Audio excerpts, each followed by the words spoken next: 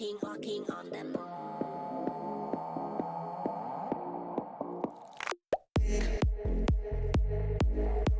One moment to escape.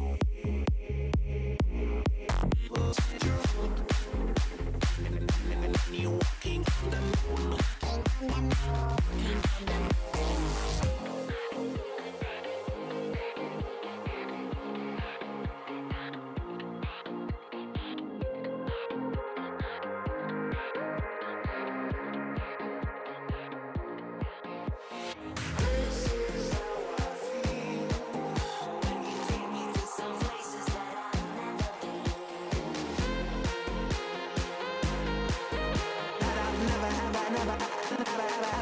I've never been.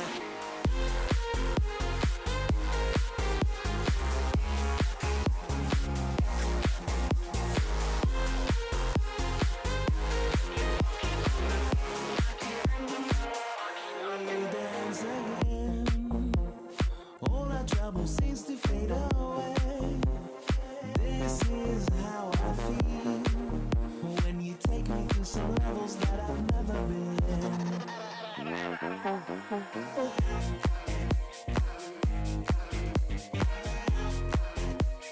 All our trouble seems to fade away.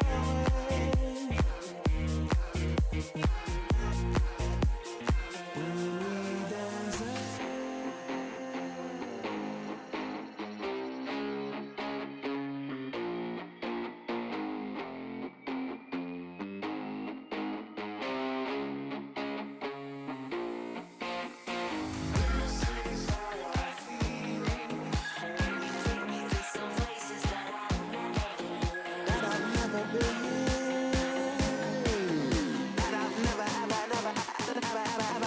never been.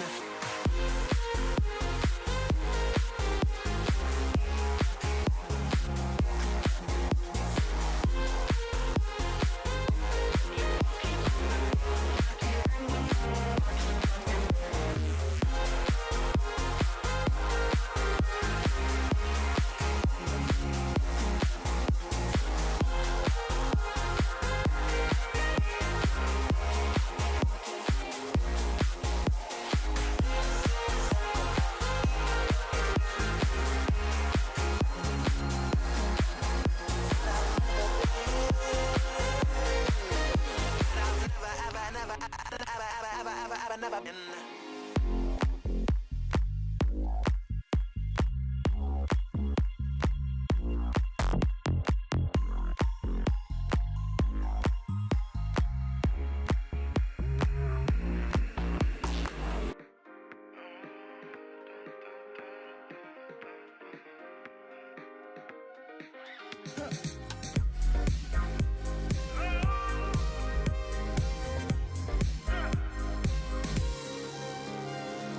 She found a way into my heart. Oh, oh, she don't make out, no, she make art. And I need a way to treat it, 'cause I keep getting high off of her. Off of her. I know that you'd be bad from the minute I saw you. But somehow I keep running back to you.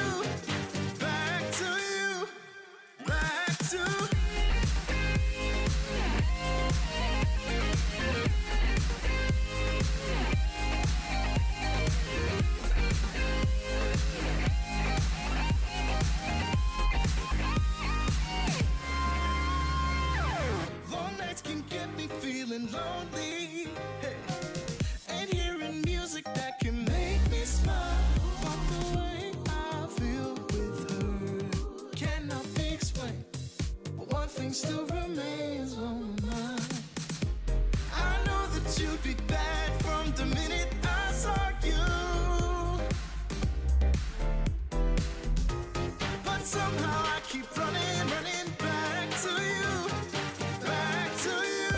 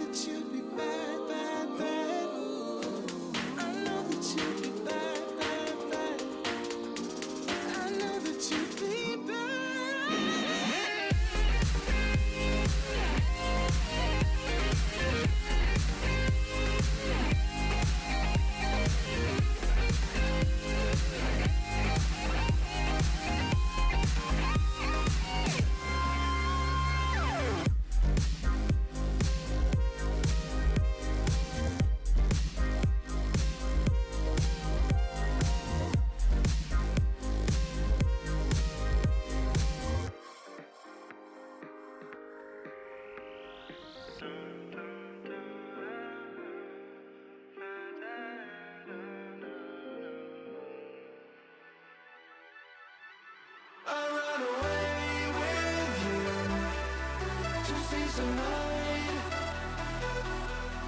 When ashes dropping down, we step aside.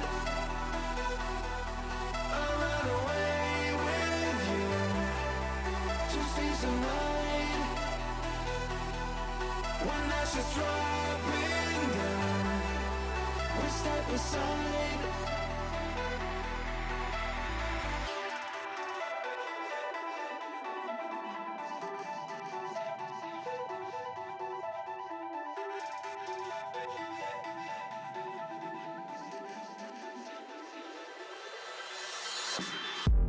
Smoke is scanning to the sky. You can't believe your senses. You think you've seen it all until you open your eyes. I never wanna be alone. This place is cursed. I want you to never leave my side. I run away with you to see some light. When ashes dropping down, we step aside. We dream of feeling something. I want you. I know we both escape to lose the ground.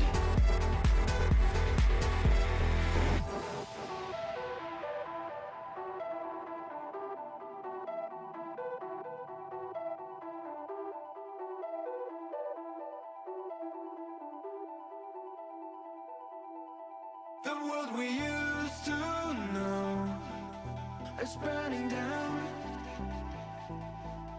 We're always strong enough to build our own. We've been running for ages to search some light. I want you. I know we both escape to lose the ground. We've been running for ages to search some light. We can feel every day after running for nights. We feel so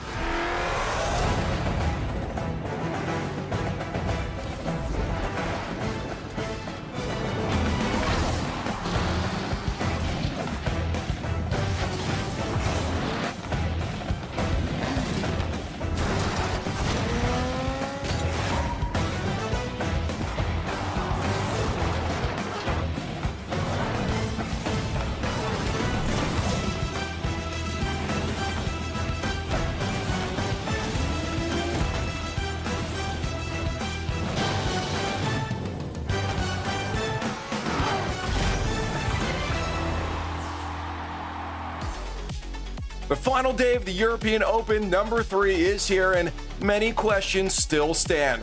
Will we get a tiebreak scenario, and who will clinch the final spot to Boston? And one final one, will K-Corp win again? Probably. Welcome to the Rocket League Championship Series. I'm Leaf, and I'm hanging out with some friends here. We've got Stumpy, Turtle, and Gibbs to yap for the next 30 minutes until kickoff happens. Raise your hands. K-Corp's winning again, guys? Yeah, probably. It's Realistically, we're kind of looking to see who gets second, and that's still fun. You should still hang out here. It's still going to be a good ride. Well, I know Gibbs is fiending for another outcome. One of those questions I asked there, the tiebreak. Tiebreaks. I'm very excited. We could have a 3-way tiebreak. We'll get into it a little bit later, but very, very excited about it. That's fair. Hey, let's get through some of the early homework here. First off, getting our friends to hang out with us. Like, guys, come on. Boston's coming up. This is the last Open. We're finding out who's going there. Maybe you're waiting for that last spot before you go. It's going to be great regardless. Grab your tickets. Join us. and hang out in Boston for some great live Rocket League.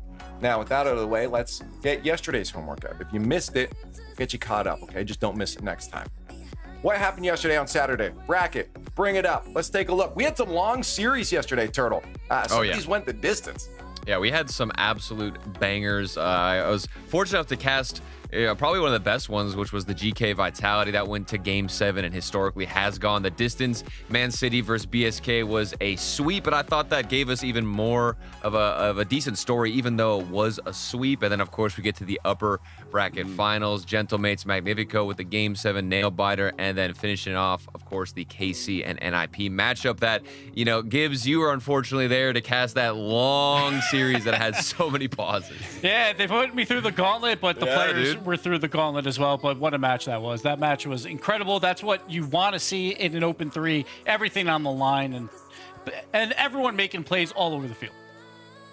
Yeah, so I know BSK is looking back at the bracket and they're like, why were we the only ones? It's because they didn't take their time out, mate. I think that's the issue. You're still on that. You're still on the timeout. They didn't take that time out. Dude, they should have done. If they had the momentum, though, I mean, you're still kind of right. You still take the time out. I mean, they were absolutely killing it, Turtle. You're right. It would have really dampened their If you're the spirits. coach and your players are like, no, I'm not taking a timeout. I'm going in. Like, what do you say? Are you going to force them? Well, like, you take the controller out their hands, dude? Like, I resign. there it is. Okay, let's take a look at some of the other matches, because that one, we're not going to highlight it. Let's take a look at Gekay Vitality. This was, Vitality wanted this one, Gibbs. Like, this was a rematch for them. They lost this best of 7 multiple times up to this point. I mean, that's cliche to say, because I think both teams wanted it, Leaf, to be fair. But Gekay, they absolutely needed it to avoid tiebreaker scenarios, and they faltered a bit. It went to Game 7. These teams have been so incredibly close so many times, but Gekay keeps winning those Game 7s, even when I think Vitality has outplayed them in most of their series.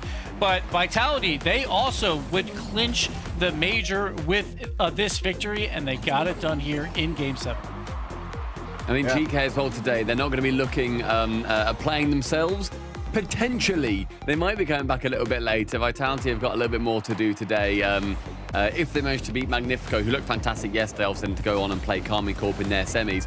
But I think Gekay had some really standout moments. They've got a lot to be proud of from this series. Unfortunately, Turtle, they just couldn't get it done when it mattered. Yeah, now they're just gonna have to wait and see what happens, which is the worst situation to be in, but there's still chances. I think that's alongside all of the fans now watching who are rooting for Gekay. You guys are in for a very, very long day, but one that's still going to be eventful and, of course, provide all the entertainment lead. You know what? I have a question. This might be a silly question, but sometimes when I get demoed in a game, a bit of relief hits me, because I know if we get scored on, it's not my fault anymore. I mean, what if you're easily demoed, though? You could just be standing still. Sure, maybe, but like at that point, you can't change it. So do you think for them, maybe there is a bit of relief knowing that if they don't make it, it wasn't their fault? No. I think in a weird way. I think in a weird way, yes. Like there's, it's one of those things. Obviously, they want to be playing, Gibbs but they're is thinking about it, at least. No, Leaf. It's so funny because we are complete polar opposites. Because when I used to play, obviously I was third man goalie. I loved when Crow or Sad got demoed because it allowed me to move up. Because you could go upfield. I was so happy. I was like, I can move across the half field mark now because they got to respawn and play defense, and it was the greatest moment ever. So anytime they got demoed, I was smiling. Realistically, I think Gekay are going to be sitting at home and they are going to be itching, ready to play. I think they are horrified that they're not. I think it's so frustrating. For the record, I think there I'm the might same be a as little you. bit. I'd be so okay with being like, all right, it's now up to God. Yep, out of my hands now. Anyways, we got to move on. Let's take a look at the Gentlemates Magnifico matchup here, because again, another player in these tie breaks is Magnifico alongside Man City. They're trying to get to top 4 here, Turtle, but they're up against Gentlemates, one of the big dogs of the European region.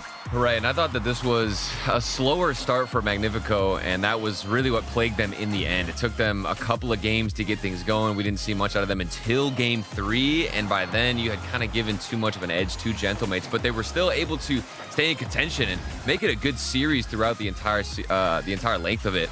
And I thought Tox, he had a good series too, but was oftentimes on the backboard, looking a little bit lost, and at the end of the day, just wasn't enough to edge out the win.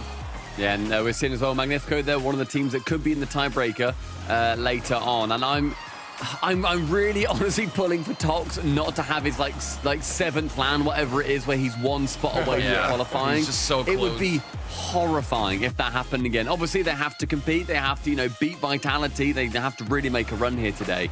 But after being that close, Gibbs, time and time again, it's got a weigh on you. And hopefully today is not going to be another one of those days. Yeah, Magnifico has to feel like they played incredibly well, though. This was such a close series, and this shot by Razir is one of the best shots we've ever seen in the RLCS, just going coast to coast, and also, with a little bit of a curve as well, going everywhere on the field, the double flip reset to force this final game, and then it came down to, again, another overtime. I believe there's 4 overtimes in a row, and it just came down to Nas was a bit faster on the kickoff on that challenge. They didn't get the post pinch, and Oski gets the free goal. So mates, they prevail, and they're in your top 4.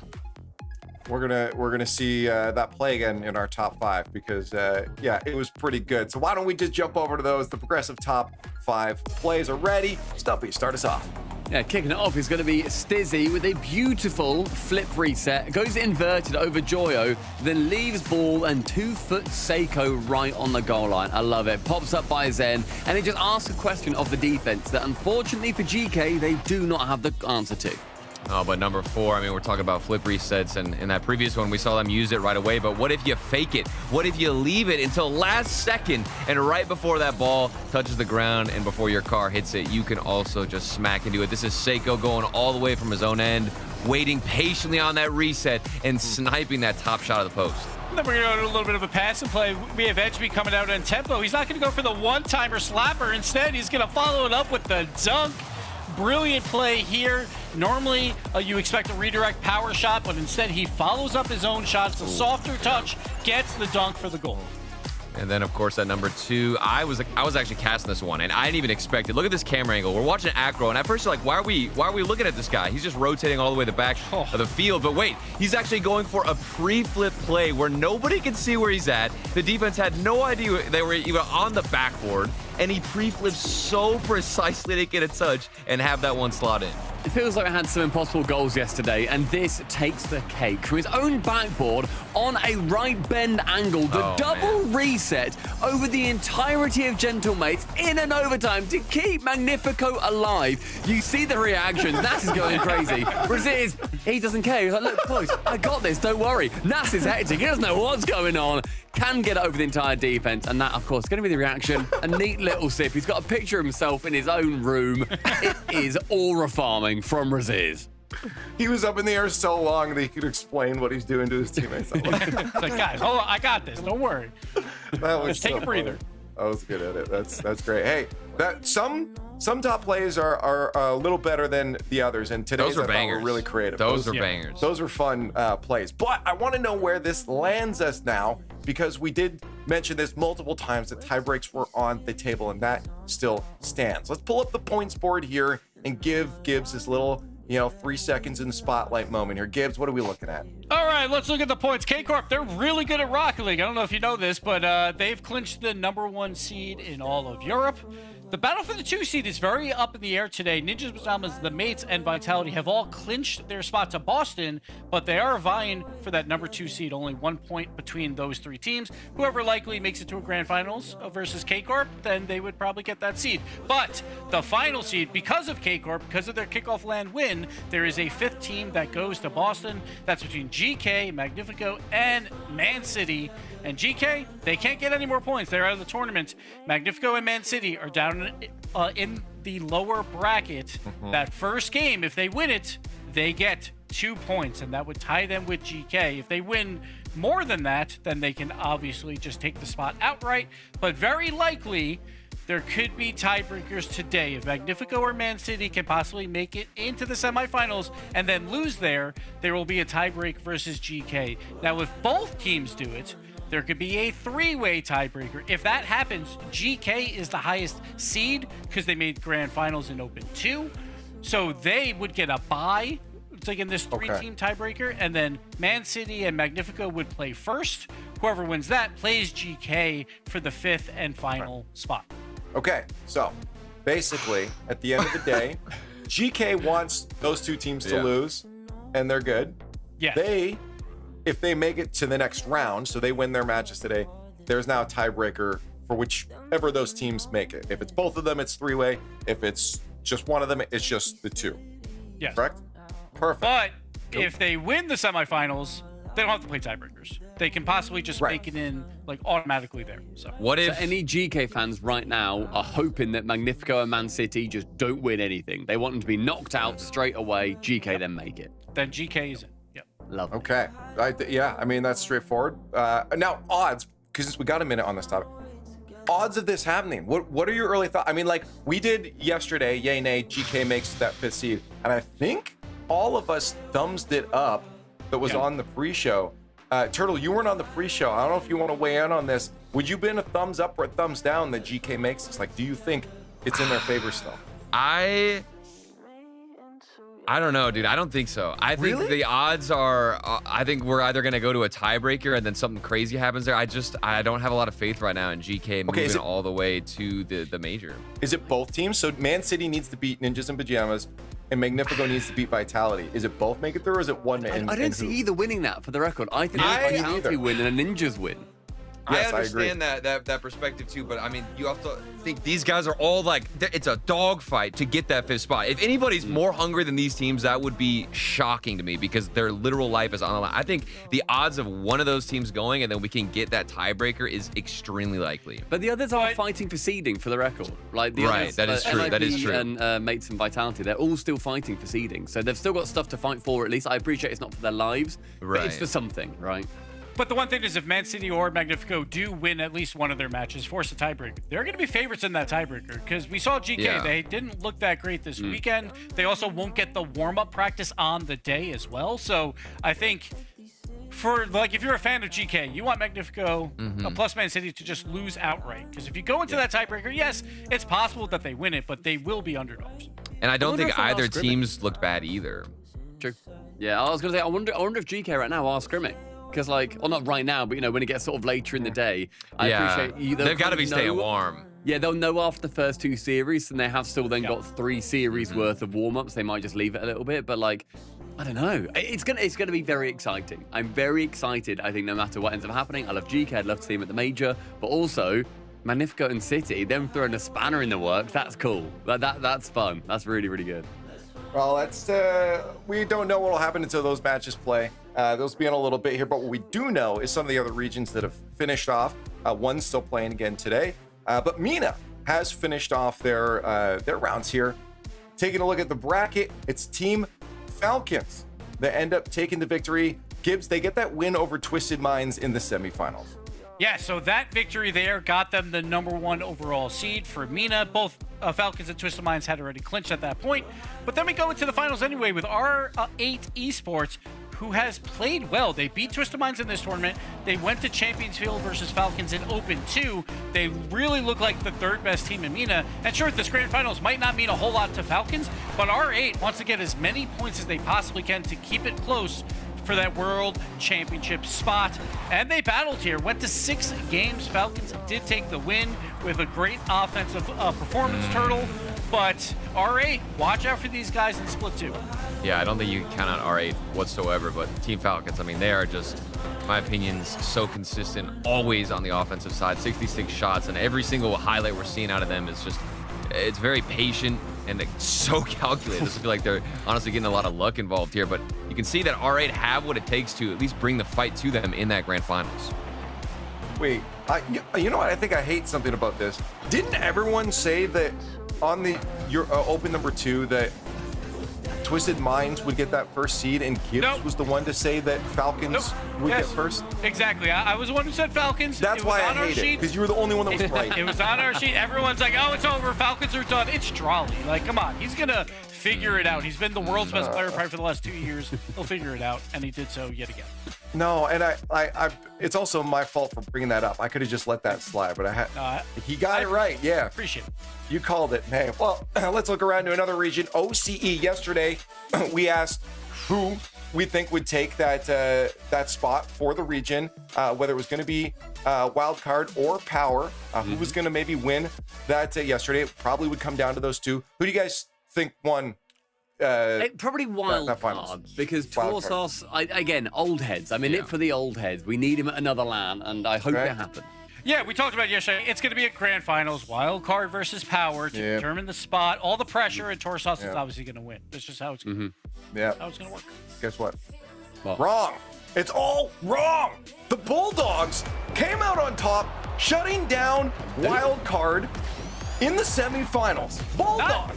Not only that, they destroyed Wildcard in the semifinals. It was a 4-0, 14 goals to 4, where Wildcard had literally everything to play for, and the Bulldogs had nothing to play for. Classic OCE, and Bulldogs pull off not only an upset, but they dominated them. I like how that's still the narrative. Classic OCE. You know, we're still talking about how crazy it is, and there's only one goal game here, Stumpy.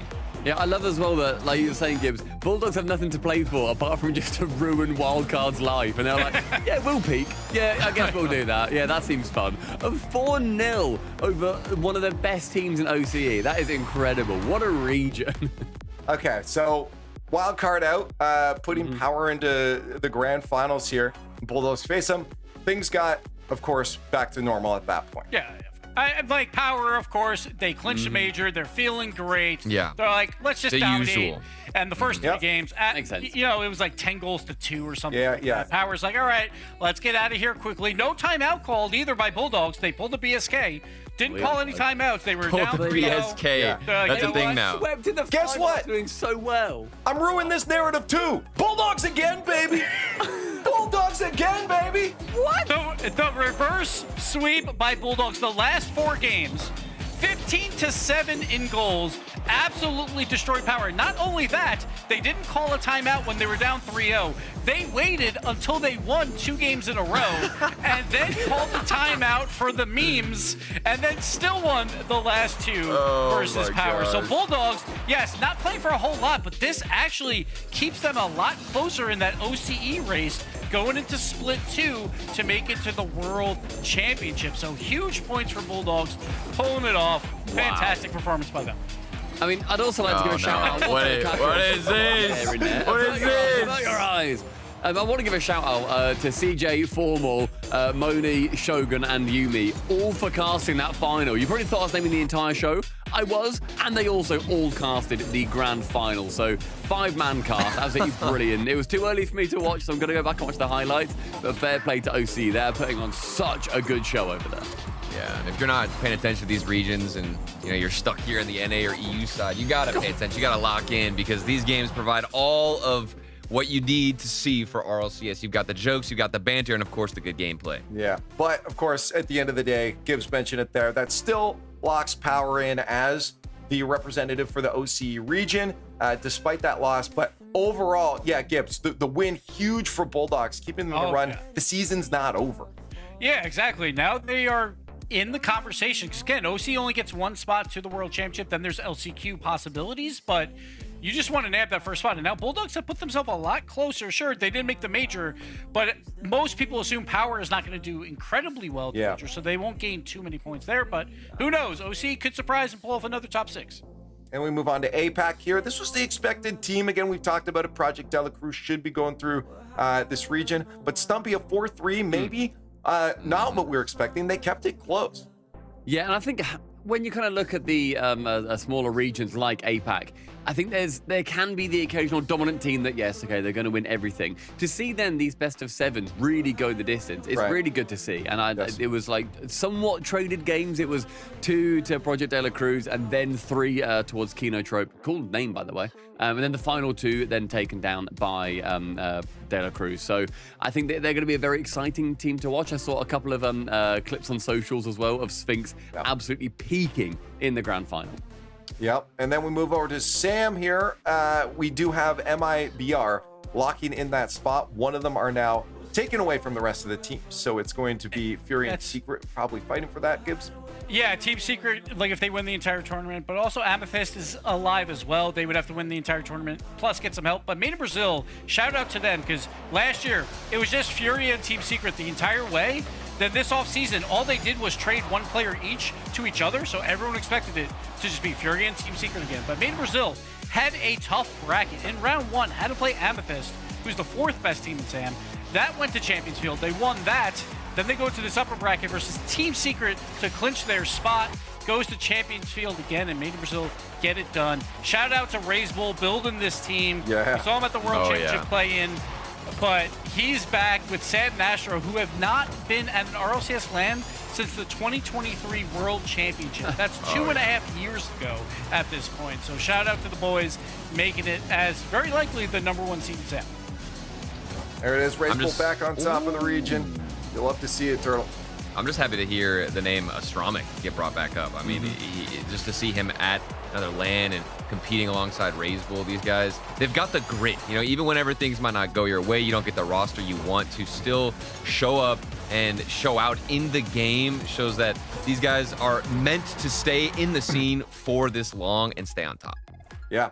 Hey, and if you want to support MIBR, then join us in Boston. I mean, we've seen those fans from the South American region make their way around the world. I mean, back in Lyon as well, they were there. So there's a good fan base for that region. So make sure you guys can join us here, because you see them locking in that first spot there. We'll see Amethyst Gibbs, I believe, still sort of in the running, but they need they have to win. Plus, they need a lot of help there. But also, like in the SSA, we still have 5 years, and Pioneers very likely to battle it out today at some point, probably in the grand finals, to see who goes from that region. That's fair. What else can we do to convince? I mean, like at this point, you know, we always tell people join us at these events. What else can we do to convince people to come here? Think about it hard. I'm trying to think of like something that's like, all right, why should you go to Boston Major? And I think there's only one really good answer. And that is big reason. Yeah. There's one very big reason, because Turtle is going to be at the Boston Major. He's going to be casting. That's right. So if you haven't bought your ticket yet, and you're a fanboy of Turtle, I know there's at least 3 of you. There's out at least there. like one person out there, maybe. few. Maybe. They're like, I really like that washed pro player who was really relevant like a decade ago, and he's super rusty at casting. But no, I will be there. And listen, I got to tell people, it's one thing. I was talking to my wife's parents yesterday, and I was trying to explain to them like how amazing it is to be in the venue, have the crowd there, watch these games. The photos, the videos, the stream, it does not do it justice. You need to be there in person to actually understand the culture of the RLCS, and that's the biggest push I could advise anybody. Like, just experience it one time, and you'll be hooked for a lifetime. Yeah, it's going to be fun. Join us. We're going to set up Turtle. He's going to be at a meet and greet booth the entire time. He's not for the casting. 2 people there. Yeah, there it is. Anyways, let's move on here. We got to get to the rest of today. We did the tickets. Now take a look at the crowd cam. Have it up on your side cam. We always want to push this because, again, I enjoy it. I like it. Get that wider perspective of the entire field. Twitch.tv/RL Esports is where you'll find it. It's always going to be live when we got the RLCS going here for the European region. Prize pool, important, but not as important as the points right there for some of these teams, especially for those teams looking for the tie break. But at least they are going to pocket a little extra money, more games that they win. And the bracket, you've seen it a million times here, but take a look at it one more time just in case you need to memorize it. Oh, points up first here. Gibbs already went over a lot of this. You know, it's that last spot, that 5th spot. That's all you're looking for today. That's the reality of it. Gekay is hoping that those other 2 teams, Magnifico and Man City, are not going to win their matches. Statistically, they shouldn't, but hey, you never know with Rocket League. What's the order of the matches today? Well, I got that for you as well. Man City, Ninjas in Pajamas, our first one there. K-Corp, of course, waiting for their match up later. So are Gentlemen. Let's start talking about Man City, Ninjas in Pajamas, because that's coming up in about 4 minutes here. Kickoff on the way for Championship Sunday. Man City, Ninjas in Pajamas, Man City Stumpy, a team that we're just hoping they reach the heights that we know they can.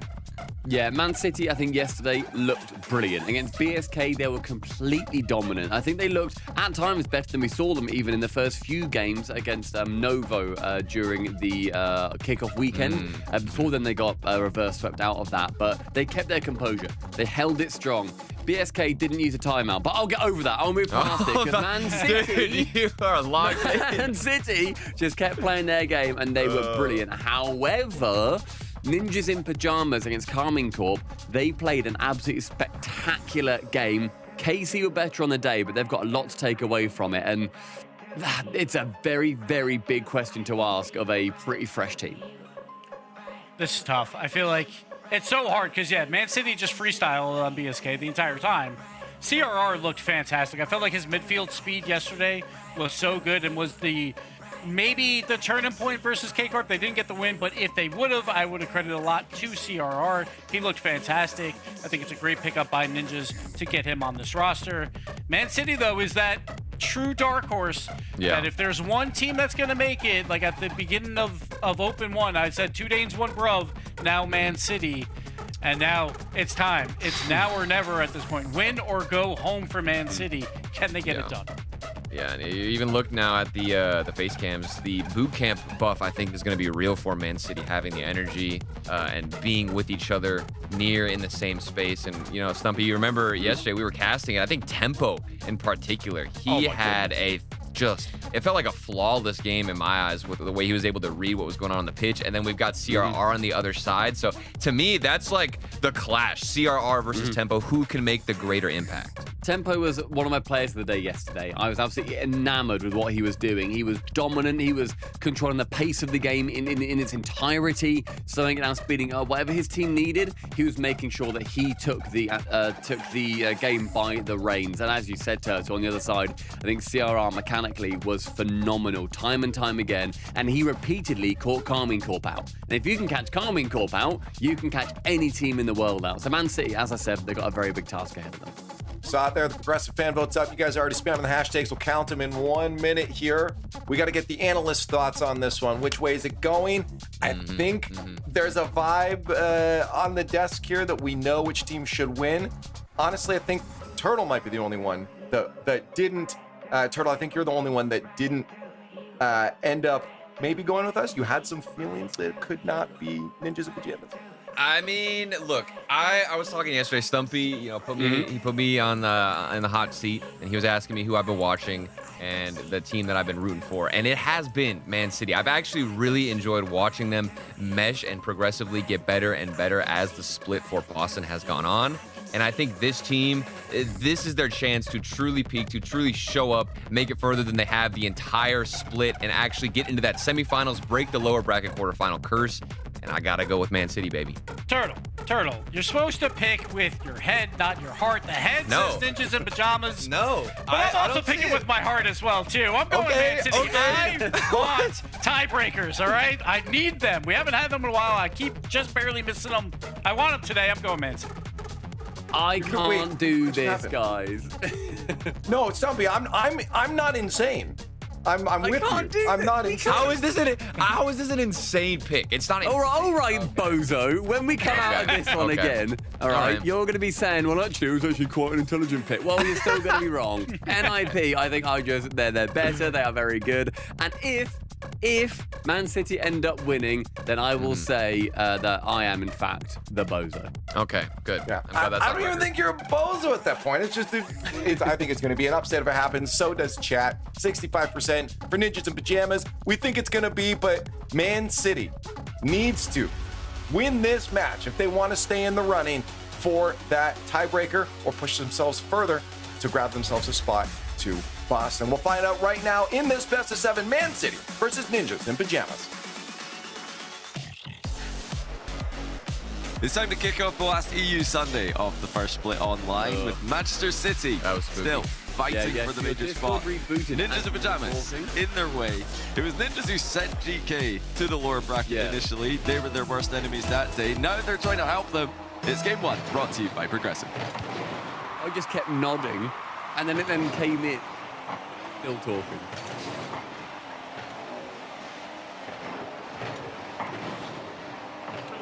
So Ninjas and Pajamas trying to make a run throughout this lower part of the bracket, make it to the top 4. But again, Man City, all the pressure on them, win or go home. It is pretty ridiculous. We've had, GK sent to the lower bracket by NIP and then eliminated from the tournament by Vitality, but now they are hoping that those exact same teams win in their matches today. So the teams that they were worst enemies with, now they're allied with. Oh, Jorian. Oh, he accidentally double tapped that. I'm not sure if he meant that one. He tried to slot this bottom corner, after CRR's great pass, and he's doubled it. Brilliant. Yeah, I'm pretty sure he meant to just hit that first one in. He had the angle, he had the open space, but hey, he'll take it. A nice, clean double tap will call it victorious. Give them the lead early on. Yeah, I think that's similar to my only double tap I've ever scored, so I can confidently say he didn't mean that one, because I've accidentally scored double taps like that plenty times. Oh, is that in as well? No, it's CRR. Oh, I thought he was going to do the exact same thing as he misses the open net from midfield.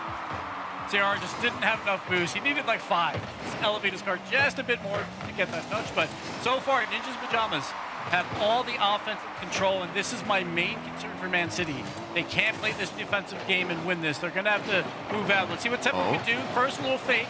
They can't get by the 2 defenders of Ninjas. Yeah, they are a very exciting offensive team, Man City, but their biggest issue, apart from defense, like you mentioned, has been their mentality, their confidence, and they have definitely choked in high-pressure scenarios. Is that a goal? Yes, it is, though. Edge B, bottom corner. And that's a nice pass as well. CRR trying to control this. Didn't get the 50 he was looking for.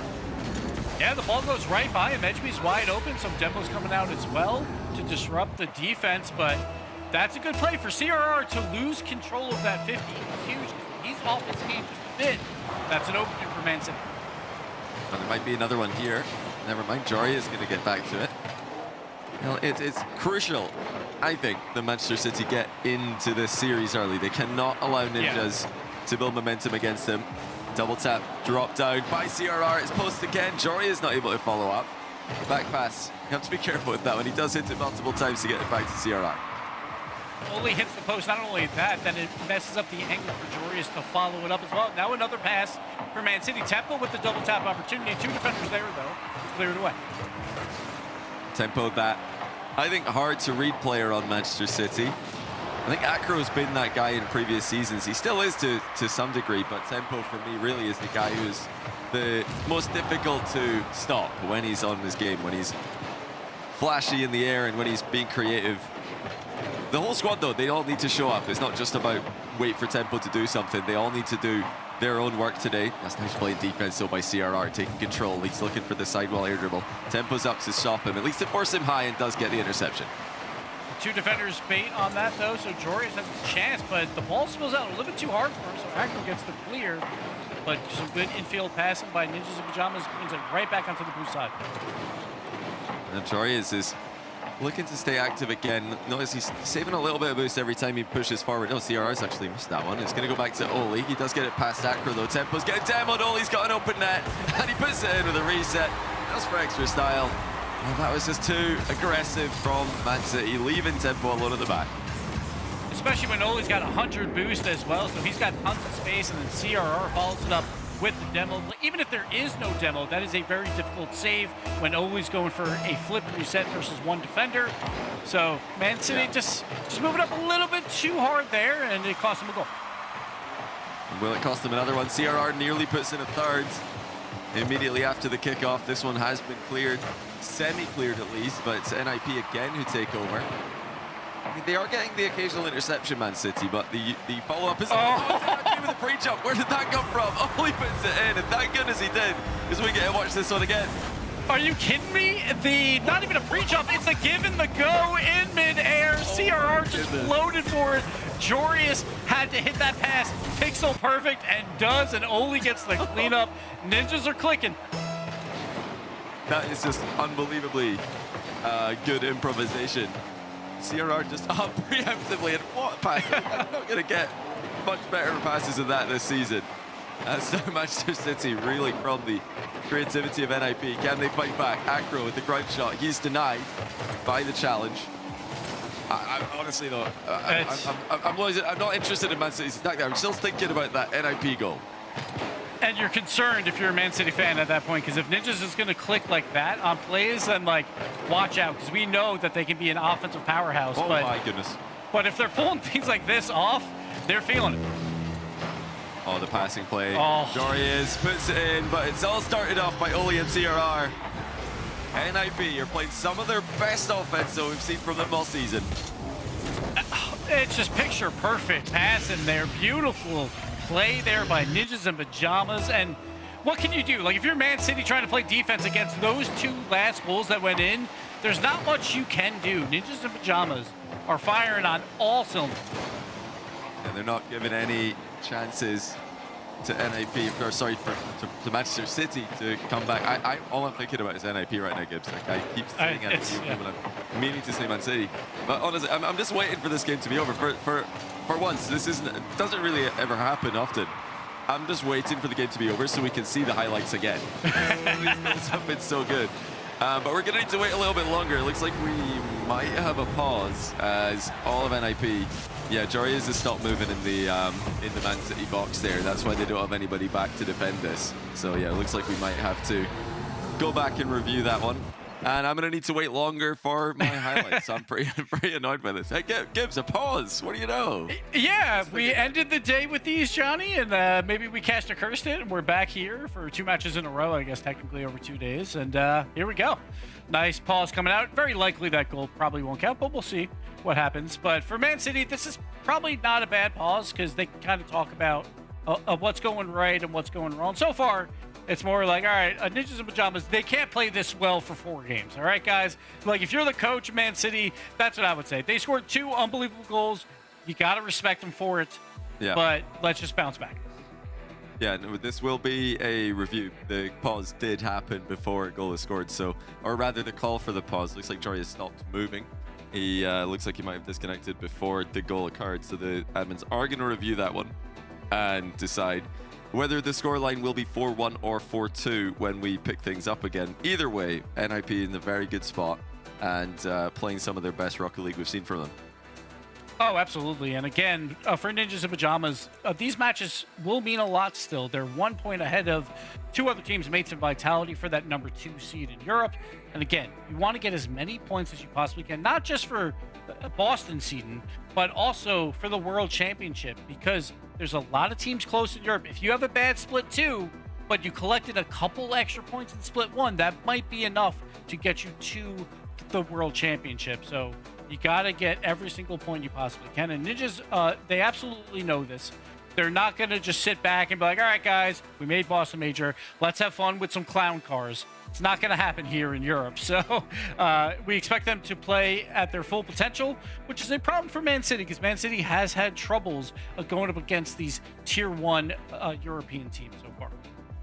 Yeah, and this is also important for NIP to get their mojo back. They started off the season so well. They nearly took down Carmine Corp, which is a result that's aging exceptionally well, taking Carmine Corp to Game 7 in the first regional of the season, the first grand final.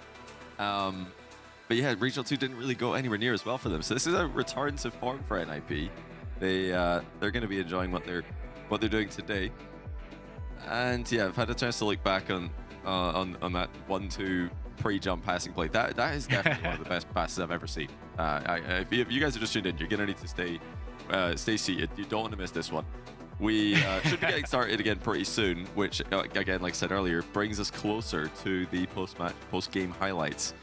The goal, however, has been reviewed. It's not going to stand. It will return 4-1 in favor of NIP as the call for the pause and the disconnect occurred before the goal happened. So we're going to be restarting this one. 37 seconds remaining. 4-1 to Ninjas in Pajamas.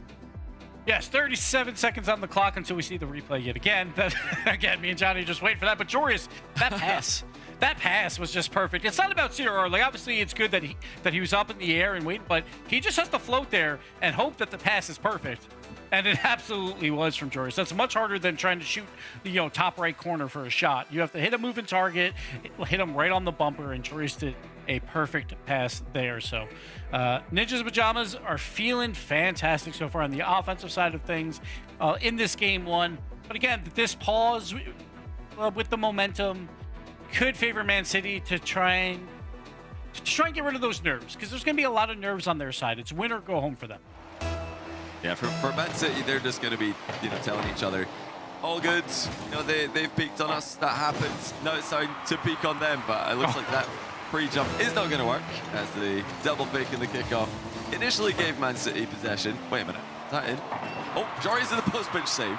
Yeah, they've nearly scored a couple of times there out of the tech pause, so not a bad return to the game for Man City. They might in fact do so here. It's backboard for Edgeby. Oh, they're all up.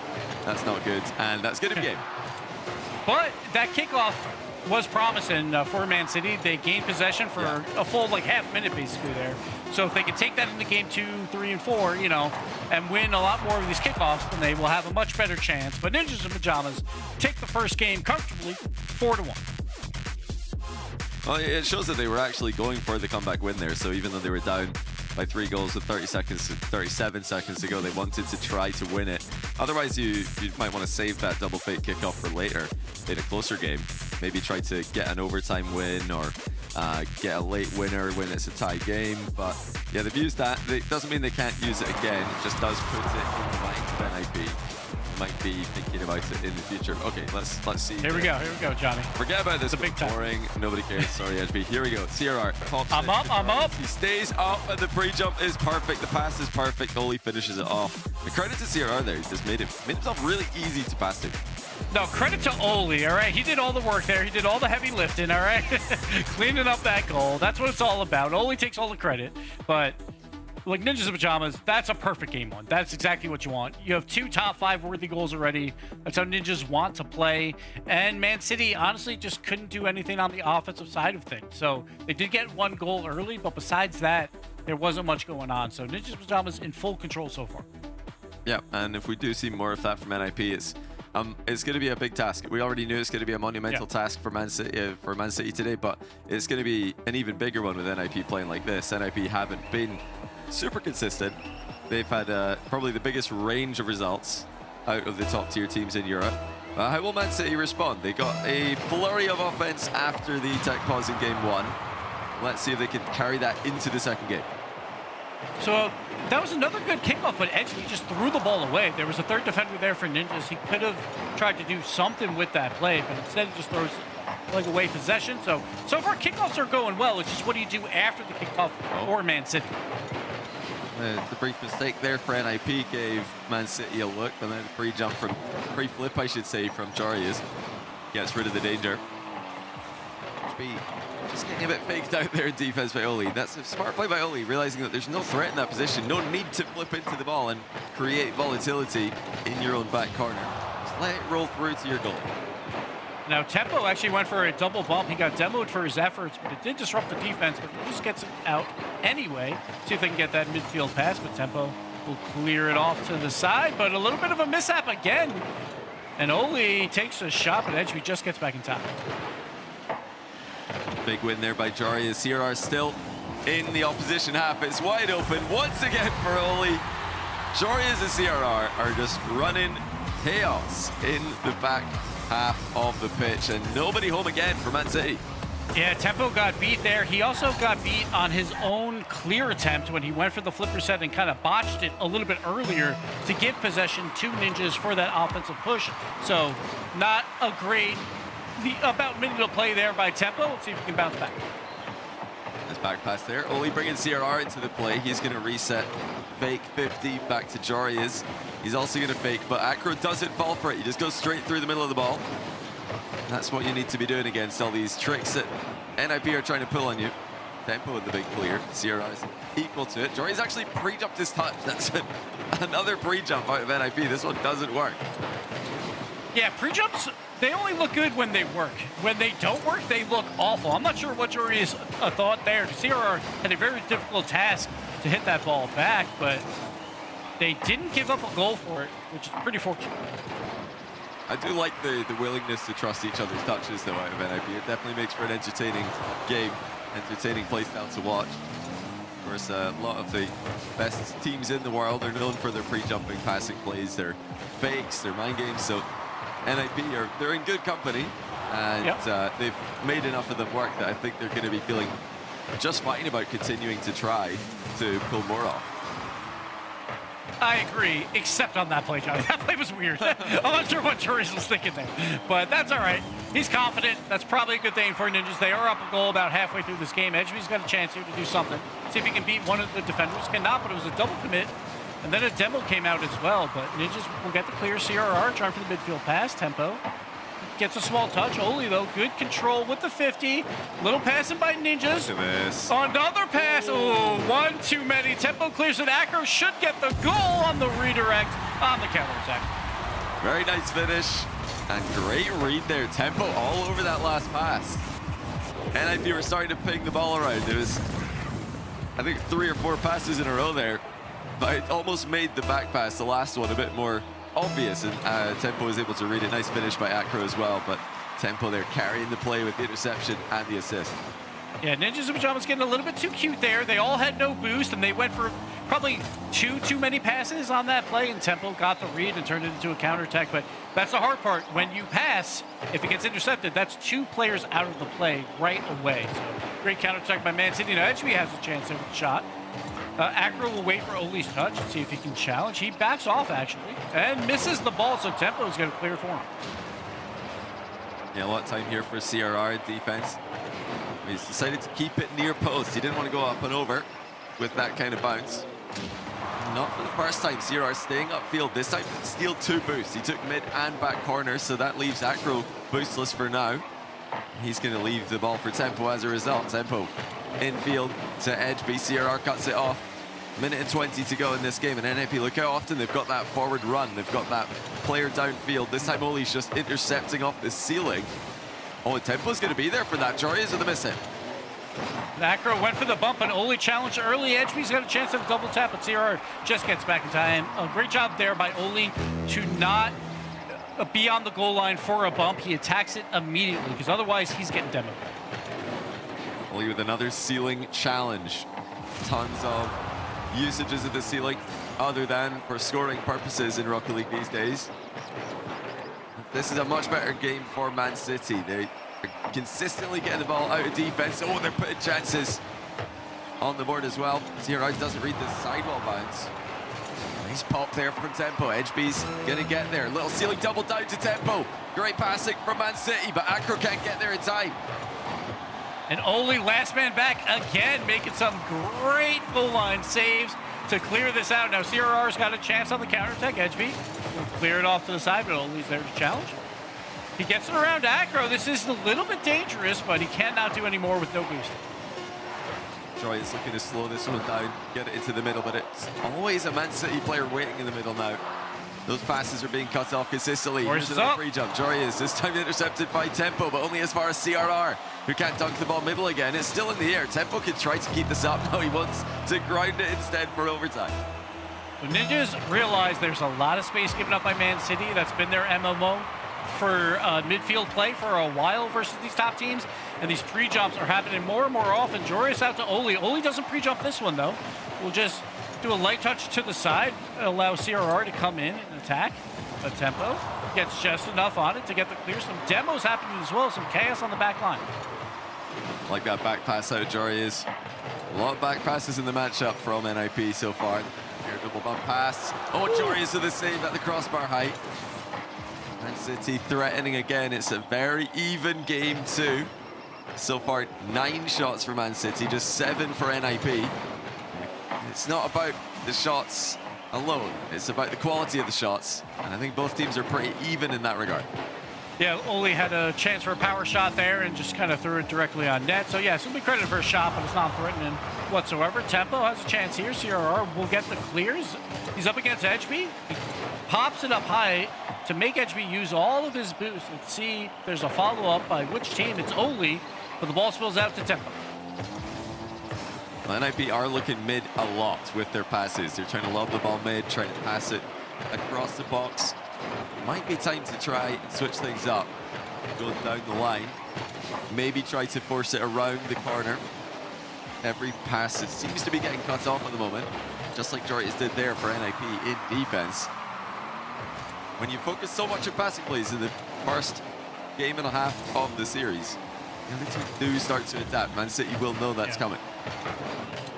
And again, like if those passes get intercepted, it turns into 2v1 situations. Tempo's got a chance to pull reset. Oli hustles back. CRR on no boost as well will make another save. It's up to Jorius. The pass over to Tempo! Jorius somehow keeps it out.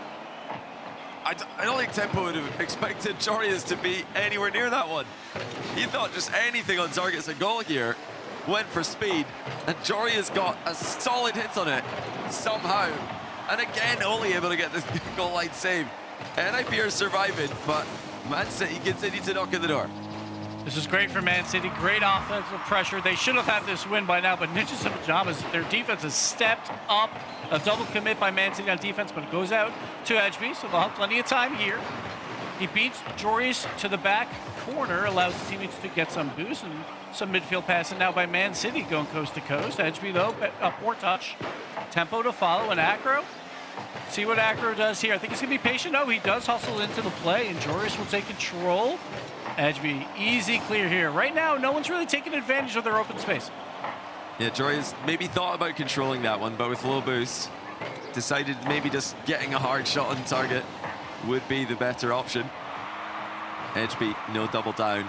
Cut off again in the middle, this time by CRR, but Tempo's recycling the play with a double tap off the ground. A lot of NIP defense in this second game, but not all that many rewards for Man City. And a lot of low boost on Ninjas as well, so they can't do their high-flying offense if they don't have any boost. Edgeby, nice trap down, but Joris reads that midfield play. A lot of midfield challenges going back and forth. Oli will throw it towards the net, but nothing too threatening. For the first 3.5 minutes of this overtime, there's only been about 2 real good tries by Man City. Outside of that, not too much. Here's a big chance, Oli with the air dribble. He's slowing it down, gets the reset, mind game pass one. Looking for the top shelf dunk, but it's saved by Acro. Jory is looking to pick things up where Oli left off. 50s at mid. CRR's gone deep though, didn't want to risk it. With so many interceptions in this game, I don't blame him. Yeah, as these overtimes go longer and longer, that third man is going to get further and further back. You don't want to make a mistake and give a wide open net. Jory is 50s it through again. Doesn't have the boost to follow up on his own touch, but CRR does. He comes into the play. Oli likewise. A little reset attempt there, but he didn't roll onto the ball, so he's going to have to settle just for that extra contact. Not enough boost again for NIP. It was Jory as before. Now CRR, they just don't have the boost, like you mentioned, to carry on these high-flying aerial plays. Yeah, this whole overtime looks great for Man City. It looks like they really figured out what went wrong in game 1, and a lot of this is boost control. They're keeping the ball in the offensive half, but also taking boost so Ninjas can't get these counterattacks. Yeah, the boost management could be better for NIP. They've really tried to just out-muscle Man City, tried to be the faster of the two teams. At this point, I think they've got to switch it up and say, you know what, Man City, you're a pretty quick team as well. I don't think we can just beat these guys purely with speed. We've got to be fast and efficient as well. So what CR can do here with the sidewall skim. Cannot get it around, though, so Edgeby will get an easier clear. And a bump on Joris to relieve some pressure. Only up, though. Tempo took a bad read on that, but he can't get the shot down. Joris has another opportunity, just throws it high at the net, though. Oh, Joris with a double. He doesn't get the contact. It's going to be Tempo on the counter now. A lot of respect being shown to Man City as NIP back off and let Tempo get more touches. They're just assuming he's going to have an outplay if they dive in too early. CRR gives it away. A bit careless there. Can't be doing that against this elevated Man City. Ever since that tech pause, they have been a better team than before. The CRR, Jory is getting in each other's way. Are they going to get out of defense here? Looks like they will. Seen a lot of heavy touches by Ninjas in Pajamas as well when they do have those offensive moments. That has resulted in losing possession and allowing Man City to be on the orange side for most of this overtime. Oh, that's easy. Surely, Edgeby puts it in. NIP, almost 6 minutes into overtime, completely blunder a clearance. Only centering the ball to Edgeby. A classic mistake, not leaving it for the goalie. And Man City get a really easy goal after all the close shaves. NIP are going to be furious. Yeah, when you play that much defense, something's going to go wrong. Oli was backwards on that wall as well. That's why that clear went mid so easily. He was trying to just back up and get into position and just could not find the right angle there. So Ninjas in Pajamas, they had a lot of shots, but we talked about a lot of those shots were weak moments where they're, you know, like on the offensive side, but just throw it very softly at the net that allowed Man City to get out of their halves very quickly throughout this game and allowed them to play a lot more offense than they usually do. And finally, that one mistake happens with Ninjas. Again, we've got to credit Man City. The game kind of evened out when they started to get read on those passing plays. And right here's the mistake, is Oli kind of panics at that one. I think both CRR and Joreuz had it covered, but he's just panicked and tried to clear the ball across the goal.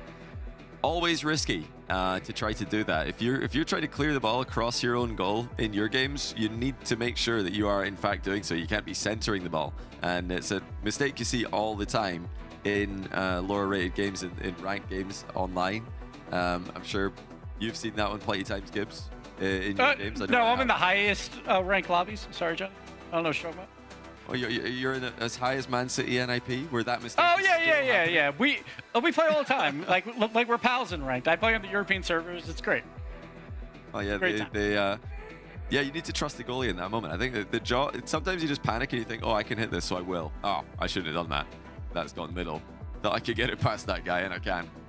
But when you've got goalies back, it's much easier for them to clear the ball with their touch. So it's big mistake there by Oli. But no surprise here, Johnny. We have another slight delay in this match as well, as we're getting players into the lobby. So we're going to be here for just a little bit longer than normal before we go into game number 3. But it did feel like Man City has figured out a lot. And it felt like, to me, when you're the favorite, when you're looking at Ninjas, it's more about what did Ninjas do wrong, like in these moments. And I feel like there were so many opportunities where they had space, they had some boost, like not a ton, but they would go for a weak shot or like not really do anything with that offensive pressure. Like they created all this pressure, then they have the chance with the open space, and Joreuz or Oli, I think mostly, were just kind of throwing the ball away. And that needs to change. Like, I feel like if it was CRR, like, I feel like he's been much better when he's got space trying to do something with it. But Joreuz and Oli maybe threw the ball away a little bit too often there, like, in that game. So we'll see how it pans out. I think the Ninjas defense was actually exceptional throughout that. Like, obviously, it was a long overtime, and they played fantastic for how much defense they had to play. But eventually, that will crack, and they will make a mishap play. But Oli, I thought, had a great game before that mistake. Yeah, they've had plenty of good elements to the game, which we are going to be getting back into right now. Yeah, lots of good things, but will NIP be able to take another step in the right direction? Because they started off on a different level from Man City. Man City have now stepped up to that same level, and it's up to NIP to show that they've got another level that they can go to as well.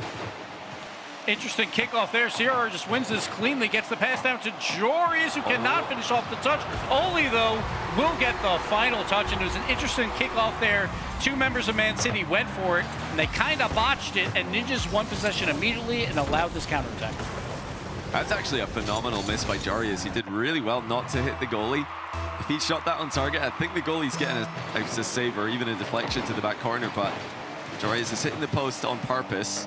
And not just any part of the post, but a nice, easy-to-read post bounce, which is the key in a lot of these close quarters follow-ups. Oli back into the middle. HB's not able to get there. I don't think anybody expected Oli to ping that one across so quickly. He's a difficult player to read, is Oli. But he's got a chance, gets the dunk on one, almost gets the bump on Acro as well. He does very well there. You see CRR just in that midfield, just trying to attack as quickly as he can, but didn't get any boost out of that, so he's got to retreat. Oli, another good save there on the challenge in the midfield. Joreuz, he actually demoed someone. I thought he was about to get demoed, so he'll get the clear out pretty comfortably here. Yeah, for a change, it's the defender demoing the attacker. CRR looking to outplay everybody. That's a great touch as he hits it up into the ceiling, lands on the backboard, pre-flips into a soft touch. I've seen a lot more of those attempted. And Sphinx actually just scored an absolute worldie similar to that in APAC Grand Final today. You want to go to socials and check that one out if you haven't later on today. Man City still have it all to play for here. Oh my goodness, point blank range, launch to the backboard from tempo. They're not giving each other much time to read these plays, are Man City and NIP. Yeah, Man City's got to be relatively happy. It's obviously down 1 goal, but I think it was off a botch kickoff. So besides that, though, they're still playing toe-to-toe with Ninjas here. And let's see if they can just get one back at some point. See Acro trying to do it all himself. Gets around 1, but Joreuz is there. But Tempo's got space. A heavy touch by Joreuz. Gets it around Joreuz. Gets the musty, but Oli, another goal line save. Yeah, good job there by Oli. Multiple touches as well. Oh, CR's actually got control. Wide plays one, reset over two. HB with the recovery and the challenge to help out the goalkeeper. NIP 3 games in a row taking the lead. Actually, I don't know if they did take the lead in game one now that I think about it, but they've had the lead in all 3 games. I'm confident of that. This one's looking a bit more comfortable for them. Yeah, I feel like we're starting to see tempo kind of unlock. I feel like game 1 and 2, it still wasn't, when he's got space with the ball, he wasn't doing anything incredible with it. But then we just saw that play where he got around Joris with the flip reset, turned it into a must-see, so he's starting to unlock. Man City are withholding for now. HB's got no boost. This is going to be a tough one. Nice interception by Tempo again, not for the first time in the last 2 games. He's read the pass. NIP can't double their lead for now. Fake challenge by Jorius forces HB to make a touch, and that does give possession away. Good defense again with the fake challenge from Jorius that time. Yeah, but then Jorius again, like off his back wall, he's got 30 boost. He could do something with that. Just as a heavy touch out mid to allow Man City to just take over. Like yet again, we've seen a lot of heavy touches by Jorius to give up possession to the far. Acro faked out by CRR. Lots of fake challenges by NIP in this game. So they try to not just fake a challenge, but also follow it up with another actual play on the ball from someone else. This is good defensive synergy in the midfield.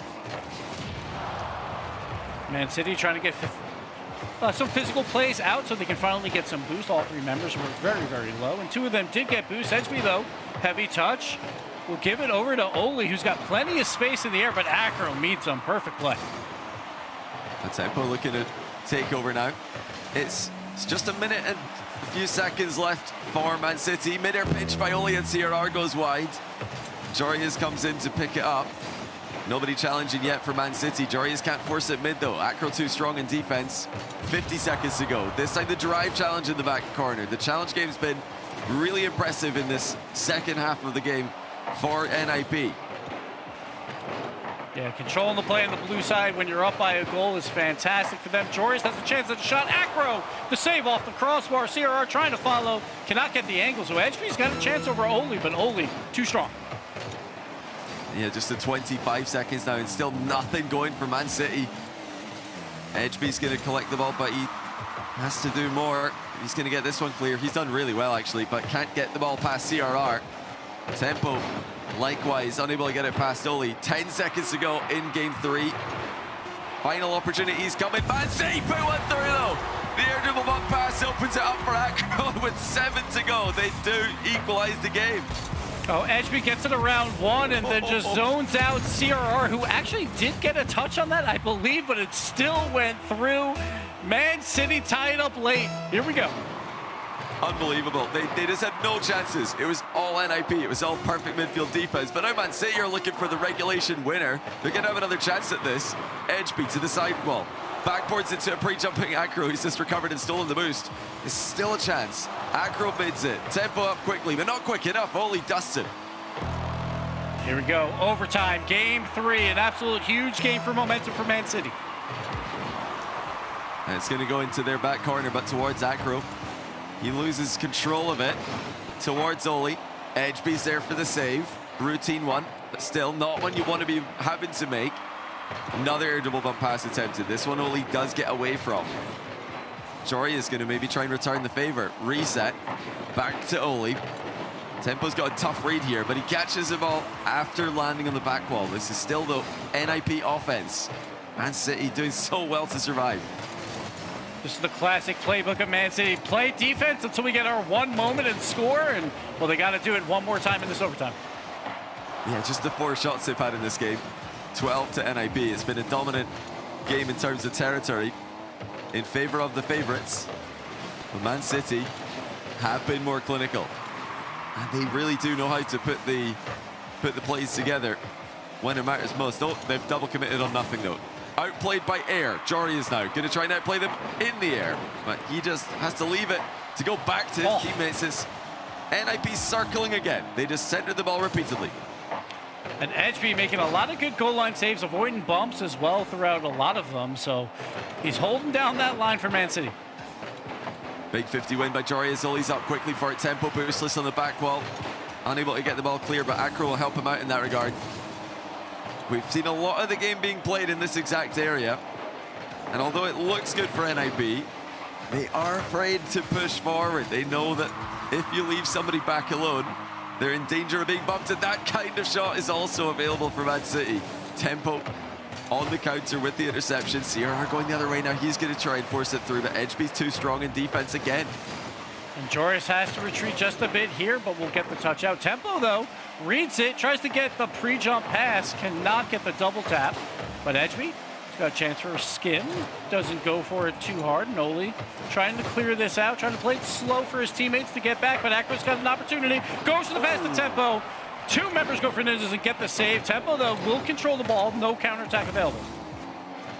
If you remember, it was game 2 where Tempo's interception led to a goal for Manchester City. They're looking for those kind of plays again, as NIP have used more than one player for most of their attacks. They're looking for passes the majority of the time that they move the ball forward. The solo plays have led the attacks, but there's always a pass at the end of it. Man City a couple times now, the speed of play is catching them a little bit off guard, and they're reading these bounces just slightly wrong, and it makes them go all the way back on defense yet again. Again, probably about 2 minutes of this overtime has been played on the blue side of the field. Oh, Ole's just bumped Jarius there, who does recover and make another goal line save. Man City are starting to fight more effectively for the midfield. Jarius chasing Tempo on the back wall. Ooh. He managed to bump him, but then he also inadvertently cleared the ball while looking for the bump. 3-minute OT. The last long OT was won by Man City. Even though the game's been mostly controlled by NIP, I don't think they'll be feeling 100% confident right now. Oh, absolutely not. When you're 3 minutes overtime, no one's feeling confident at this point. You're just hoping for the best. Another shot on target, but not too threatening. No juicy rebound yet, and the clear out of the pass. It is wide. Jorius, though, will clear it even further. And Ole's coming up for the attack, but Tempo reads it. CRR and Jorius going for the 2v1. CRR going for the bump, and Edgeby avoids it and gets the challenge. It's fantastic from Edgeby to dodge the bump and then immediately challenge the ball. That could have easily been the game right there. This could also, Akro has to be careful advancing as third, but he was able to get the necessary defensive touch. The Tempo, does he have any ability to reset on this? Of course he does. He's able to use the last drop of Akro, pre-jump! And Akro will finish it off. It's Tempo in the reset to put the ball in an awkward spot. And for the second game in a row, Ole has just given it to an opponent. The heavy touch by Ole. Akro was already in the air for that touch. He gets the pre-jump dunk to take the win, and sometimes it's not about playing not to lose in overtime, it's playing to win. And Akro pre-jumps, plays for the win, and gets it done. Man City, they are 2 games away from a top 4 finish and at least possibly forcing a tiebreak for that Boston Major. That's just brilliant from Akro. He's done so well there. I mean, he completely read where Ole was going. It was a bit obvious from Ole to try to dribble in a straight line out of defense in slow motion. But still, well done, Akro, to have the confidence to go for that play in overtime with so much on the line for this young team. But it has to be said, Ole has got to stop doing this in defense. In game 2, he centered the ball in reverse and Manchester City tap it in for the win. This time he's essentially last man. I mean, he is last in the position, and he pops the ball in a straight line. I mean, you've got to get some kind of angle change on this. You can't just be popping it straight forward. This is far too telegraphed at this level. He has to go sideways with that and try to play a bit safer. But yeah, the whole team have got to also take the chances. NIP had a lot of chances, a lot of opportunities that game. Ole's the one making the mistakes in overtime, but these are long overtimes. Why are they going that long?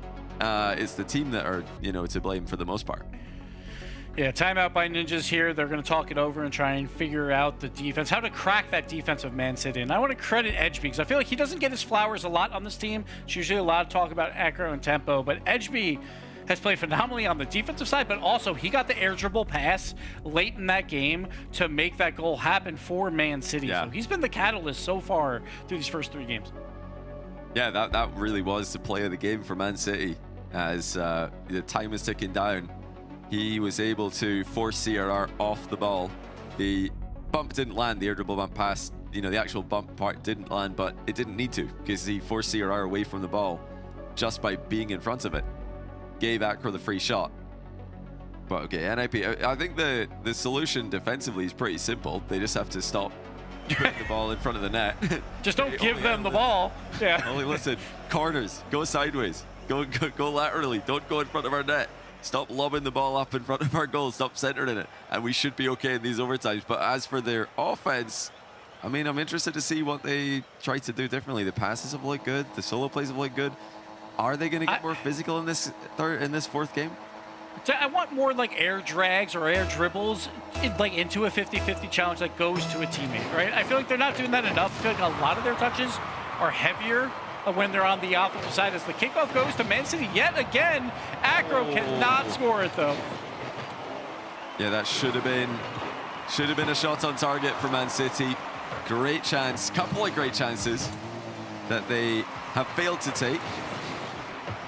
And yeah, I think they were in two minds there. Is it a shot? Is it a pass? Somewhere in the middle. It doesn't really work out. Man City, though, those kickoffs are going incredibly well. Edgeby now has a chance for the pass out to Tempo. Couldn't get it lower for the shot. But Tempo will keep control a bit here. CRR will get the clear, and Edgeby will turn it back around. Oli going up early. He's doing a good job on his challenge game. It's when he has space, Oli, it's the problem. But doing very well in his 50-50 challenge game, I think, throughout these first 3 games. Oh, little ground pinch attempt there by CRR. Edgeby again manages to dodge a bump and make the necessary save. That's 2 games in a row that he's been called upon to make that sequence. Now Tempo in offense, his resets denied. Acro looking mid for Edgeby, who's quickly arriving but saved by CRR. Man City look ready for this though. I think so far, between everything we've seen today, they've impressed me more. They've been clinical. It's now come out hot in game 4 off a Ninjas in Pajamas timeout. Is this team really going to make that run to the dismay of all the GK fans watching? And it really just comes down to, can Man City play a little bit more in that midfield and gain more offensive possession like this? With Tempo, misses the double. Somehow it goes out, and Oli on the goal line makes the goal line stand. And Ninjas in Pajamas get a bit lucky on that one to not be down a goal. Definitely. It was wide open for Tempo. You'd bank on him scoring that every single time. He blitzed it to the backboard, but then missed the hard part. He got the setup in the perfect position, and then he just hit the post. So a lot of chances going wayward for Man City. We said they've been more clinical. Well, that's gone out the window, it seems, in this game. I mean, Tempo has still not reached his potential that we've seen in some of his other matches, so I'm still waiting for that unlock by him, but he's slowly ramping up, but that was a double tap that he should score probably 9 times out of 10, and unfortunately doesn't happen. Joris, big save. Tempo with the follow. He misses again. How? He couldn't get up. He couldn't get up fast enough. That was such a good play. Joris with an unbelievable save. The Tempo again missing the clear-cut chance. Oh, Man City, if they lose this game, Tempo is gonna be feeling it. That's 2 golden opportunities that he should have scored. And now, on the flip side, CRR puts it home, and Ninjas somehow are up 1-0. It's a fantastic pass, Oli to CRR, and CRR shows Tempo how it's done. You don't hit the crossbar. You go under the crossbar. Perfect finish. And this would be a heartbreaker for Tempo and for Man City. Not like this. If they were to go out against an NIP who are just playing well and you put up a good fight, that's all good. We don't expect anything more from them in their first split anyway. But not with these chances going wayward. You've got to score one of these. Now Tempo's got another chance. Great mind game. Delays the flick, and he makes up for the mistakes with a brilliant play. Tempo doing it all by himself. That is going to feel so great for him. Oli tried for the in and out save, but cannot read the touch. Tempo ties it back up. Probably should have been 2-0 Man City, but that's all right. We're tied at 1 with 1:44 left. Tempo will be feeling a lot better. Yeah, you can breathe a sigh of relief. At least now they're back to even. And now they can work on getting another long overtime. Who knows, maybe a disconnect as well if we're going to stay to the same script. That's good defense there by Tempo, reading Oli on the approach. Again, Tempo with the ground game, flicks it past one. Oli has all the time in the world. It's going to be interesting to see how Ninja's defense holds up when Man City gets these chances, because so far it hasn't been great. Yes, they've only given up 1 goal, but it should be 3 at this point. So Ninjas have to clean that up. Jorius is too far forward. The double commit by Oli and CRR throws Jorius off, and they did absolutely nothing with the ball because the tempo's touch, and Acro with the power clear gets the goal. Man City, are they going to do this, Johnny? That is just a huge touch in defense by Tempo. After tossing a couple of opportunities away, he has taken over the game.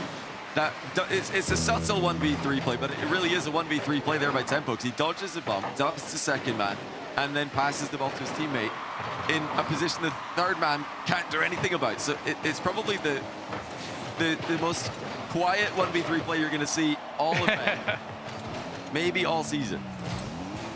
Tempo just making highlights on both sides of the field. Maybe low lights too, but that's okay because they're up 2-1 now, Man City. And Acro gets a wide open net. Ninjas in pajamas are falling apart. They really are. The demo off the ball. Who is it? It's Tempo again. He's just the story of game 4. This time demoing Jorius while HB passes mid to Acro. I mean, I don't want to make it sound like we're just glazing Tempo, because we were roasting him earlier. So we're going to hit both sides. Yeah, we're trying to counterbalance. You know, we're just trying to make it a little bit more balanced. Everything's ran through him in this game. It really has. Oh, no, Tempo flies past him as Jorius makes it a 1-goal game. We don't have any time to glaze or roast Tempo in this one. Yeah, he couldn't do anything about that, but these are the plays I want to see by CRR, who go for the air dribble and go for the 50 that turns it into a pass. That was a lot better for Ninjas, and Jorius hits the shot. Tempo, he's going to be flat-footed on defense no matter what happens on that play, but Ninjas Pajamas win another kickoff. Jorius around 2. Tempo does get the clear, avoids the bump as well. No way. And the goal. Come on. What a game for Tempo. Wow. He gets the ball off the backboard, and then CRR completely beans it. He's double facepalm there, CRR, after he just sets up Tempo for the 4th goal for Man City. Just 11 seconds left. They're going to be on triple match point, and that should do it. Tempo with one of the best worst games I've ever seen. Or is it one of the worst best games? Bit of both, bit of everything. But Man City are on triple match point. Triple match point to tie Gekay for the 5th spot. It's not a guaranteed tiebreaker because Magnifico could also make a run and beat them both out. But Man City, you play one match at a time, and right now they're playing the match of their lives here. Both good and bad at times, but Man City is up 3-1 over the favorites, Ninjas in Pajamas. I think that all the earlier missed opportunities for Tempo and for Man City in this game, they are forgivable given the circumstances. This team is fighting for their first ever major qualification. They need to win this series if they want to go. There's no other option, and they're up against one of the best teams in Europe. So I'm okay to see these mistakes happen. That's not all that surprising, given the circumstances. But NIP, what on earth is going on? We've had double commits, we've had them outplaying each other, we've had Oli just giving the ball away in defense 2 games in a row. I think this has to be the least consistent team in Europe's top tier. And this is what I talked about in Open 2 with CJ. It was like, oh, Ninja Pajamas are still great at times. But I'm like, yeah, but then we go to the kickoff land that they play Redacted and get a 3-0'd. It's like they have very low lows. And they really have to figure that out before the Boston Major. They will be there no matter what. They're playing for an opportunity at a 2 seed. But the way they're playing right now, there's a lot to fix. And for Man City, just keep your foot on the gas and keep this pressure going. Yeah, Man City are loving life right now. They've survived the earlier games. Game 3 especially was a game where they really were just playing survival mode for a long time, trying to stay in the game. They were down 1-0, and they had to play defense for solid minutes at a time before eventually equalizing and winning in the overtime. But now they are the team who are thriving in the matchup. They're starting to go from strength to strength. You mentioned at the start of game 4 we hadn't seen the tempo peak yet, but we did see it in the second half of that last game. So that's convinced me Man City can absolutely win this. And if they can win this one, they can qualify for the major. They're more than in the mix against teams like Gekay, Magnifico. But match point has been a problem for them in the past. I was just going to say that, Johnny. Will they get it done this time? That's a question we're going to have answered very soon, because we're getting into game 5. Yeah, they put themselves in this position because of that Novo loss where they were up 3-0 against them like at the kickoff land, and well, they lost that series. So it's not done until you win 4, and that's what Man City has to play for here. They want to get it done as soon as possible. Don't bring this to Neo Tokyo. Yeah, even missing this first one would be nerve-wracking, I'm sure, yes, for Man City, because they've been in these positions in the past and they failed to close it out. But let's see if what they've learned from their previous mistakes, what they've learned from their previous struggles this split. And just like other teams worldwide, like NRG, who started off the season with a bad result, having that longer time frame between the regionals 1, 2, and 3, it could have given Man City the time to learn from that mistake and grow as a team. Oh, unfortunate play there. Ledgeby went for the corner boost, but Acro actually fed him a pass, wide open field. He had the chance at a wide open net, but Edgeby just didn't read the pass at all, so just drove away from the ball. So Man City, they've already had one opportunity to score here. CRR is going to throw it on net against 2 defenders. Acro will turn it away. Now clear goes center. Edgeby thought it was going to hit the ceiling a bit harder than it did. He misses. And we're right back into that similar sort of cycle that we've seen for large parts of this series. NIP just circling around the halfway line, and Man City just trying to get the ball clear. That'll do it. That'll definitely do the trick. As the ball ricochets off the sidewall and into the NIP end. Grazing save by Joria's keep back for Ope. Yeah, these little baby passes out by Man City are very, very good. They have to keep that up. But whenever there's just a limited amount of space, try and feed your teammate and get a quality shot, and they got one there. So again, another scoring opportunity for Man City that was pretty threatening. Oh, wow. Acro's 1 of 50 really well here. Edgeby follows up. Is that just clean it up? It is now. Tempo there to put it through. Oh, 2 huge 50-50 wins. First Acro, and then even more so Edgeby. I think it was bouncing in, but necessary finish by Tempo.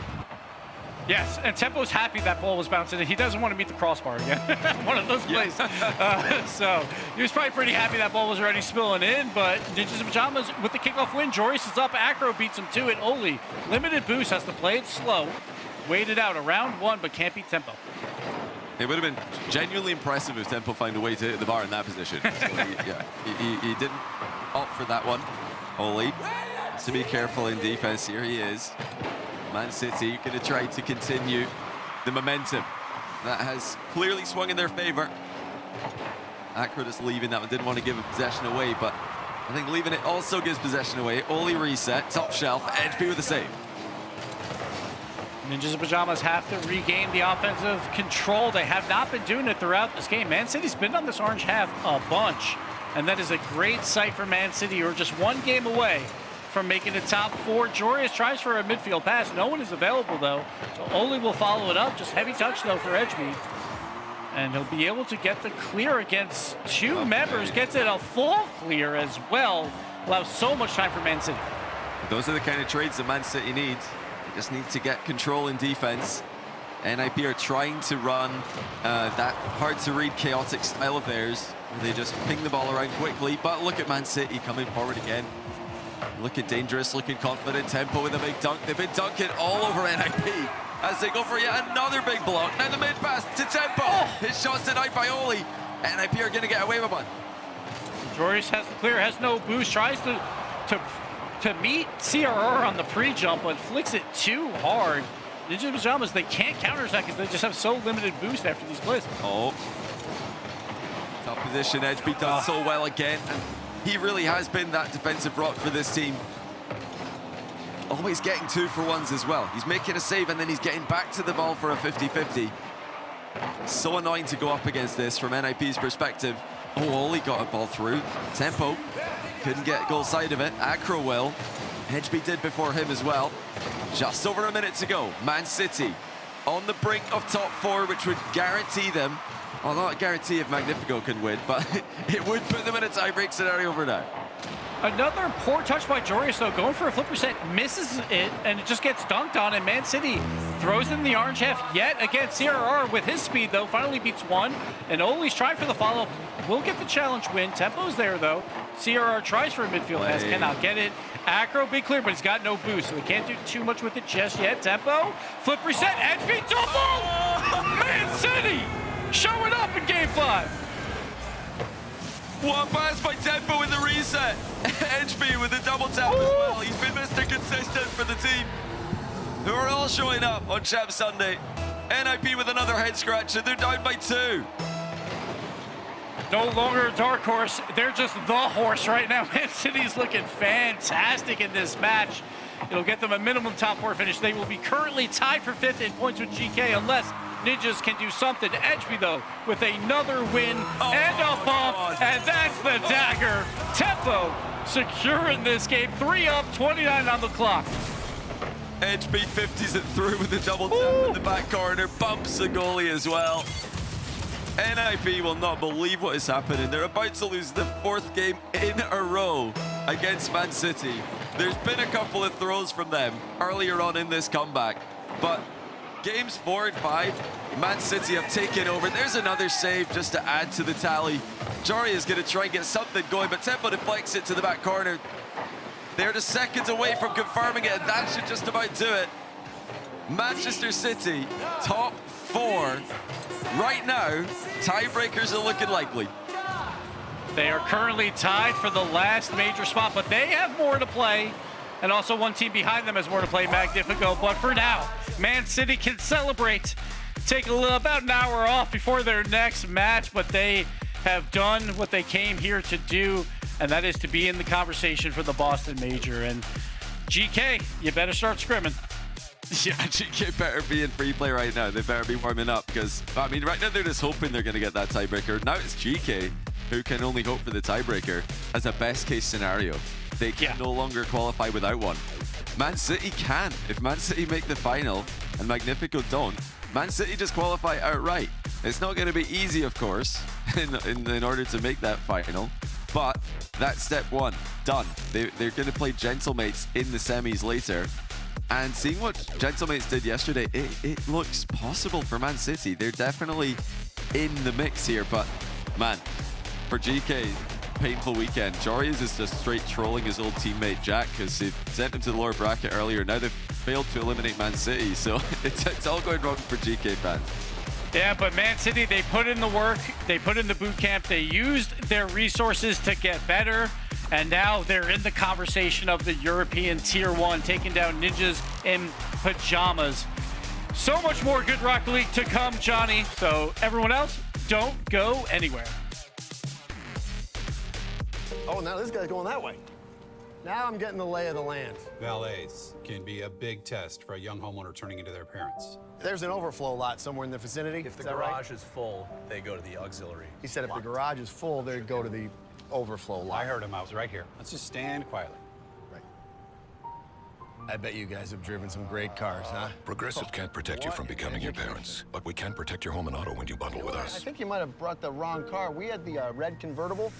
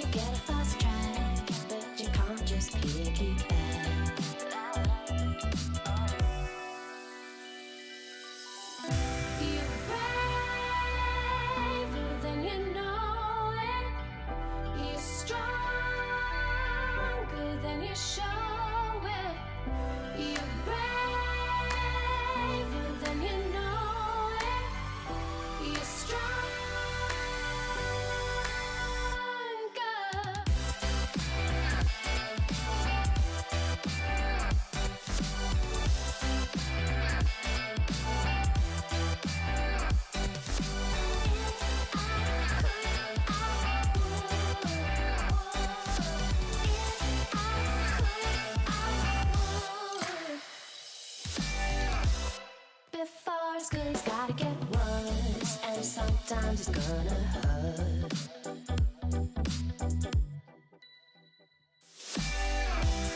If you're ever gonna get that bad, then you better plan your attack.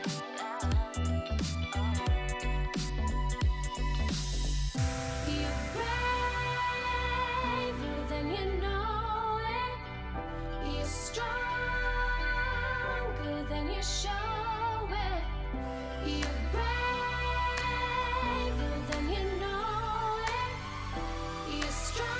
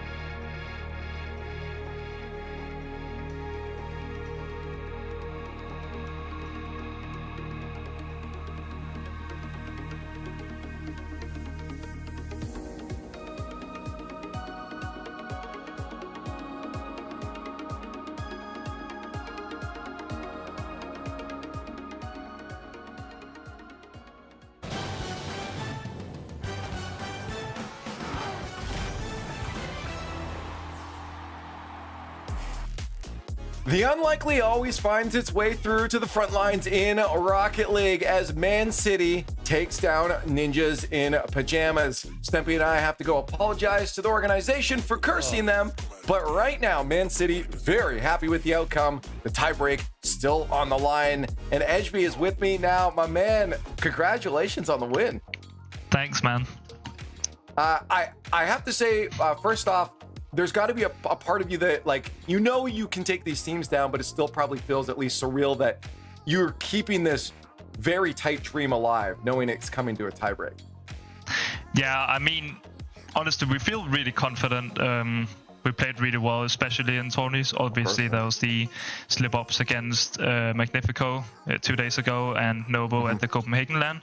But otherwise, we play really well in general. So we felt really confident going into this game. Yeah, I mean, I have to say, like, you guys were getting clips at the end there too on them. It was looking phenomenal. You look comfortable. Was there a point in the series that you guys realized, okay, you have this on lock, and that you started to play more comfortable, or was this just like, what was it? Was there a moment that you're like, we got this? Kind of after game one, in a sense, but it was mainly after when we won the game 2, the long overtime, because we just felt like we were all over them, and we just felt like we were the better team at that point. Right. I gotta ask you, like, from your perspective, some of the matches that you guys were getting starting into this season almost felt unlucky. You know, we look all the way back to Copenhagen with Novo. It feels like you guys can beat that team, but then you get K-Corp afterwards to knock you out. Did you feel like maybe the world was against you a little bit, or did you look at that as a challenge to say, no, we still have to beat every team? Nah, I mean, we don't really think about like what could have been. We just take it as how it is. So when we see we play K-Corp, we just say it is what it is. We just play, and we have to beat those teams to make it to the top. No, it's true. And again, I think a lot of people believe in the squad. We've mentioned it many times. On paper, you guys look great. On field, you look phenomenal. You can take down these teams. You just did one there. Now the question is, the other team looking for a tiebreak, Magnifico, do you think they're going to be joining you guys in the semifinals? Do you think the dream of potentially a three-way tie is on the line here? I mean, it would be pretty content, but I mean, you're right. I will say it is unlikely. However, like, Vitality is like, yeah, Vitality are really good, but like, obviously, Magnifico has played really well. Just the split, honestly, in general. So I mean, yeah, could happen. That was the very PR answer. Could be anybody. We'll make the hard decision later for you here. All I got to say right now is congratulations on this first one. Keep it going, and maybe you can avoid it, but good luck in the rest of the tournament, man. Thank you. And there it is, Edgeby again. They did look phenomenal out there. They were looking so good, Stumpy, but at the end of the day, they made us look like bozos.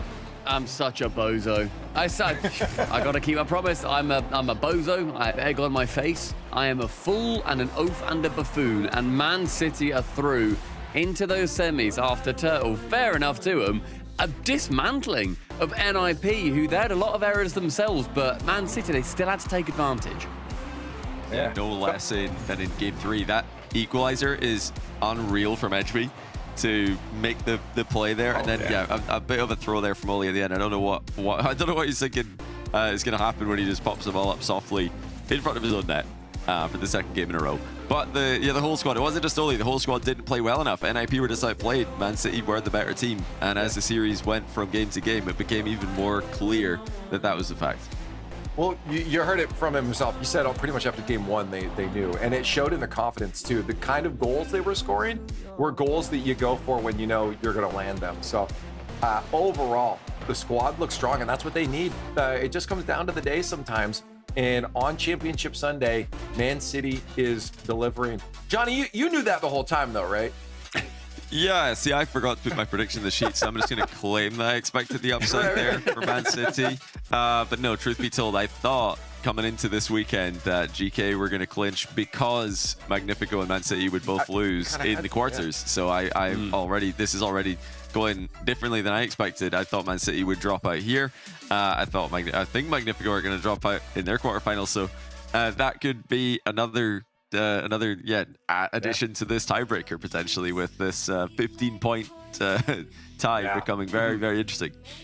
No, I mean, the next one up is you see it Magnifico down there. If they can beat Vitality, they get those 2 points to put them in that same position. Again, with Gekay out, they are just watching at this point, and both Magnifico and Man City could just run through the bracket. I mean, it's going to get way harder, but they could run through the bracket and, keep the story in their own hands here.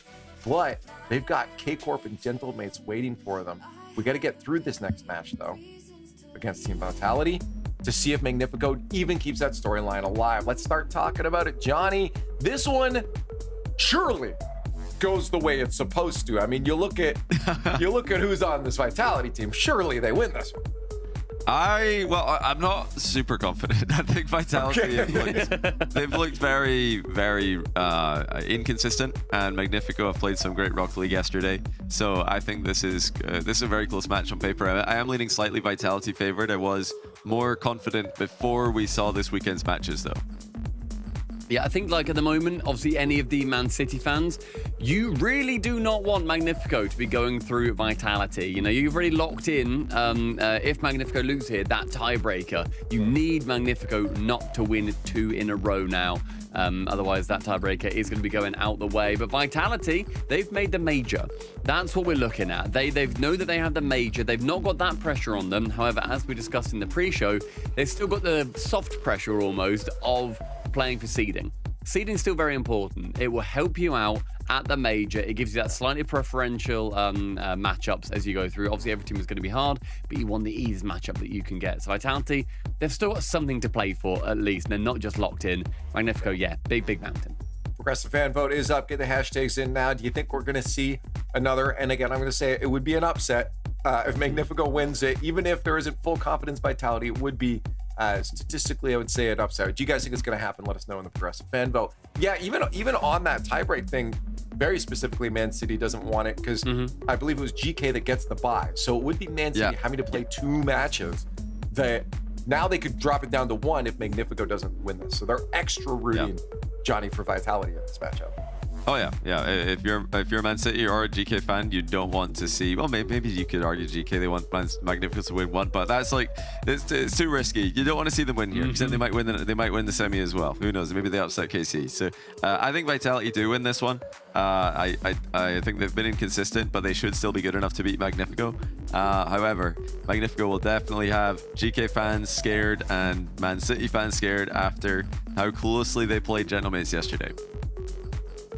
Yeah, again, when I look at who's on the squad, I saw at the beginning of the season, Stizzy took a little bit of time to get into it, but we've seen that before. We've seen him have that slow start. What we saw from him the last Open looked a lot better. I feel like the team's starting to connect now. I always have to back Zen. I think most of us are Zen stans. And at this point, I think the team's starting to click really well. I have to... Yeah, but what? Leaf, may I interrupt? And may I say that Raziz did get the best goal yesterday, and it was an incredible double flip reset full carry over the entirety of Gentlemates. So I think that they've got something special up their sleeve. But Naz also said that was savable, and I think Team Vitality would save it. Yeah, of course. Of course, the person losing says it, but yeah. But you don't want to it's terrifying. I get it, but at the same time, you know, when we look at consistency as well, Team Vitality's consistently in the top. I have to land on them. I just can't. Even what just happened a moment ago with Ninjas in Pajamas, and I'm sorry if we're about to curse them as well, but I have to go with Vitality something. Oh no, Team Bozo agree again. Oh no, we're gonna bozo it up. Me as well, but I'm not gonna be a bozo twice in a rozo. Surely Edgar does not land on my face twice. Come on, Johnny, is it gonna happen? I think Vitality win this one. I think that they are going to do Gekay and Man City a favor, even though they didn't do them a favor by eliminating them from the tournament. Gekay, that is. But yeah, I think they help them out a little bit here. They do get the win because it's not just the Vitality and consistency. We've also got the storyline of Tox always missing major by 1 round. So would it be missing by 1 if you lose the tiebreaker? I suppose maybe. That's I think so. Currently working. Yes, I count it. In spirit, I would say. Yeah, I count it. Okay, well, either way, yeah, Vitality. I think they're probably going to take this. If it happens, add it to the tally. Tox is looking to not miss another land so close to being able to grab it. We'll see if they can shut down Team Vitality, who's already clinched to the major. Is the chance for a 3-team tiebreaker on the line. Magnifico will have to be the ones to spell that out. Let's get into our next best of 7. This is where the Boston split really starts to tighten up, ladies and gentlemen. Tiebreakers, a 5th major spot, and of course crucial seeding, all hanging in the balance as we head into series number 2. KC waiting in the distance, and now Gibbs, we get to find out who moves on in the playoffs. Here we go. Game 1 presented by Progressive, and a lot on the line. Obviously, Magnifico, everyone knows, win or go home to get one of those spots to have a chance at a tiebreaker. But Vitality, like if they lose this, They are the EU 4 seed. If they win this, they will take over the EU 2 seed. They will have the lead. They will not clinch it yet, but they will take over that spot for the time being. So a lot on the line. So many teams so incredibly close on the top half and also for that Boston major spot. Right. You know, you mentioned seeding for Vitality. They've already secured a spot there at the major, but Magnifico, they're still trying to get, you know, some chance to play at the LAN, and it's been a gruesome, grueling journey for Magnifico. I mean, in general, you casted most of their games, gives a lot of OTs in their previous series, and like I talked about on the desk, I think they just shot themselves in the foot with a slower start. So I really want to see how they come out in this series against Vitality and if they're on the attacking foot. But so far, it's been Vitality keeping this ball in the offensive half and trying to tighten things down with, of course, the midfield boost. But as soon as I say that, got a little bit of defense from Stizzy as he takes to the sidewall and carries it out smoothly. Yeah, we expect Magnifico again play a little bit more defense than you normally would see, but that's kind of their game plan. That is what they do against these better teams. They also played Vitality back in Open 2 in the upper bracket of the top 8. And then that one, it came down to Zen going for a lot of air dribbles, and Magnifico, they kept sending 2 at everything. Yeah. They got to avoid that for sure. But right now, they have it on the offensive side. The Rlcs make the play there to just keep it on the orange half. That's what Magnifico wants. They don't want to be playing defense too long, especially against Zen. Yeah, and you know, nobody wants to be that defensive team that just has to get every goal line save possible, and nobody's on the goal line here for Team Vitality. Tox getting us out started with the first one. But no one expected this to pitch this hard. No way. out of nowhere, then off the ceiling and in. You can't even defend that. Exotic just taking a poor angle on that touch, and Tox just sat behind the ball and let the physics do the job there. Magnifico getting the first goal. And that's just a good vibes goal. Okay, you get that, you're feeling good in the series. It appears as though the luck is on your side, and you know, as much as we want to say that is good fortune, that was just a fantastic 50-50 from Tox to get right above the ball. Here's Rlcs. He made a highlight play that we constantly praised in the pre-show. Maybe he's got some more mechanics to show us in this series.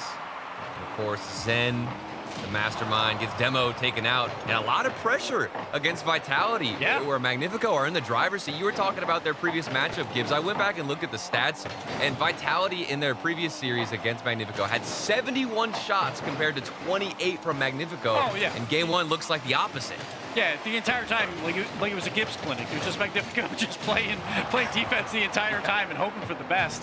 And it didn't work out. It was close, but it didn't work out. And now, a lot of offense and miss here by Exotic. But Stizzy, great double tap save there.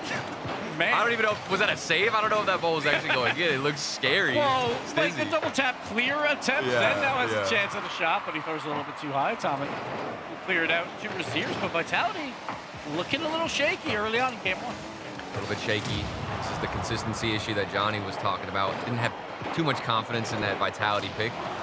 I guess we can understand why. A little bit of cracks on the defense, but I'm sure that they're going to get something rolling here. Exotic going to get underneath it, go for another air dribble, which I did see a lot in our series that we casted against Gekay. So many air dribbles out of Vitality.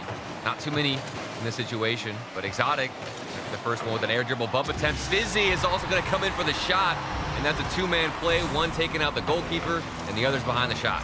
Yeah, the double bump as well. Zen also got a bump on that play, so the physical play coming out for Vitality. Exotic, perfect pass into the aerial bump, but that was because of 2 bumps by 2 different players to allow that net to be open.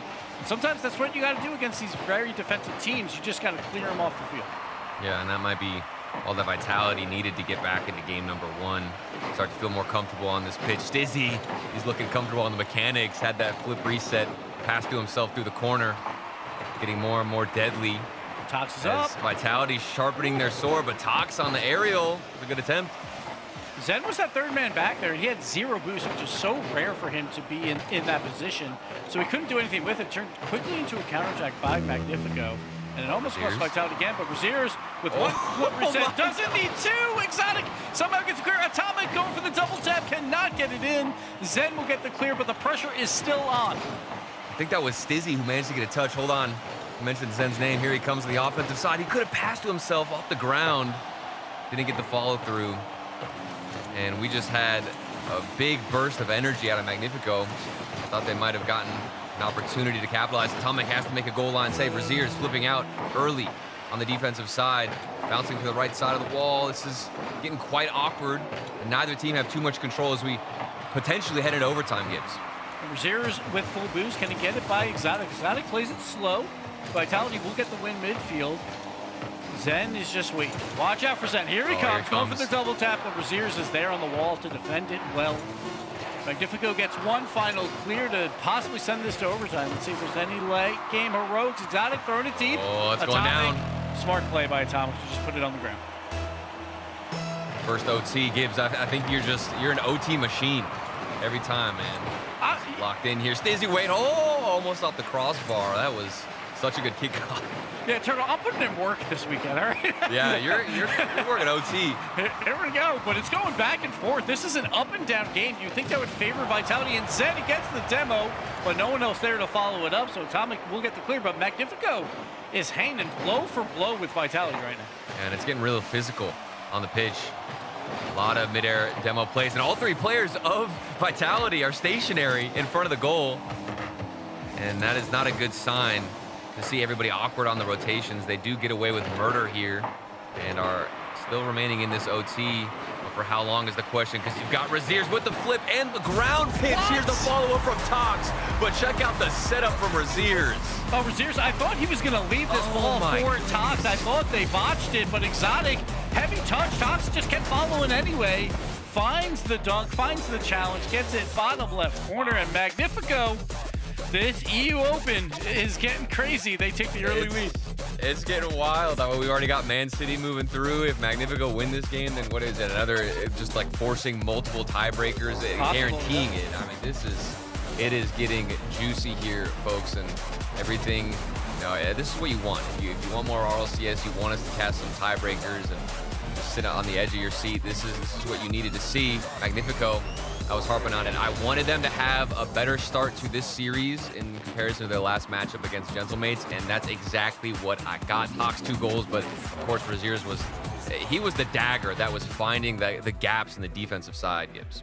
So do you have those numbers again from the last series, Vitality versus Magnifico for shots? Yeah, it was 71 shots for Vitality versus 28 shots for Magnifico. Well, this first game, Magnifico 13 shots to 7 for Vitality. So Magnifico, definitely not the same team we saw 2 weeks ago.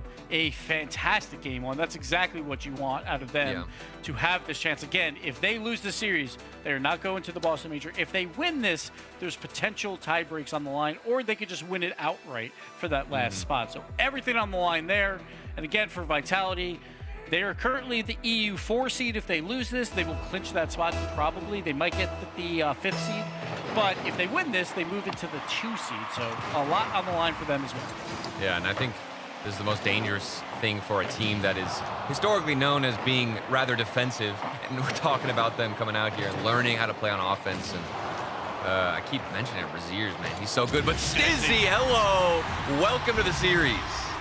Just doing it all by himself. Doesn't even have a lot of boost. Picked up one small pad that helps. He got a demo from his teammate, and Tox just gets baited by that first touch by Stizzy and just makes him look silly. But Stizzy, he only had, 20 boost and picked up 1 boost pad along the way. So great play by him.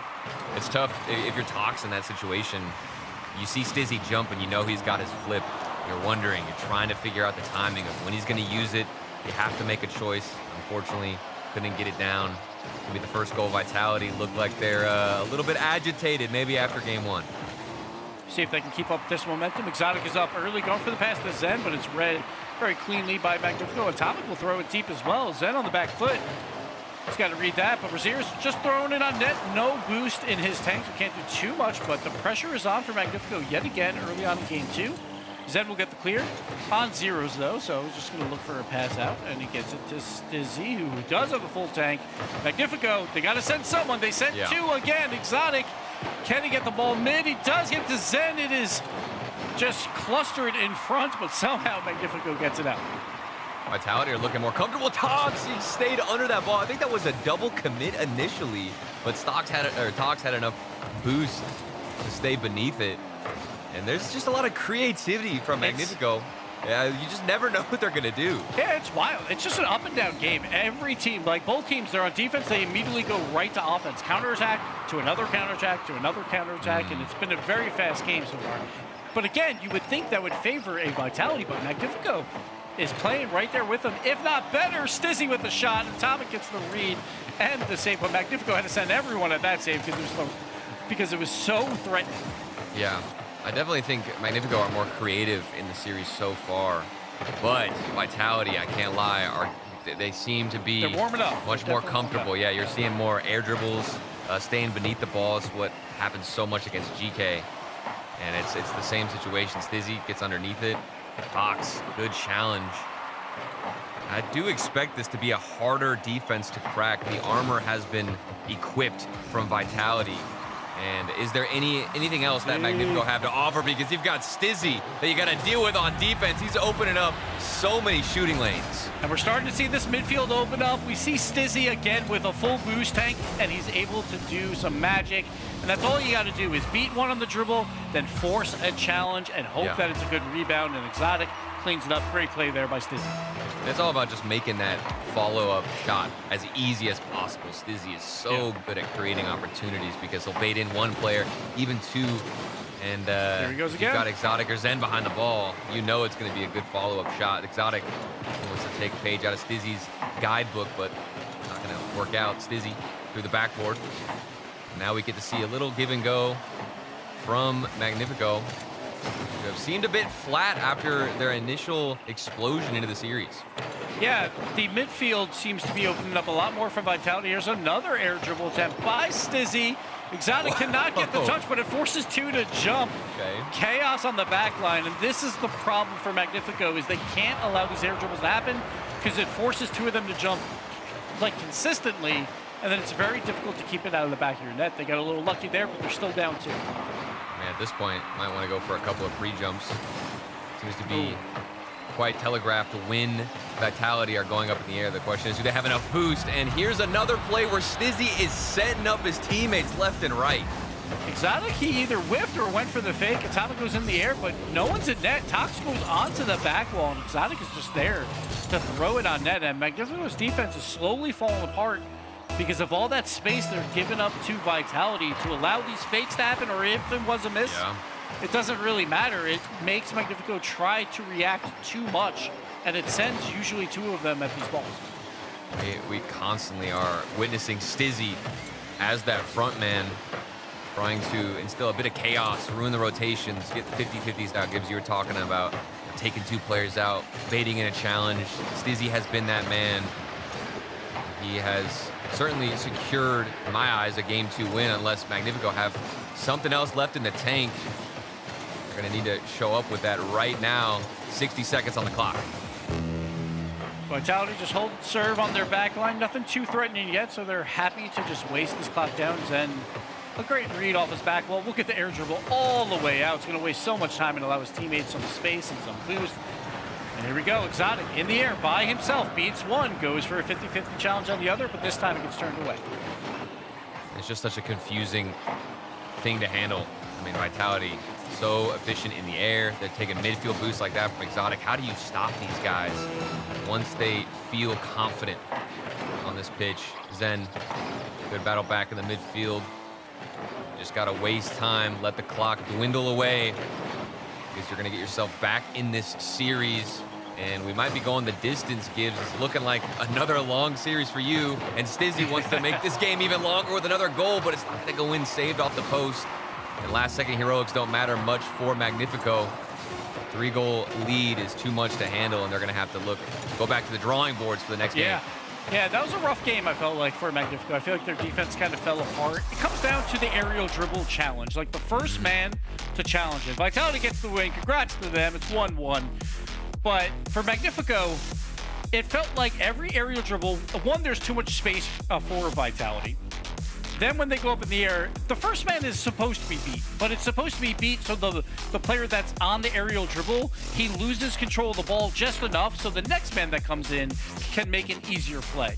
Right now, the first man's getting beat so early that Vitality can follow that up with another challenge in the air, and that is problematic right now. And we always say play the ball in the air for the aerial dribbles, but you can also play the car.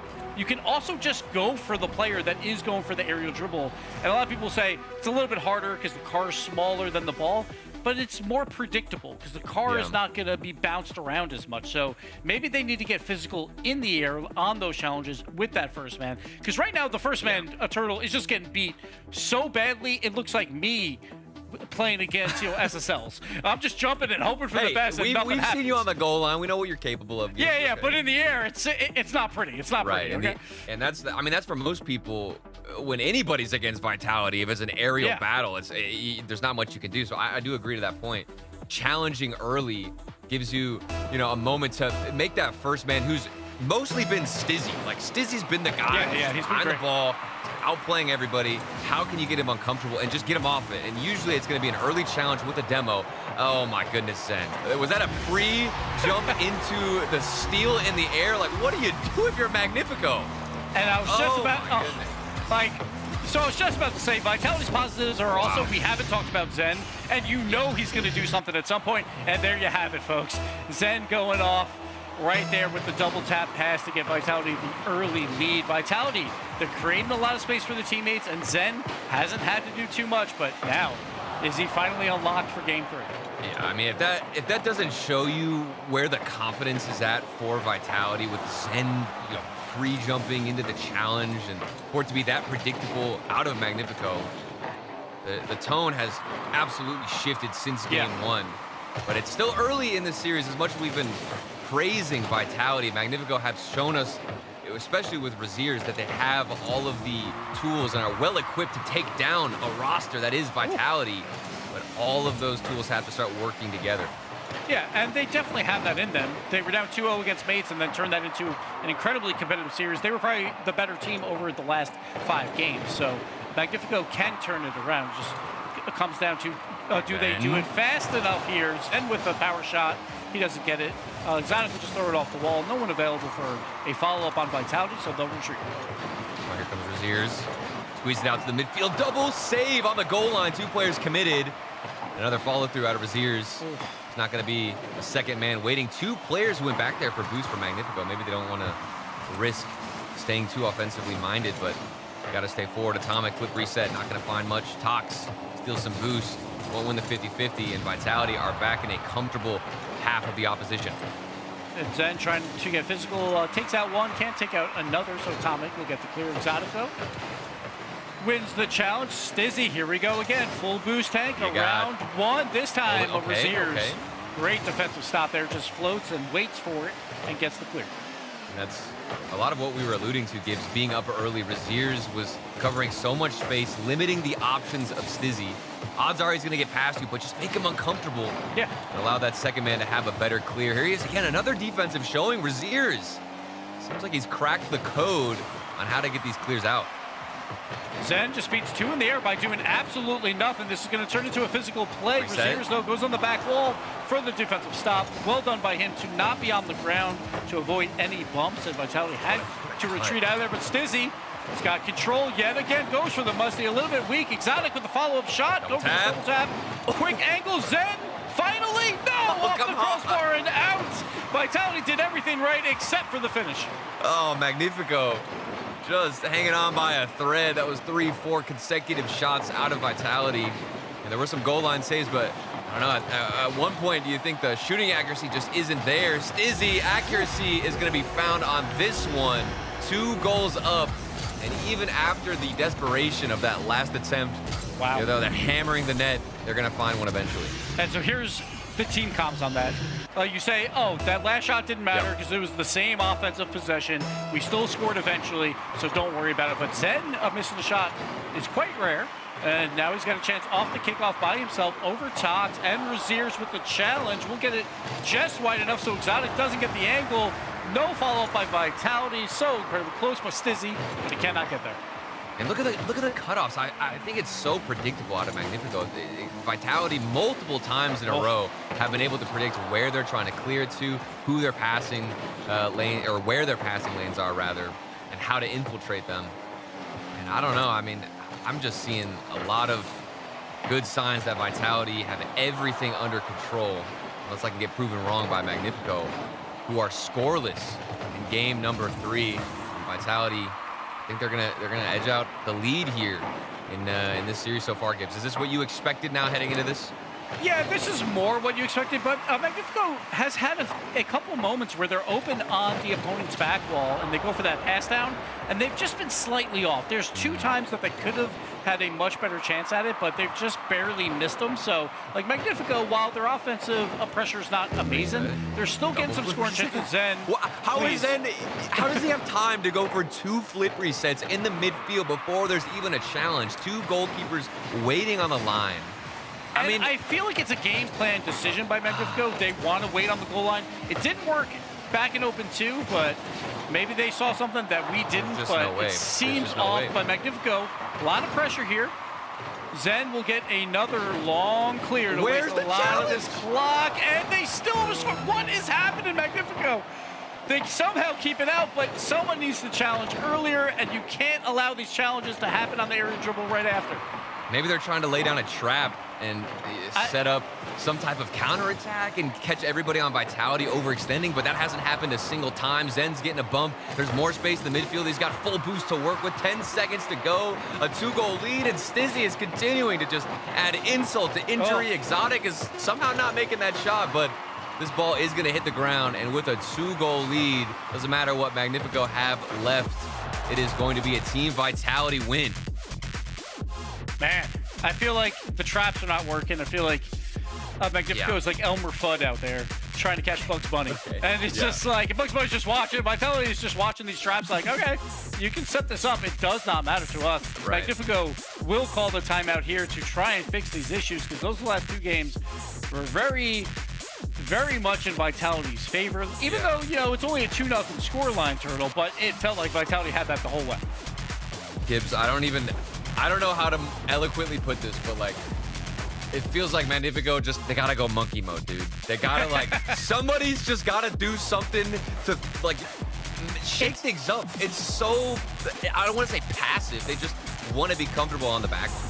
Yeah, I just don't like the aerial dribble where it's like, all right, that first man completely whiffs, and then you have another man. It's like, all right, I'm gonna 50-50 challenge this.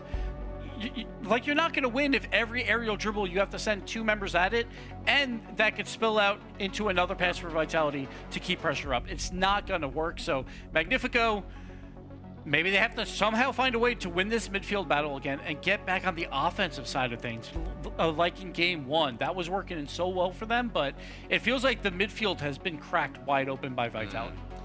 Well, then you go even more down to that strategy and understand what's happening, and if they can't challenge, it could be because of boost. Could be an issue where they're getting starved out in the midfield. There's a lot of obviously moving factors. But at the end of the day, the theme is the same. Vitality dominating the pitch, and they are in the driver's seat. They're controlling every aspect of the field.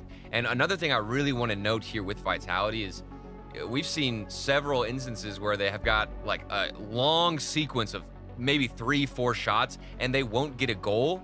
And they're also not overextending in those situations. For these top tier teams, even though they're the best of the best, it can get so frustrating when you keep missing your chances. You end up sending that 3rd man because you're frustrated, and out of desperation, you move forward and fall into that trap. That is not what's happening for Vitality. This is a composed aggression where the rotation isn't getting broken, even with 3 or 4 consecutive misses in a row.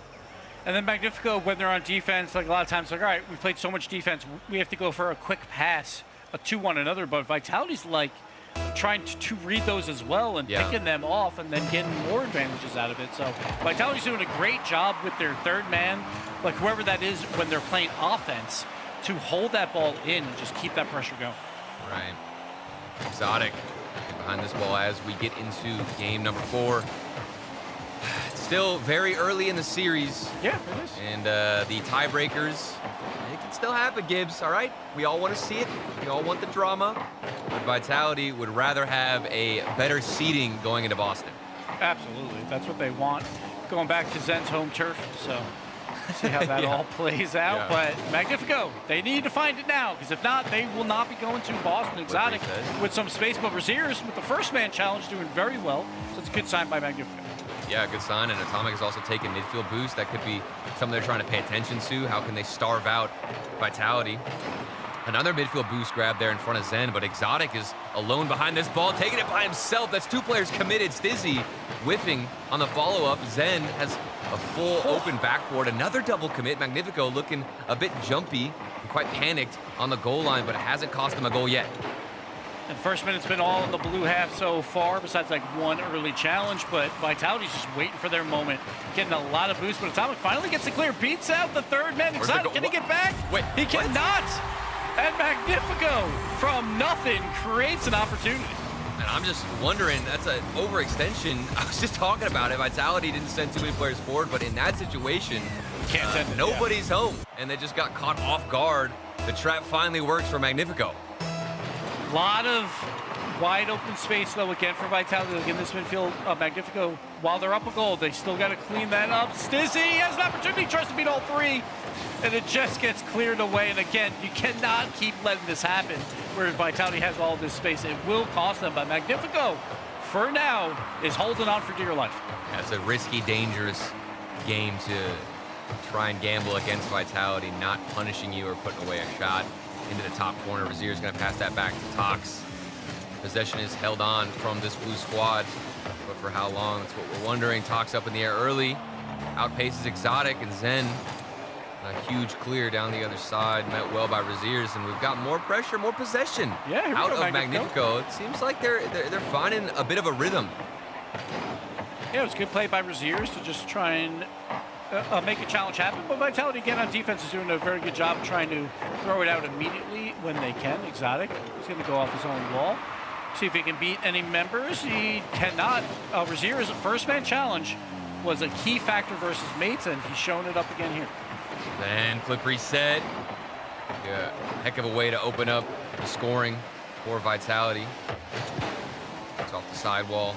A lot of booming hits. Nobody can keep possession too much, but as soon as I say that, Zen's got this one under control. And better 50-50s out of Magnifico. That one's off the backboard. Atomic up high, wants to go for the double tap instead of the direct shot. It's gonna fall back, but better looks, better stuff out of this blue squad. I think Magnifico are trying to hold it down for the last 2 minutes and just waste this clock. Yeah, they're finding some form on the offensive side, which is great to see, where the ball doesn't immediately go back into their own half. Can Atomic do anything with that? All 3 members of Vitality back, but Zen will get the clear. And Stizzy will force another attempt here, and Magnifico can't do too much, but Atomic, out of nothing, yet again, the smallest touch back into the midfield will allow him to dribble around Exotic and then shoot it over the last defender as well. Atomic, again, it seems like there's nothing available, but he finds something out of nothing. I just can't get over the first touches that these players manage to get. I mean, to have that finesse, get it around that first player, driving as fast as he was. Here's another first touch where he can at least try and get some type of flip into the 50. Atomic, he's showing up. And that extra security with how much Vitality have been pressing will feel good, but hopefully we don't see the defense start to shake as they've found a bit of comfortable positioning. Magnifico on the offensive half one more time. Good 50-50s in. Something has to budge out of Vitality if they want a chance. Or else we're looking at a more tied-up game in the series, and a booming clear is going to relieve all that pressure as everybody from Vitality sent the full house. And here's the trap working. Maybe we were wrong, Gibbs. Maybe you just lay it out. When you get the aerial dribble challenge to go back to your teammate, it definitely will benefit you. Tox just gets the power clear, but Exotic has to get a touch on that ball. And with a little bit of a mistake by Vitality on defense, we see Magnifico maybe have a 3-goal lead. We'll see. There's a pause coming up. We're going to pause. I think this was a pause called from Magnifico. Yeah, so it looks like there was some type of disconnection during the replay. We'll work on getting them back in the game. 3-0 score line from Magnifico. And I don't even know if this pause is going to benefit Vitality too much. They're kind of locked in at this L as they need to readjust, Gibbs. Yeah, we'll see what happens. I feel like it doesn't really matter too much. Like in this instance, obviously Vitality is going to talk it through. They're not going to call their timeout like either way. They would probably wait for one more game loss at this point. So We'll see what happens, but Magnifico, I do feel like while they were on the back foot this game, it wasn't allowing Vitality to get a lot of actual scoring opportunities, that they would meet them in the air, that it would turn into a rebound that would go to a defender, and then they would at least get a half clear, right? And then Vitality would press again, but nothing ever came of that. I think Vitality's sitting on 4 shots right now, or maybe 5. So Yeah, sitting on 5. So that's a good sign for Magnifico, but I still am not a big fan of how much space Vitality's got to do these aerial plays. It still has to be cleaned up a bit.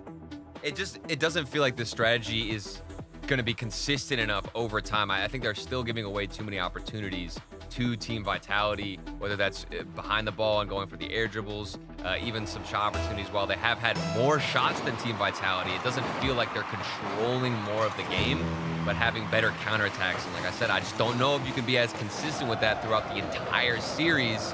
You need to have a little bit more domination here on the pitch. We'll see if I'm wrong. 50 seconds to go. We're back into the game. 3-goal lead from Magnifico. We're going to need some crazy circumstances if Vitality want to get back in here. And to be fair for Magnifico, you don't have to be consistent necessarily. They're halfway through their goal, right? They have 2 wins at this point. Well, maybe 2 wins, because Stizzy gets a goal here. A freebie, it feels like. Tox trying to go for the power clear, and Exotic just throws it up, and Stizzy's just parked underneath it. No one's back on defense. I don't know where the other 2 members were. Oh, he got demoed. Stizzy. Oh, did he? Okay. To take out the goalkeeper, yeah, and just literally hit the brakes, reversed it. Got a little chip shot. And that's a good start. Double kickoff out of Vitality. Gibbs, do you see a chance? Do you see a world?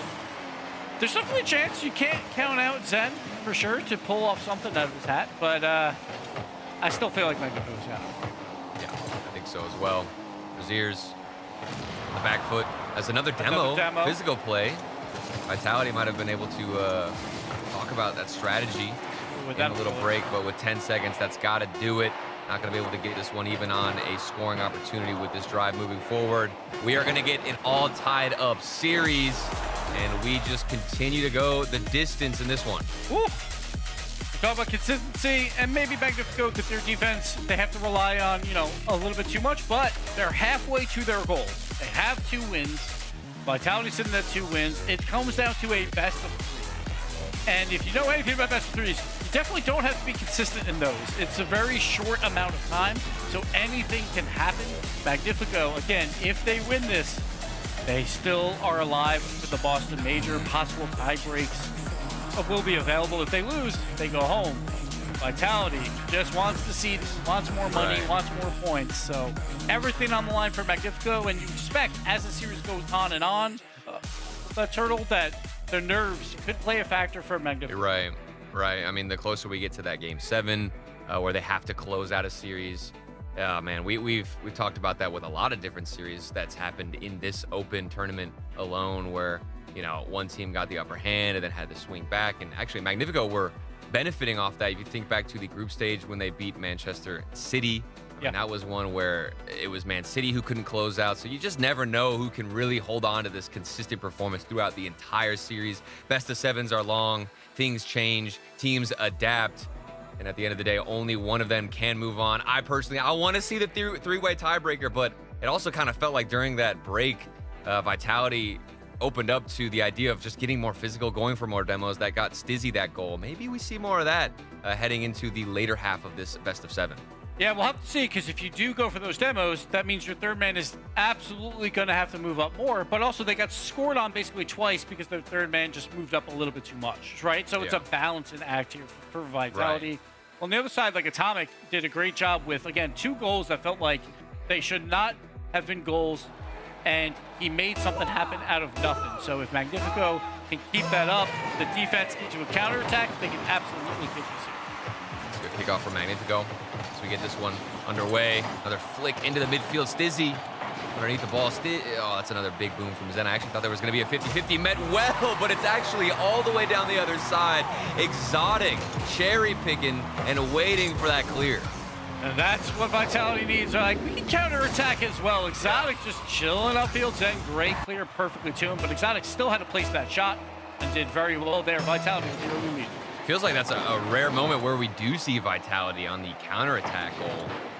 So many times they're just in the opposition's half and are able to go for air dribbles, continuously smack them with a bunch of different shots, but potentially, I mean, that could be a strategy. You ease off the gas a bit, go for more counterattacks, try and lay your own trap that Magnifico have been doing all series long. Stizzy smacking it the other side. Exotic up early, and he's been cherry picking just like that last goal. Yeah. And that also comes down to like physical play as well, because you can cherry pick to go for those demos on the third man, and then like if that doesn't work, then you can still go for those plays. So we'll see if Exotic is going to play up more throughout, because so far this first minute he absolutely has. It was almost a pool shot. Atomic got bumped into the play. Could have gotten bumped into the double tap. Rlcs has a slight amount of boost, but not enough to hold on to that 50. Here comes the attack from Vitality. Stizzy, how is he going to be met with a challenge? That's one player forcing him to go into the midfield. Rlcs can recover. It has been more of a midfield battle. I like what I'm seeing. Zen cautious on the 50. Exotic one demo. And we're back the other way. Neither team can get too comfortable with any form of possession. That was a great play there by Tox. He was so patient versus Zen, and two members of Magnifico did not go for the same ball. That is the playbook for Magnifico. Like, if you do have to play defense, you have to send only one at a time if they can keep it up. I'm wondering if Vitality will take the bait and overextend. That third man is so important. Zen, all by himself, blocked out two opponents, but Stizzy didn't want to commit and crash the net. Speaking of Stizzy, he was behind the ball. Exotic, it's just a little bit slower, and I'm not seeing as much risk out of either team. And for Vitality, I guess that's a benefit. You don't have to do too much. You've already got the lead. You know, the play up here is Zen's looking upfield for some boost, trying to boost our Magnifico. Like, if anything, Zen will get the touch here off this wall, but a little bit of a low touch. Probably want to take it up the wall, but it works out. Turns to a 50-50 challenge. See if we get a midfield pass. He does, Stizzy, but no one is there. Atomic will get the win. And I'm seeing that multiple times where one player from Vitality gets aggressive, but the second man is nowhere to be found or not even close. Zen faking it out in the midfield. Exotic throwing to the sidewall. Leaves it for Stizzy. Back towards Exotic, who's cherry picking once more. Stizzy can't get the tight angle, but it's looking better and better. Something slowly is building out of Vitality. You can just feel it on the pitch. Yeah, Exotic's a true threat when he's back there going for this redirects. Here's Zen now. No boost in the tank going for the Clippers. That Tox again meets him well. But Vitality, they still got the pressure. Midfield boost is not available for Zen. He's got to rotate all the way back. Exotic means he's got to stall and waste more time. Two demos. That's Zen taking out Exotic. Or no, Zen taking out, I believe, a player. Was that I think it might have been Tox, but they exchange blows either way. It's kind of been an awkward pause. Not too much going on. A couple of booming clears, waiting for Atomic to see if he can get a piece of something. But no, I mean, what do you make of this right now, Gibbs? Yeah, I feel like it's mostly just a midfield battle. Like, it is going on to each half, but nothing too threatening just yet. I feel like Magnifico, that's a good spot for them, generally speaking, and see if they can just pull a miracle out again with Atomic. Just trying for a score like out of nothing. But I think Magnifico would take this late into a game, being only down one with a minute left. There's a demo. Demo's coming out. Tox is up in the air, trying for a redirect, cannot get it. Vitality, though, can't reach the ball in time, so Atomic is still pressing. Got Tox. Finally goes out to Zen with 100. He's got to beat two. Can he get it done? Going for the dunk, but Rlcs challenges and wins it outright. Demo. Lots of physical play by Vitality. Can they find another one to seal this game? Stizzy gets turned away. Well, this is what happened after the pause. Vitality just came out swinging, getting physical. They didn't even care about the ball. They just wanted the player. Stizzy was left alone. That was a good shot from Rlcs. And a clutch moment out of Stizzy. Last man back, had to get the save. Comes out clutch. Zen looking for something off the backboard. Not a lot of space. Real quick challenges from Magnifico. But they need something else. 16 seconds to go. We've seen Rlcs pop off. We've seen Atomic pop off. Where is Tox? Does he get one for himself? Or the final 10 seconds be all Vitality and them taking the game lead back? Exotic just trying to kill the clock, but Atomic will get a little bit of read. Vitality throws it deep one more time. Rlcs trying to keep it alive. To Atomic, to Tox. Zen with the dunk. It's still alive. Tox trying to keep it up, but that will kill it. Vitality will get the win, and it felt like this game was just like Magnifico could never find that offense at all. Vitality did a great job not to like overcompensate for when they can't score. And that third man, health serve, only 4 shots for Magnifico. Vitality gets a much needed win there, go up 3-2, put all the pressure onto Magnifico. And that's what lost them in the last game was Vitality. It was like low-hanging fruit, and they couldn't resist the temptation to send more people forward. And maybe those demos help relieve the pressure, relieve the tension, to not feel like you have to squeeze out every opportunity because there's more space, and much more composed gameplay out of Vitality. That's what it looked like in the first few games from them. And Magnifico, this is the big question. You know, whenever the trap isn't working that we've been talking about this whole series long, whenever that defensive style, you can't get those counterattacks, like what else do you have to offer? I think, you know, their shining moments were something like Razier's on these solo plays, but you can't expect like a 1v2, 1v3. That is just once in a blue moon moment. Something else has to be consistent that will generate you opportunities. And I truly don't know what it's going to be.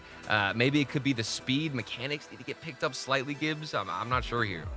But there's positives for Magnifico. Yes, they didn't get a lot of offense in that game, but there was only 1 goal given up, and it was like a counterattack early on. It was kind of like a fluky goal, I would say, a bit. Right. So their defense did hold serve, but they just find just a bit more offense. They can keep Vitality down to about a goal a game, like if they have to. So they just got to find a way to score 2 themselves.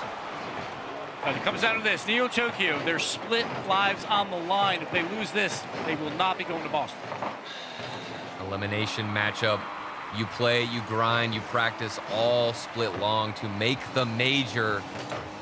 It would be so disappointing, of course, to get sent home. Not even have a chance to compete with the best of the best. They can't think too hard about that right now. You got to stay locked in 1 step at a time. And the first step is winning on Neo Tokyo and denying Zen like that from Tox. Get in front of the shot. 2 players rotating back from Vitality. Stizzy cuts in. Good touch behind it. The first touch department has been spectacular, I'd say, out of both sides. Yeah. Makes every single opportunity that much more threatening. Vitality, a lot of offense, but here comes Magnifico. Yeah, see if this up and down gameplay can help Magnifico yet again with the counterattacks, but Razier's is up in the air with limited boost. See what he can do. Zen meets him, but Atomic is up early, trying for the shot, but Exotic. Great read. That's a good turn in out of Razier's. He's got some boost, but not enough to get the pass over. I think that's multiple demos out of Zen. And look at the space, the physical gameplay. You see Zen bullying everybody. And that has happened literally since that pause occurred a couple of games ago. It's like Vitality realized, hold on, we don't need to get too desperate. We can just start bullying them out of their own position. Zen, a solo air dribble, and he's forcing 2 players to go from Magnifico. Sets up the shot for Stizzy, but it's a little bit too weak. He was just a little bit too far forward for that infield pass, but great look by Exotic. Now Razier's versus Zen. Great challenge by Zen to throw it deep into the blue side and take the boost away. Exotic trying for the shot. Zen again being physical on the goal line. So Exotic just has to throw this low right onto the net, and Vitality opens up the scoring because of Zen's physicality. That's just so well executed. Think about how little of time you have if you're Exotic to know that there's gonna be a demo attempt. Zen calls that he's going for a play, going for a bump, and is forcing him to jump. Exotic, it's literally within split seconds that he's gotta shoot that ball lower. Vitality working as a well-organized unit. Here they come once more. Exotic and Zen, the duo connecting while Stizzy's lurking in the backfield, and we don't say that too often. Exotic will get another clear here, and Vitality, they're starting to keep this ball on the blue side of the field. Magnifico now has to find something. Great fake there by Tox.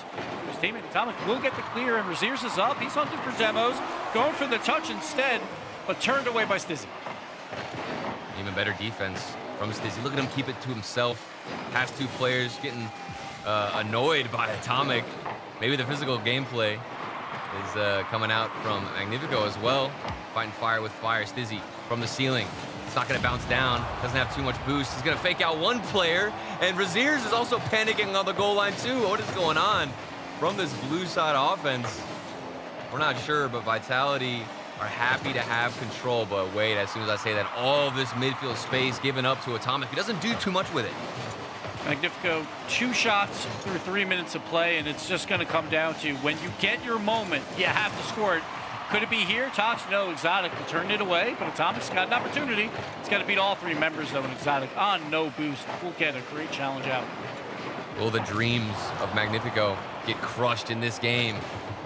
Boston on the line. Gotta take a win find something, get anything moving downfield, connecting the passes, not too much chemistry on the field. Zen from the backboard. It's going to float in front of the net, and Stizzy has so much time to calculate where he's going to shoot. It doesn't even look like he's got that much contention in the air, Gibbs. It's just tough when there's so much space and so much boost for Zen. He's eventually just going to beat your members on defense. He does so, and then a quality shot by Stizzy. Vitality up 2, want to end it here. Looks like it's about to get wrapped up. And it wasn't a quick series from Vitality, but absolutely dominant for the most part. Some good signs, some good looks. There is time. We know that Magnifico have a lot to offer, but when can they start connecting it? Atomic, it's another play by himself. Tox was waiting for a pass, but didn't come out. And Razier's all they can hope for right now from Magnifico is just winning 50-50. The challenge game by Vitality, like in the air, is so good as well. Atomic, that's gotta be it. The quick double. Magnifico. They make something out of nothing yet again, and they are still alive. Atomic with the counterattack, redirect, double tap, bottom left. Beautiful goal. Magnifico, not done. The monster was sleeping for a little bit during this series, but now he has awoken. Maybe that's the spark of life Magnifico need. The hype, the energy, it's got to be there, and Vitality starting to shake. Atomic could get another one. Just one individual can make such a big impact, and that goal we might remember for the rest of the series if it changes the tides. Let's see, 37 seconds to go. Exotic has to get a touch. He finds it to the midfield.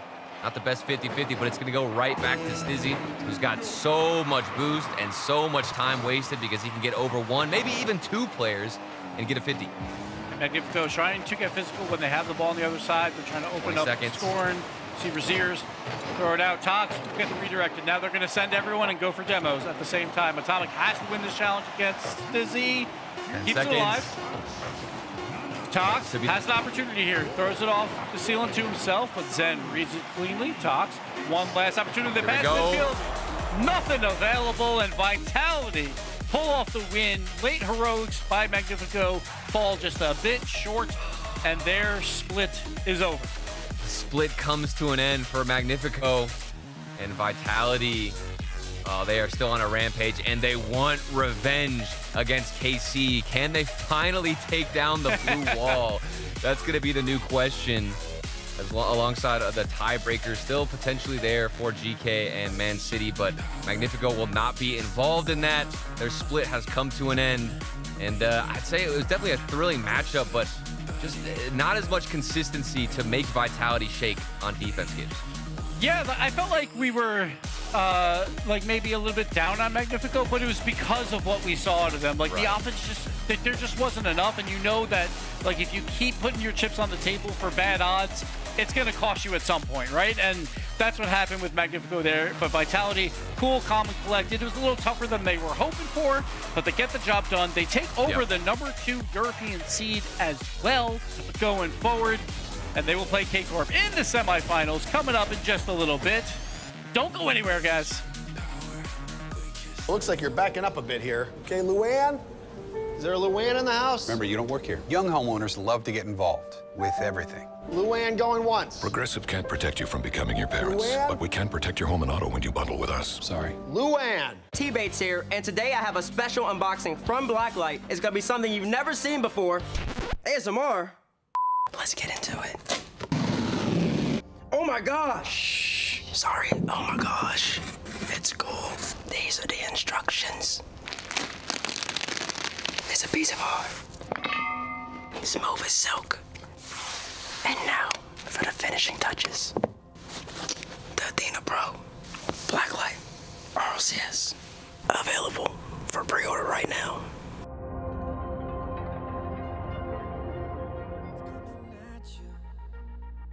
Like monsters in the night, and you feel the danger that makes you wanna hide.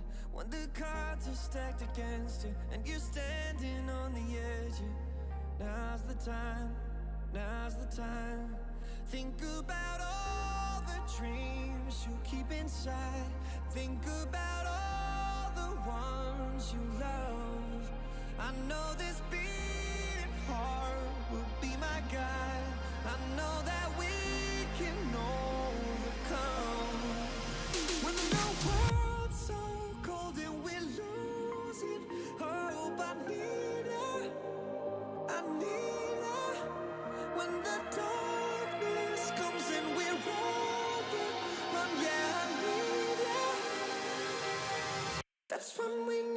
each other. That's when we need each other.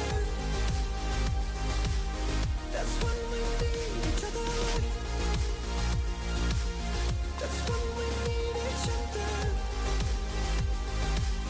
That's when we need each other. When you're falling fast and don't know where you are, you feel the danger closer than your heart. When the weight is getting heavy and the future is unsteady, close your eyes, close your eyes. Think about all the dreams you keep inside. Think about all the ones you love. I know this beating heart will be my guide. I know that we can overcome. When the world's so cold and we're losing hope, I need her, I need her. When the darkness comes and we're overcome, yeah, I need her. That's when we need each other. That's when we need each other. That's when we need each other. That's when we need each other. That's when we need each other. That's when we need each other.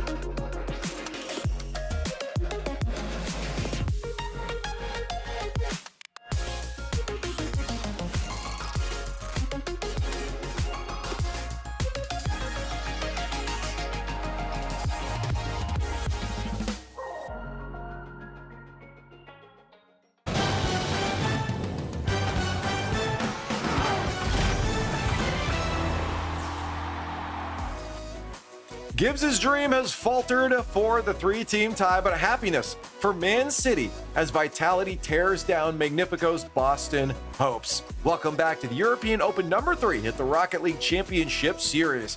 As we now come to the final wire for that final spot. For Boston, I'm Leaf, this is Gibbs, and Turtle. Yeah, Gibbs, your hopes for 3 teams is gone, but it still stands for tiebreak.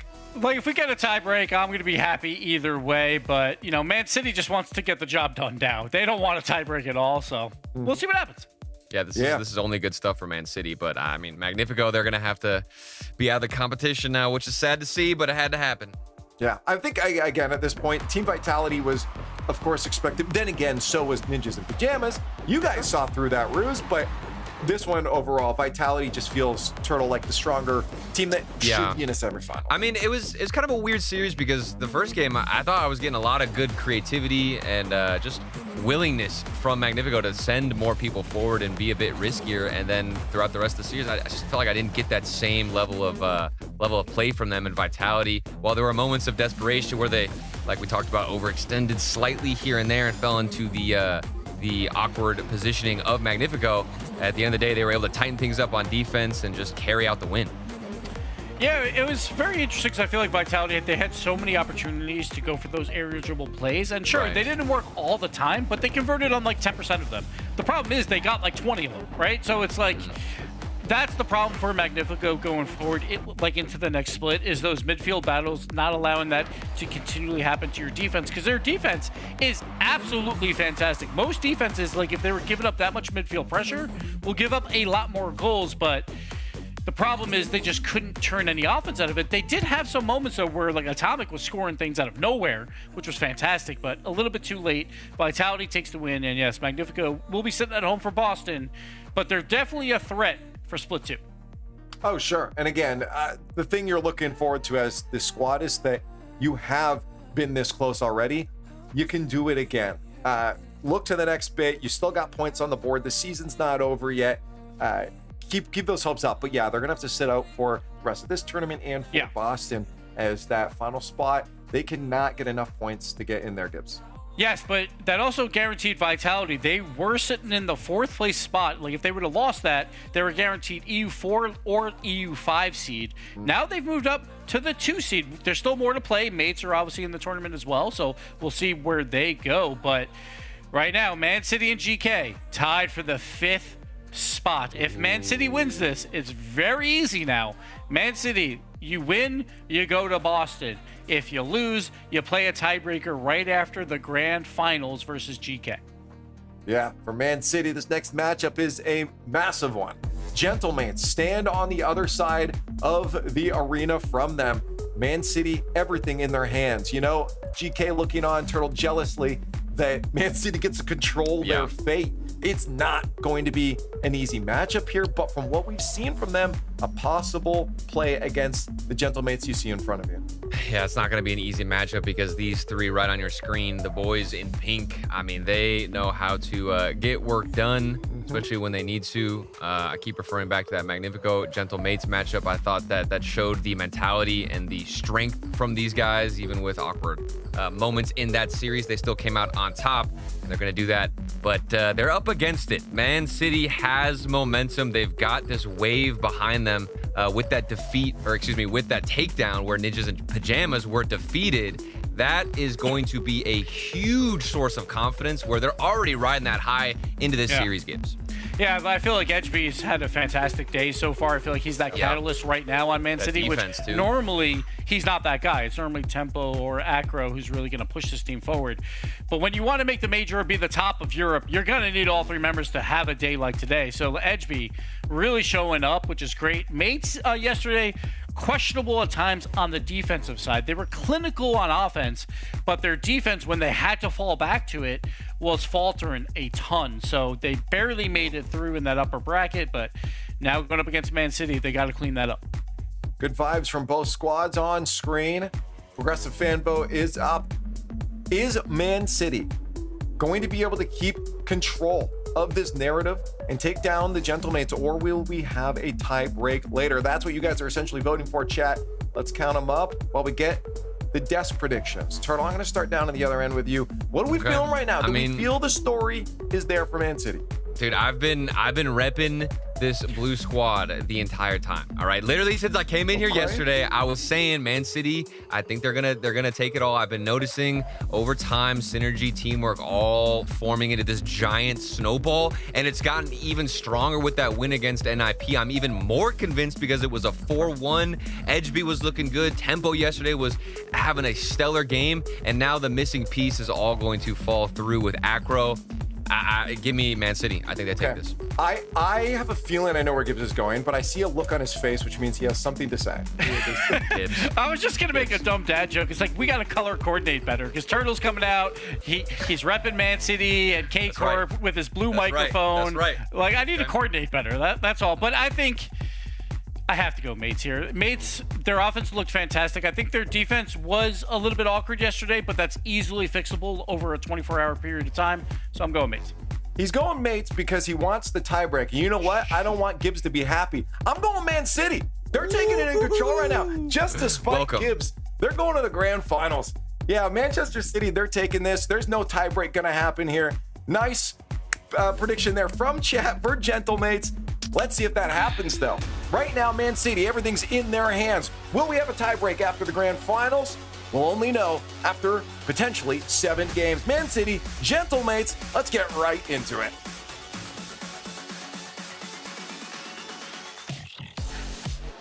The Battle of the Boot Camp is going to be kicking off here in Game 1, brought to you by Progressive. I am joined by the wonderful, illustrious, incredibly Scottish Johnny Boy, and we have got a potential tiebreaker or major spot on the line. It's just unbelievable. Manchester City have actually gone and done it. They've confirmed a tiebreaker at worst. We thought this whole story would be, can they clinch a tiebreaker? No. They're trying to clinch major, and Edgeby starting off with flick to the crossbar. Nas didn't have to worry about that one too much. But Gentlemates, they went 7 yesterday with Magnifico. It looks like Man City should be able to make this into a serious series. I mean, I feel like you can also look towards their result versus NIP earlier. A 4-1. They didn't scrape through.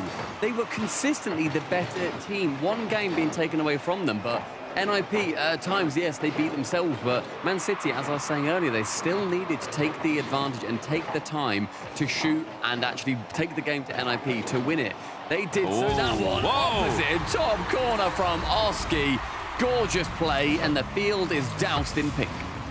That's a perfect shot. Edgeby was trying to slow the play down in the back corner. He just got the little tiny bump on him. That kept him away from the ball, gave Oski the free shot. And he perfectly shoots at top bins. Now, Gentlemates obviously have the offensive firepower to give Man City problems. I think the main difference for me between Gentlemates and NIP is I don't think Gentlemates are going to give Man City easy goals in overtimes to let them back into the series. I think Gentlemates' defense should be more reliable than NIP's was. Yeah, I think it's going to have to be as well when you see any of the attacks that we have had. Man City through forward, including this one from Afro. Complete beauty. He has painted a symphony in front of our eyes. Beats Nas, down for the reset double. Archie has to just sit and watch. That's unbelievable. What a response by Acro. You know, Tempo's been stealing the show a lot of the season with his flashing mechanics, but we forget sometimes just how creative and how impressive Acro is in the air as well.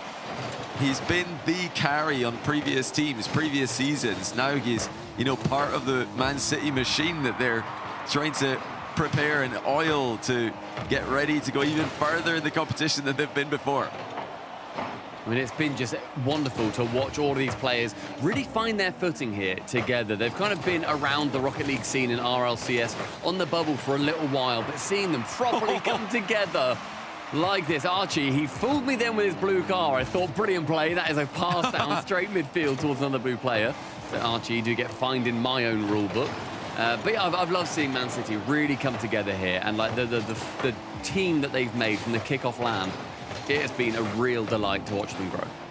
Yeah, Gentlemates, they're a bit greedy with all the colors, aren't they? We've got the blue decal here, they've got the pink, everything, and then their fans, they're the green suits. What colors is there any color that's not associated with the Gentlemates? They're just taking the whole rainbow. They also had their black jerseys at one point last season. Like, they're everywhere. Oh, big chance here. Edgeby down the line to Tempo. Redirect misses. That was a huge opportunity. It still somehow is. Oh, that's for the crossbar pitch. Where's that come from? Gentlemates nearly got in an awkward position. Yeah, I mean, Oski jumps for it, but he has 0 boost, so it falls very scarily. And that's his jump into position to get it away. Clever of him to use that crossbar nicely, but you can kind of see the 1% chance where it goes wrong, where he absolutely pinches it 100 miles an hour into his own net. Oh. 2 minutes 20. There's a loose touch from Edgeby, so Tempo has to bail him out briefly. Burns all of his boosts to do so. So, Gentlemates, I thought they'd have the advantage, but looking at their boosts, they can't really capitalize. Oh, what a shot. Oski's just firing today. He's hit top shelf twice, and that's 2-1 Gentlemates. Brilliant pass central. I thought they couldn't do much with it. Oski ends on 0 boost from that, the perfect amount to jump and bang. And Oski, as you said, that top left corner is looking like home for him today. Yeah, great pass as well. This is what Gentlemates can do. We know how dangerous of a team they could be. We saw in the off-season, we've seen it at moments in this season as well, that they can be that #2 team in Europe. Maybe one day they'll challenge KC, but that's not the question we're asking anyone in Europe to do at the moment. We're just asking everybody else to fight for #2. Gentlemates could be that team. It's not always about the slow, methodical attack for them. Sometimes they just rip it, and Oski's done so twice already.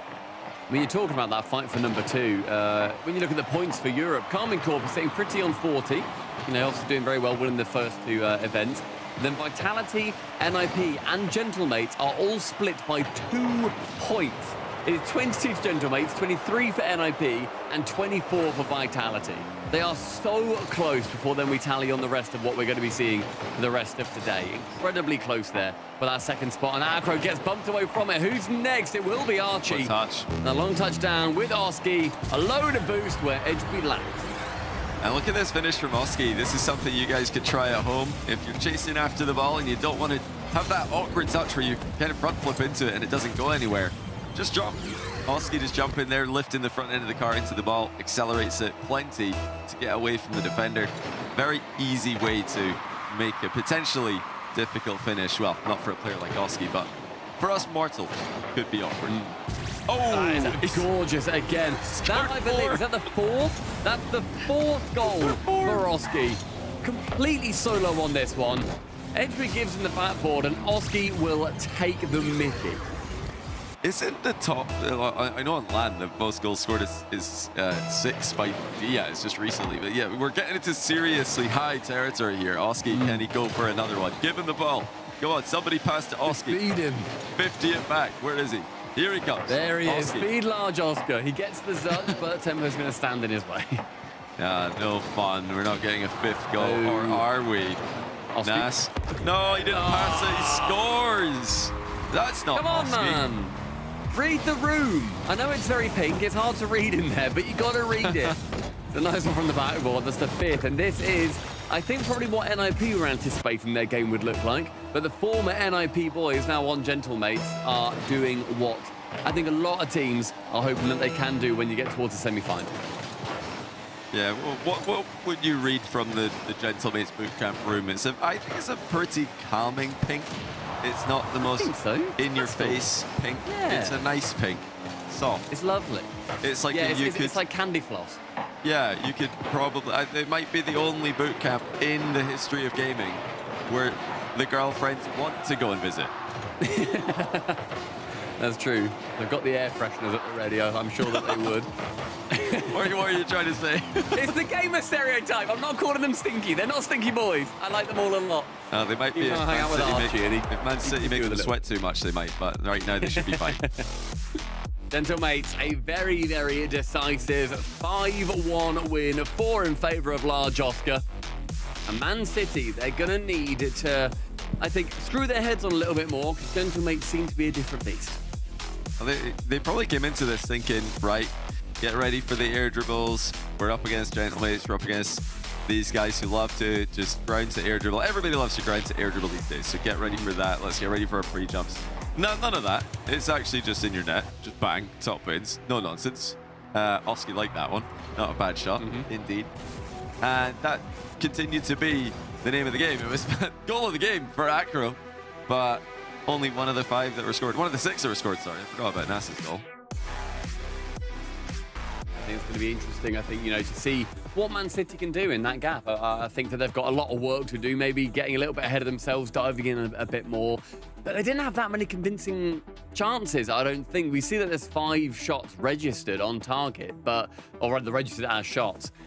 I don't really remember any of them. There was one, obviously, that went in, but they weren't particularly convincing. There was one that then Nas pinched off the crossbar. Apart from that, they must have just been towards the net, floated away, easy peasy. You need to be slamming them home if you've got a chance to break down Gentleman. Yeah, I think that's maybe going to be a problem for Man City against the top teams in Europe, is that if they do go behind 2 or 3 goals, pretty difficult to think about ways to come back, and everybody's going to struggle against. Hold that thought. Hold that thought. We've just had double kickoff straight in the net. That's unusual these days.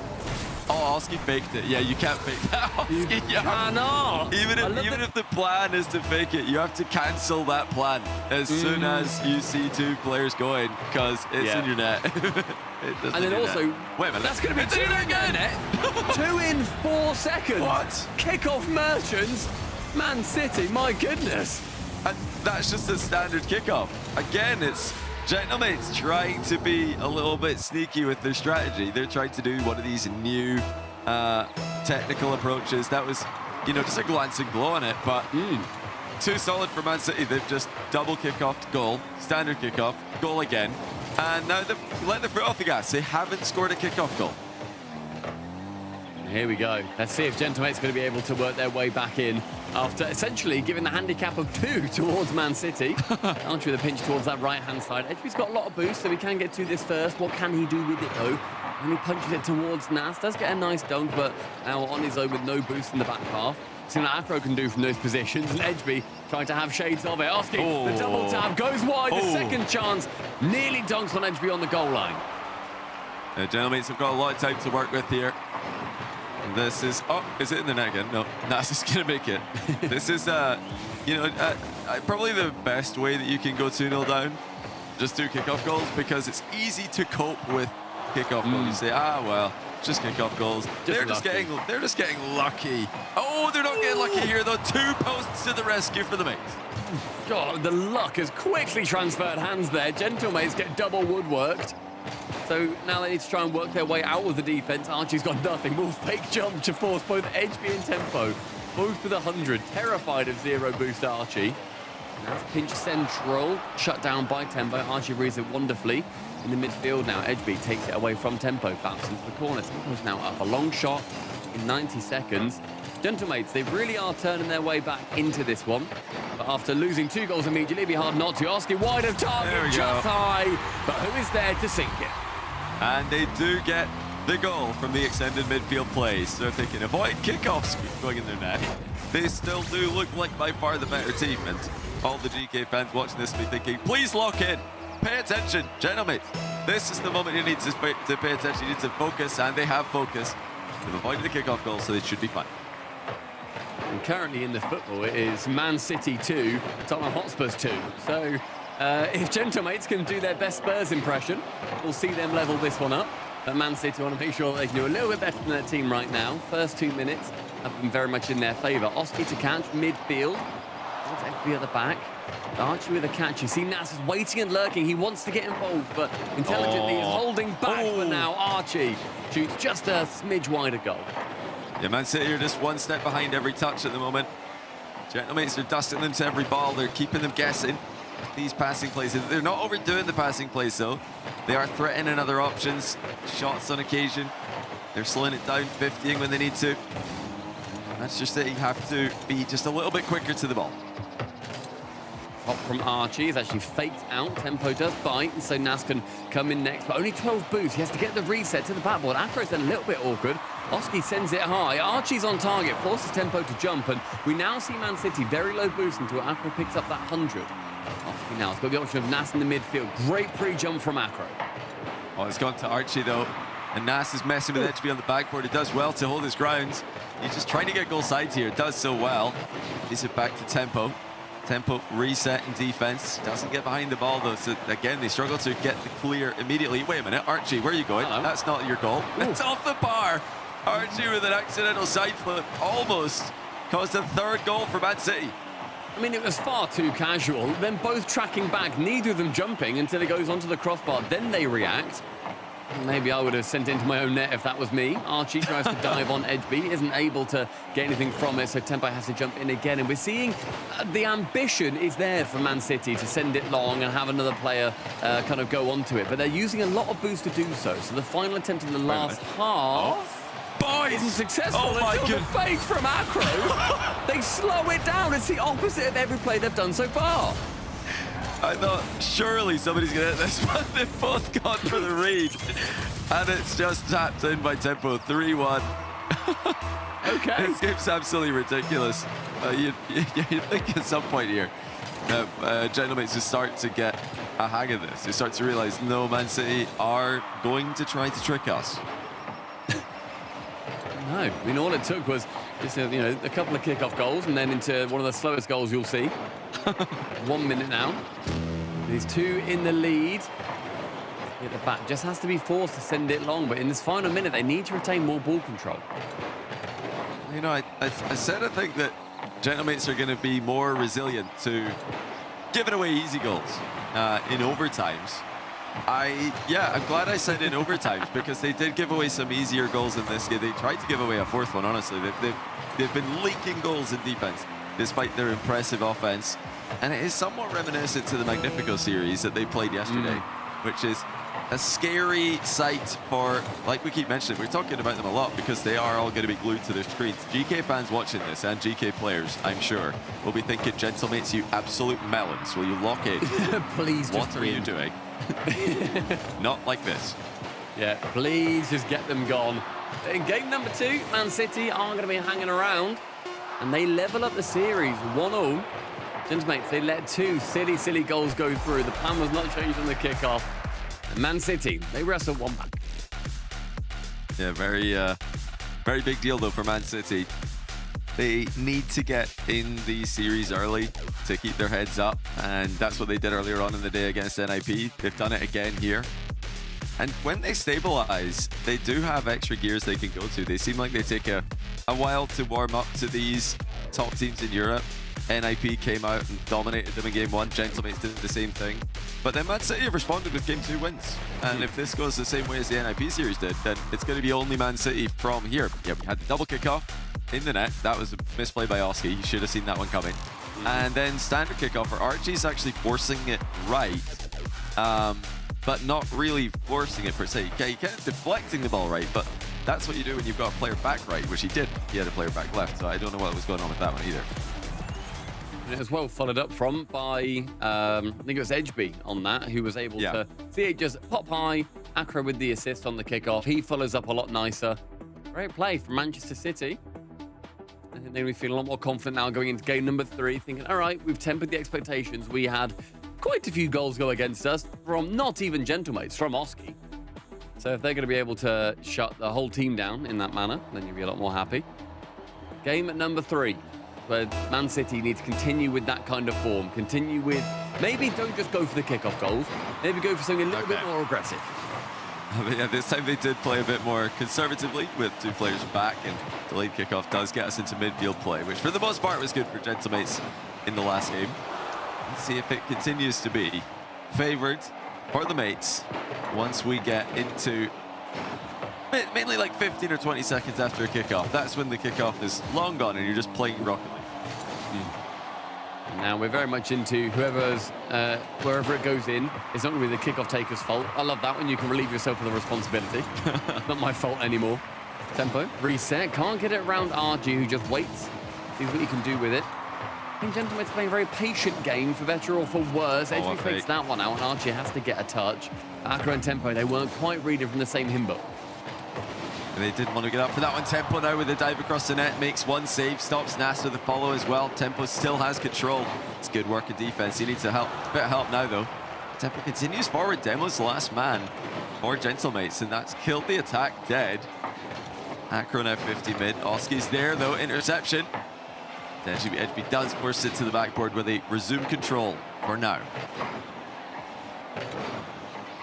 But I mean, I feel like it's the for now that does a lot of heavy lifting in that statement, because now we're seeing Man City with a reset to the backboard. But again, no one's following up. We've seen some really good assist chances going through for Man City, but the second and the third men are both playing a little bit scared I'd love to see a bit more of a commitment through. Oh, that should be one. Archie doesn't even need to touch it. Oski's poked it in by bouncing it off the ceiling directly. It's a great touch. He knew tempo is up, so he doesn't shoot it on the net direct. Bounces it in off the ceiling. Yeah, it's nicely played from Oski. Just he knows that the third man has dived in. Get any touch, even if it doesn't go in. He wasn't aiming for that to go in. He was aiming just to beat. And then one of his teammates would be able to tap it home, or maybe he could. Wonderful play from him, though. Good heads-up play. Lovely pass across. Oh! The keeper got a hand to it, but Archie snaps his wrist in the process. Yeah, it was that bump from Nas in the back corner. It got Man City in an awful position. Oski fired that pass mid. Makes it unsavable. When the pass is coming in that quickly, the goalie's got no chance because the shot could go anywhere at 1,000,000 miles an hour. He was actually caught by the first defender. And then the keeper also got a touch. He took 2 deflections and ended up in the net. Tempo now aiming for the bump. He just might secure it. Throws Nas off track. He beats out Oski, but Nas then intelligently waiting on that backboard. Tempo high. Attempts to go solo. Archie knows that. Can challenge. They're getting forced low. Afro takes it with nothing touch to the corner and gives Gentlemates a way out. Like the tempo cooks something up here off the wall. Nas going to challenge him late. The bump lands. Acro top shelf denied by Oski. It's a good catch by Nas in the back corner as well. Immediate reflexes by him. Man City are getting the occasional opportunity, but they can't go too loose just yet. The 2-goal difference feels doable. Coming back from 3 down, not so easy.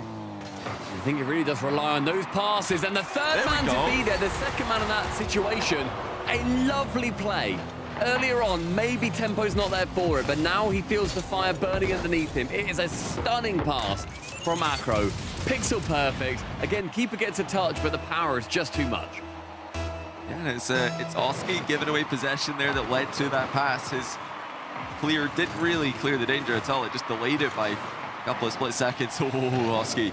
In and out bump attempt doesn't quite land. Here comes Edgeby with the air dribble. He's in front of the ball. He's looking for the bump. He's been bumped back into the ball, which I guess turns it into a back pass.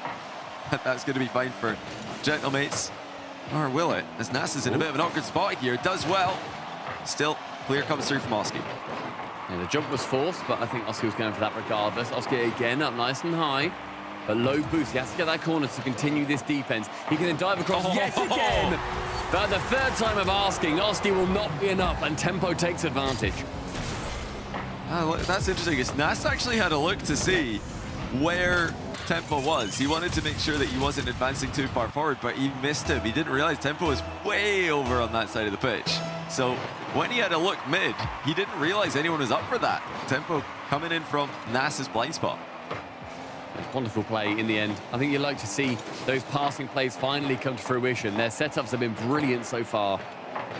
See Edby trying to go for something solo. Archie's going to quite easily take control of this one. This is there. He's the target man. Acro with 1 miss, but it falls to tempo, so no big drama. And boost, and Archie gives him 33 at the back. With 1 pass central. And we're seeing that switch of momentum go towards Man City now. Gentlemates need to try and wrestle it back. And this is the moment where Man City can really take control of the series. Already a game on the board. Now 2 goals in a row. Archie corner double mid to Oski. Acro's done well to get goal side of that and force it into the back corner. Archie wants to keep the attack alive, but looks like they might be running out of steam here. There is the outlet pass. Counter-attack can commence here, but tempo was really far forward. Couldn't get behind it. Archie up then, nicely in the midfield. Forced to Edby. It's a slow pass to Acro with no one challenging him, but he has no boost. Bang it straight back into the corner. A boost miss. That now means it's going to be a 2v1. Archie probably bumps this. Yes, Nas then shoots it. It was written in the stars. That's great play, Nas. Calling that he's got the double. Archie takes the defender out. Tempo was just really hoping that the crossbar would save him there. He had no opportunity to really make a save attempt. Yeah, that boost miss from Edgeby. I don't think it mattered at the end of the day. Would he have made it back? Not sure he would have, but yeah, missing the boost steal definitely doesn't help out. Yeah, and then he turns back for it, but in the end, you see a couple more aggressive plays. Physicality becoming a factor now. Acro beats one, taps another. They think he's going for the ball again. Nas, in fact, gets sent away from this. Lovely follow-up by Tempo. And I'm liking seeing Man City shadow each other that little bit more. Brilliant play, Acro. Taking 2 out of the game. Now there's a double kickoff again. Oh, they've tried to pull shot it in. HB getting bumped into the ball by Tempo. That was intentional. Now he's got a free touch and defense, but he's got to be careful here. Oski dunks it towards the middle. Acro cuts it off the play though. Archie's a bit awkward in the midfield waiting for it, and that does give possession away. Overtime should be coming here, unless will we get any 0-second drama? Both teams are kind of into it. Yeah, both fancy it. Oski wanted to remove Tempo from the equation. Nas touches it down, and Man City get an overtime in their bid for the major. Next goal is so important. Man City putting their noses in front. Not for the first time today. This against one of the top teams in Europe. That was a bit awkward, but HB's done well. He's controlled that chaotic situation. Everybody's in the back corner though. Nobody's able to get a good clear here. Tempo now does move over to the back post. Yeah, and I like the fact that they just took their time to build up boost there. They didn't immediately bang it away and then get boost. They kept ball control. It was very, very well played defense there from City. HB up completely solo. Archie then comes in to dive. It's been another challenge. Nas is quite awkward there. I think got bumped by Oski on the way down. He did well to get back to it. Almost mind gamed as a result. Now Oski with 1 reset. Oski with 2 resets. It's saved by HB that time. Tempo is also diving into the net. You almost have to send 2 when Oski's in the air when he's getting chain resets. Yeah, I mean, Oski's looked absolutely on fire this game, or this series rather. Archie wants to go for another bump to give Nas a goal. Slowed down by Tempo on defense. Again, I love how they're getting out of defense, but they need to get out of defense. Well, they are. Here comes Acro. Flip past 1, but Nas is going to recover. Gentlemen, they are letting them out as they try to get the goal right now. That seems to be Gentleman's idea. They want to get the goal immediately, every time. I think if they just tried to maybe sustain pressure longer, the goal would come more naturally. Yeah, I think we're seeing like decent boost starving, but then Man City are recovering quite quickly. Even when they're low, they're still passing to each other. They've got a great head on their shoulders now, a 2v1. That's with the reset, takes it low, but that gives so much time for HB now to get back and cover his low boost teammate. Gentlemates did not strike while the iron was hot. And Man City, they win this. They're going to be 2 games away from heading to Boston. Oh, that's a good centre ball. It's off the bar. Tempo had it covered. And that was really awkward for HB, who's now in front of the ball, running riot in the Gentlemates' end. Both teams are stretching pretty thin in the hunt for the goals right now. HB slows it down. And, these teams are willing to do that on occasion, but it's usually a backup plan. They're not starting off with these plays. As again, Gentlemates knock at the door. Archie trying to centre it. HB denies him. Now it comes in from Oski, but Acro denies him. Archie with the pitch centre. I mean, we're just watching the same idea on repeat here, but eventually the attack does run out of steam. I do like, though, what Archie did there. He left the ball to Tempo in the corner and then went for the boost. It then extended the amount of play that Gentlemates had in the blue half. The issue is they didn't really commit much more to it. They kind of committed the resources, stole it away from Man City, but then didn't go for any more themselves. Now, Man City are out. They have boost. Even if momentarily, there are times and chances for Man City. A reset from Nas beats 1. The bump attempt on Tempo is not successful. Now HB, it's his chance. 3 minutes into OT. A pass central and Archie does bump Oski. Tempo's up with boost, time, space. And Nas will be the next man to it. Oh, great play by Nas. He can't get a reset, but he almost scores end-to-end with the standard air dribble. Gentlemates are doing a better job right now, challenging for each other. It's very difficult for Man City to find those openings like they did before. That's a heavy commit though. Nas is able to cut it off. Opportunity squandered for Man City. For a brief moment, that could have been a 3v1.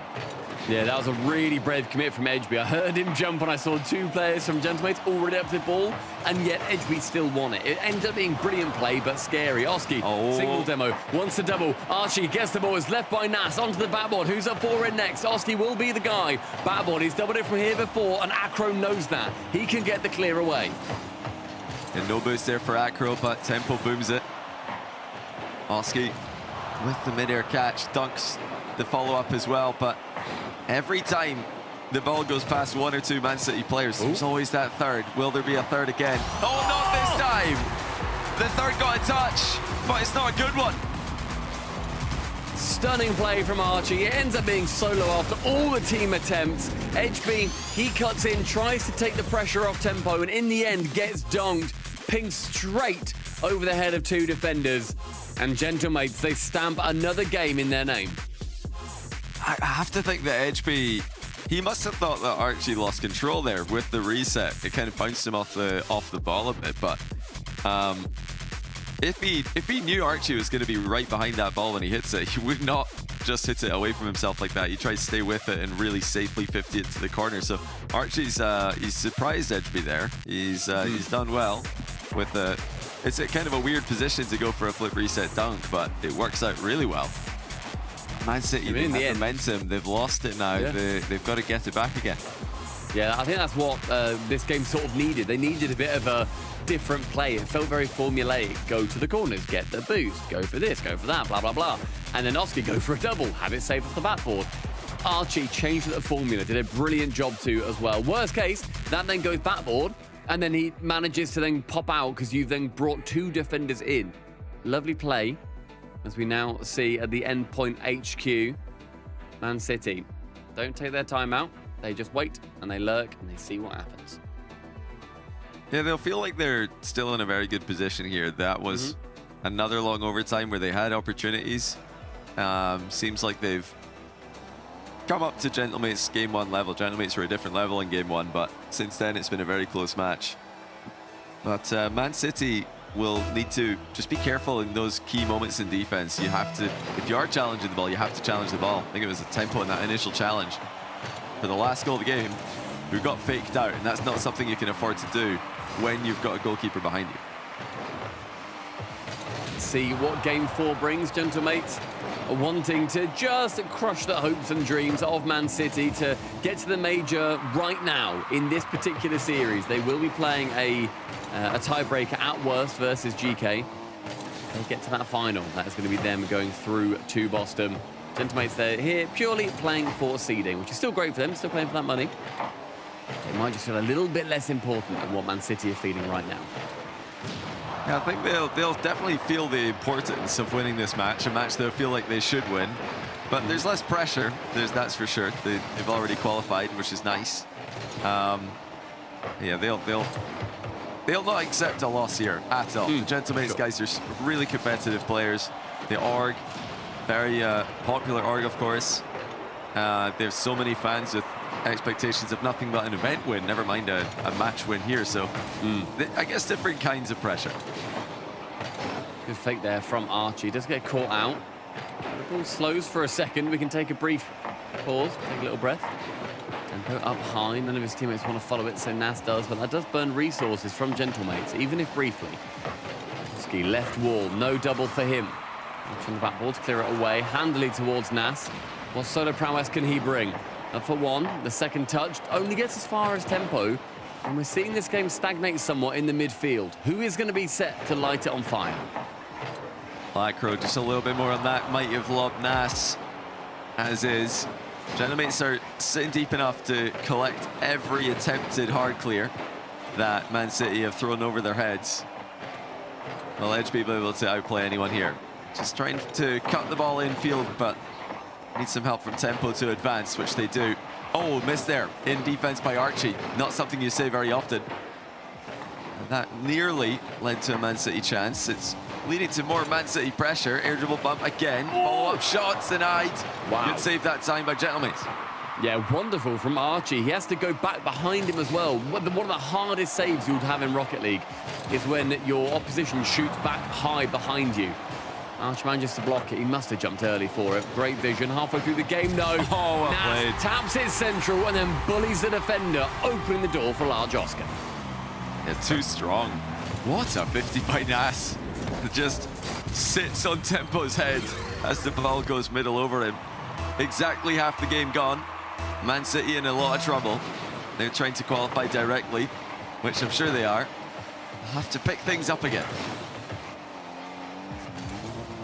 Can be hard, I think, coming back from these positions, but we've seen them do it. We've seen them bring back 2 goals already in that previous game and then just couldn't take the overtime, which sucks for them. Oski left wall, no boost, so he can just chain dash to get that speed. Tempo can bully him, but Oski is like a dog, just seeing that ball in front of him. He will continue chasing it, and that's going to be slowing down the turnaround from Man City. It's awkward as Edgeby then takes it to the corner. Accra has to retreat and sees what Archie can do. Yeah, Oski, he does play like a dog sometimes, but a good dog. A very good dog. A great dog, don't get me wrong. And what you want from any player who's trying to emulate a dog in Rocket League is you want consistent ball chasing, which is what Oski does. You don't want somebody who chases the ball around randomly and then leaves it for no reason. No, Oski is a very consistent chaser. He's going to need to be better shooting from Man City here. That was off target from Edgeby on the wrong side of the goal. I mean, Nas then takes a demo for Oski. Oski can go the entire way. We say he's like a dog. Give this man a treat, because Nas takes that demo for him. He can then full court carry it into a reset, and that pop is revolting. Where's the lead? Get it ready. We need to go get him out on a walk after this. Brilliant play. I know all of you say all dogs are good dogs. Of course, but that doesn't mean you shouldn't say it. That doesn't mean you shouldn't say it, everybody. Oh, what a save. Off the inside of the post. Very creative stuff, but that's not what they want to be doing right now. They're down to a minute to go. All right, well, this final minute is going to be very important for Man City and Gekay alike. That's what's going to get central. Where is he? Where's Oski? He's going to be holding strong. Way to the back. Shoots it high. I was about to say good boy, and I immediately stopped myself. What a good play by Oski. Very good play. Perfect timing. Not a minute, not a second too early. Not a split second too early. He's a perfect timing of arrival there. Full speed and smashes the ball into the net. Man City are in a world apart. They've not really had anything to write home about this game except a couple of missed shots. Gentlemates back in control, and it looks like we might be headed towards that tiebreak at the end of the day. Gekay, better start warming up your controllers. Get those scrims booked in. You have got a mission ahead of you. Go through a Man City team that potentially are going to be falling to Gentlemates here, but have got a real message for the rest of Europe. Tempo. Opportunity there, isn't able to clear it away, and Nas is going to be continuing. Oski's up again, and it's a nice rotation from Nas. Keeps it simple, keeps it low. Doesn't mean that then there's going to be a big clear from Man City. That one just devastatingly wide, and not enough time. Gentlemates, 3-1 in the series. One more, and we confirm a tiebreaker for Boston. 3 goals for Oski and a save to finish off. What a good game from Gentlemates. Very good job, Oski especially. And timeout Man City. He did a very good job there avoiding the pitfall. Man City taking another 60 seconds here. Nas nips off. Sees where he's going to go. Now, what do Man City say in this break? Because Noah has got his team that you have to inspire them for this, but then not kind of, I guess, it's basically not act like this is your last chance, but then also not say, you can take it a bit easy. It's going to be a tough one, I think, for a coach. Yeah, I mean, they just need to try and keep Oski on a short leash, you know, maybe muzzle him, cage him, something like that. Because he's taking over here. He's running wild. They can't stop him. They can't contain him. So they're going to need to try other methods of containment. But that's easier said than done. Yeah, I think when Oski's firing on all cylinders as well, it becomes so much harder to really keep him contained. He gets a hat trick in that one, shoots 4 times. He's got a 75% shooting percentage. In game number 1, he had 4 goals? Yep. Like, he's been a monster on offense. And the best thing is, Gentlemates are letting him do that. They know that that's the kind of Oski they're getting. They know that he is, you know, being such an incredible player in that regard today. Let him go. Let him loose. Unclip the leash and see where he goes. Yeah, when he's firing on all 4 legs, he's hard to stop. He's so mechanical, and He's so fast. Like they basically just cannot get him off the ball. Joke aside, they can't get Oski off the ball. They really can't. Yeah, when he's on the ball, they can't get him off of it. The best they can really hope for is a 50-50. And like you said, that's something Gentlemates will be trying to bring into fruition as much as possible, because Archie is very happy to sit back and let his teammates go for the ball in front of him. Nas also very happy to just fill the gaps and be a solid player. I think that plays into his strength. So I think it's just a favorable style to let Oski go and be the first man that we know he can be. No, but not just Man City. Every team in the world is going to struggle to stop and inform Oski. And, you know, you're seeing Gentlemates here. They are all bark and all bite, and it is looking rough for Man City. Can they do it in the next games? 3-1 in favor of the mates. Opportunity for them to go through to that final, to face off against Carmine Corp or Vitality. City, you need to bring something through on Parc de Paris. They've got to just step up to the fight here, because it's going to be a fight. This is not going to be easy. They can't be running away with their tails between their legs. They have to be aggressive in this matchup. They have to fight for the midfield. Well, Archie's going to try and start things off strong, and he's been great on defense. I've really enjoyed seeing almost how like role-based Gentlemates are in this one. Like I think they can at times. You know, you see Oski be that non-mechanical, quote, non-mechanical poaching role. He has been defensively incredible, I think, throughout a lot of these series, especially, you know, yesterday against Magnifico. He sort of let it go a little bit, but I've still been impressed with him overall throughout this entire tournament. And today, he is looking like that in-form Archie. Oh, yeah. Oski up front. It's going to be very hard to shut him down. And there he is. It's another assist.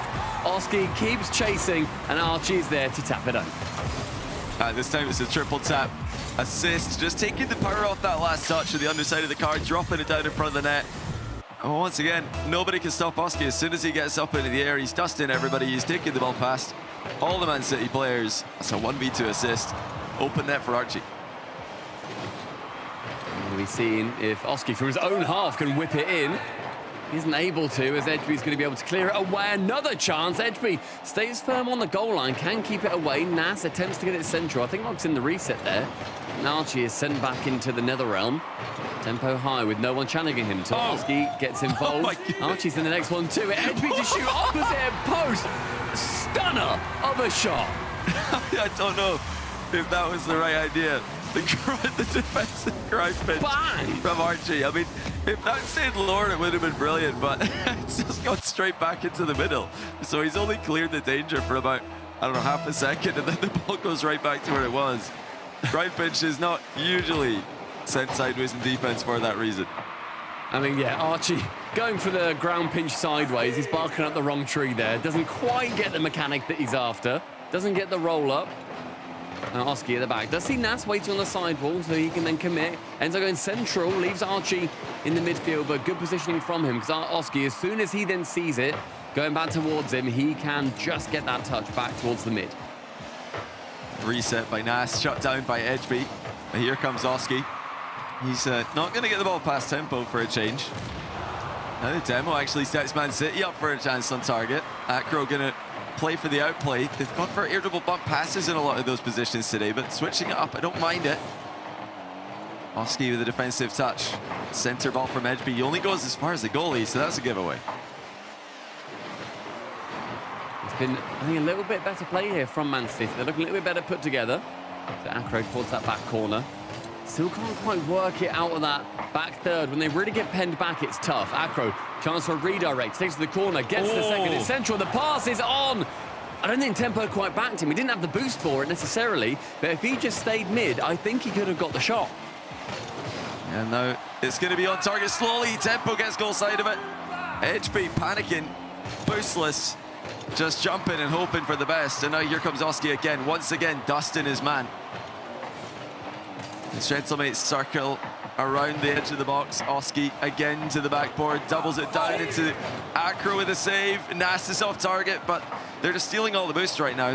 One of them's just spawned on that side of the box, so Edgeby makes a run to grab it. I mean, yeah, Oski took a couple of bites at that one. Didn't get it first time, didn't get it second time. Oski now wanting to not be done with it. I'm liking the quick play from him. Nas has to keep it close. Edgeby is the threat here. He can then just completely park in the way. Nas 50s it towards the right wall. 100 boost is ground, but tempo is going to be a little bit quicker. Sees Acro Central. Reset. What a pass. What a double. Oski, though, the final man, just high and wide. Great ambition from Man City. All of a sudden, we see Gentlemates and a little bit of a slow counter-attack. Yeah, it was a great chance. It was a double mid. Here again, Acro going to try and double it down into the goal. Nas is there to clear it. All of these centres are just getting whiskered away as Gentlemates deny the Man City offense again and again. 70 seconds and a team bump. Oski wasn't happy that he had the ball taken away from him. And that boost as well. Archie, central, popped. HB needs to turn this instead. Tempo stays there. There were 2 players could have received it. Tempo's already up from the touch of Acro. What a play. Tempo being there for it as well. Early so he can get the shot top corner. They're ahead with just over a minute to go. Back to the kickoff. Gentlemates have had plenty of chances to put this series away, to put this game away. But Man City are holding strong for now. Can they get back for this one? Yes, they can. They didn't have to. In fact, the crossbar had them covered. Tempo with 1 reset. Central and can get cleared away. A beautiful clear from Nas. Someone gets read by 2 players there. Oski tries to dive in, try and catch out that second man. Fake, not what they wanted, but it does do a job. Tempo helps the ball on somewhat. Oski's going to be winning the battle. Who's up next? It's going to be Nas, but shoots straight to Acro. Yeah, it's just not good enough. He had options there. Could have tried to pass that one off the backboard to Archie. Could have tried to shoot it top shelf, but he was maybe hoping that the goalie would advance more in the net, which never ended up happening. Now Nas is running into a brick wall named Acro. It's 10 seconds to go. Gentlemates have got to score now. Ball falls straight towards Archie. Tempo, however, gets in the way. Uses no boost to do a lot. 100 boost, but Edgeby, he dives in with seeing the aggression from Man City really paying off. Nas gets a lovely touch towards the backboard. Tempo, great touchdown. Straight to the floor, and Man City, after their timeout is taken, wrestle a game back. And it's not quite time for that tiebreak. We think it's around the corner. We think, all right, good try, Man City, but you're gonna need to show us later on against GK if you're made of major quality or not.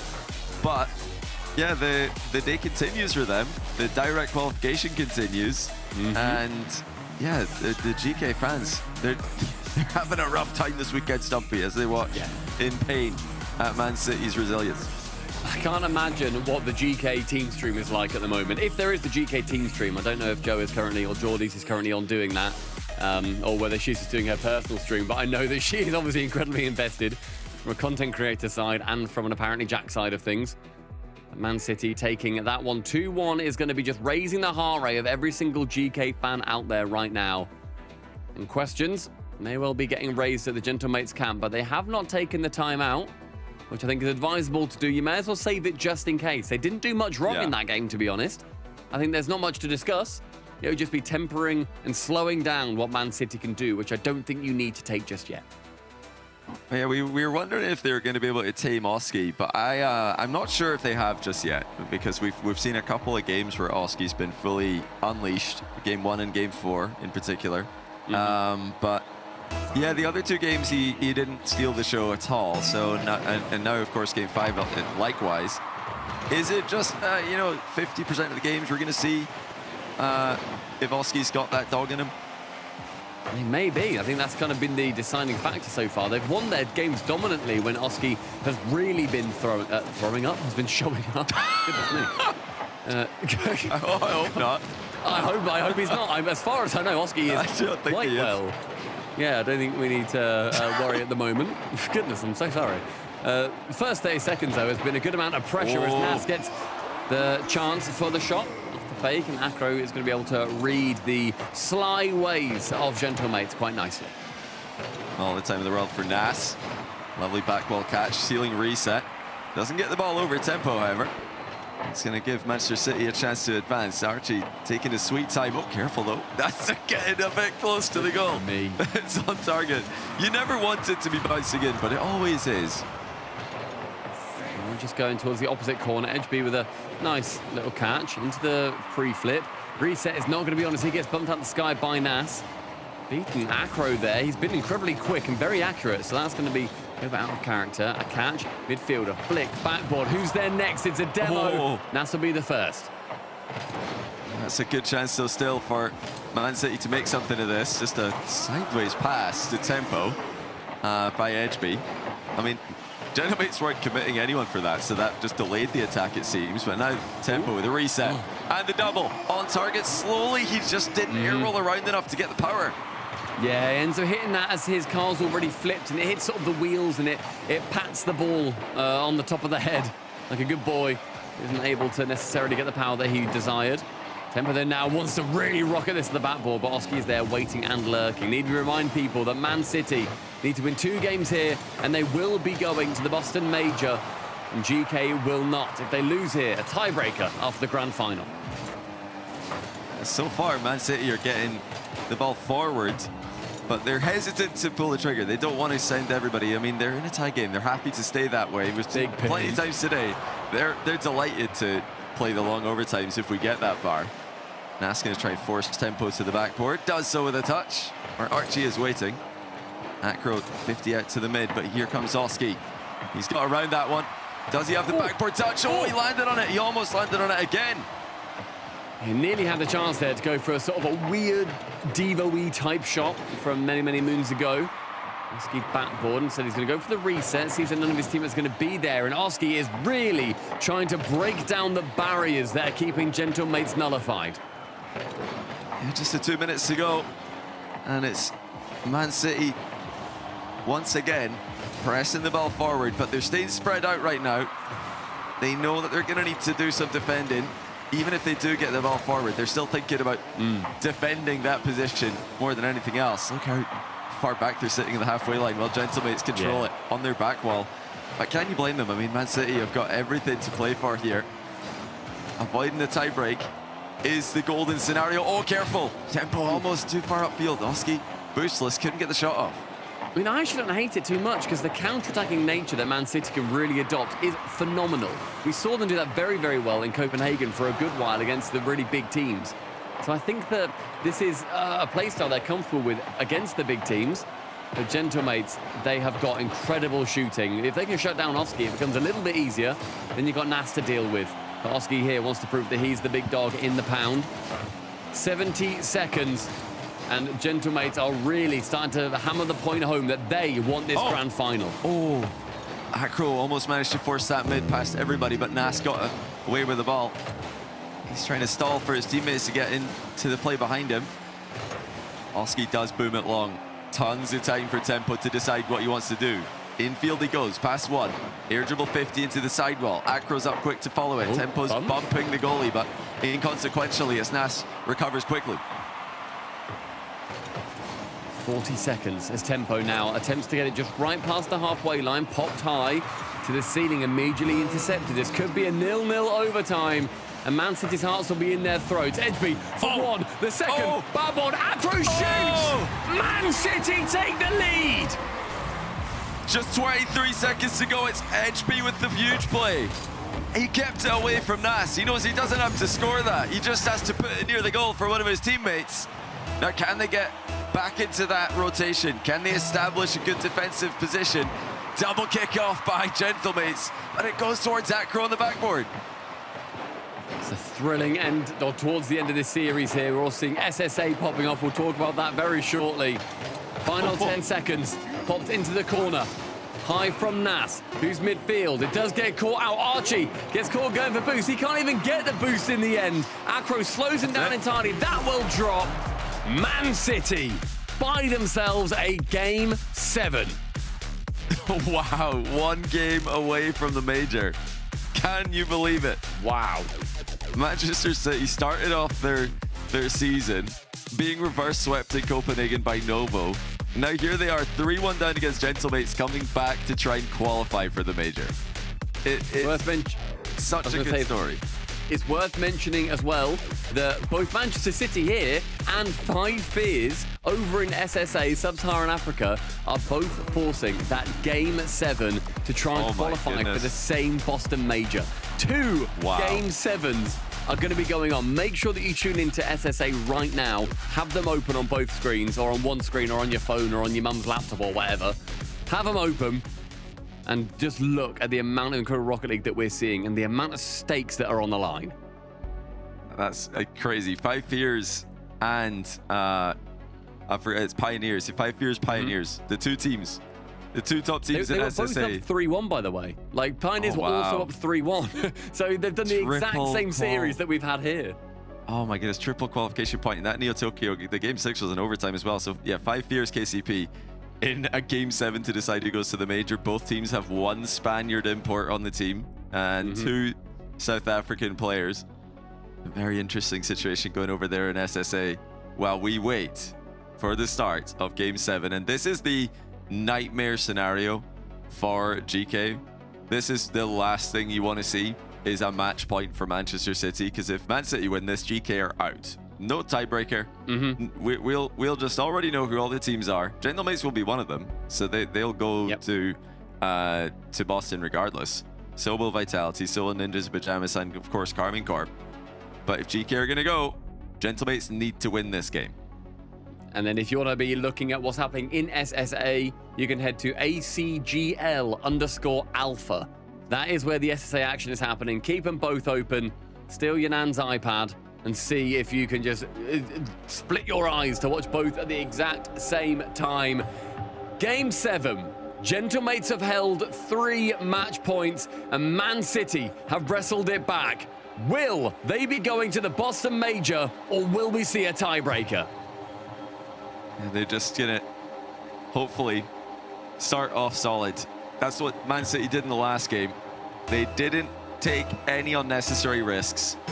You want to see what kind of Gentlemates is it going to be, but at the same time, are you running the risk of having another Oski pop-off game? If you wait too long, oh, what a save by Tempo. That ball flashed towards him in the blink of an eye, but he reacted just in time, and now he's 50'd it to Acro. Gets cut off by Nas. It's a volatile start to the game.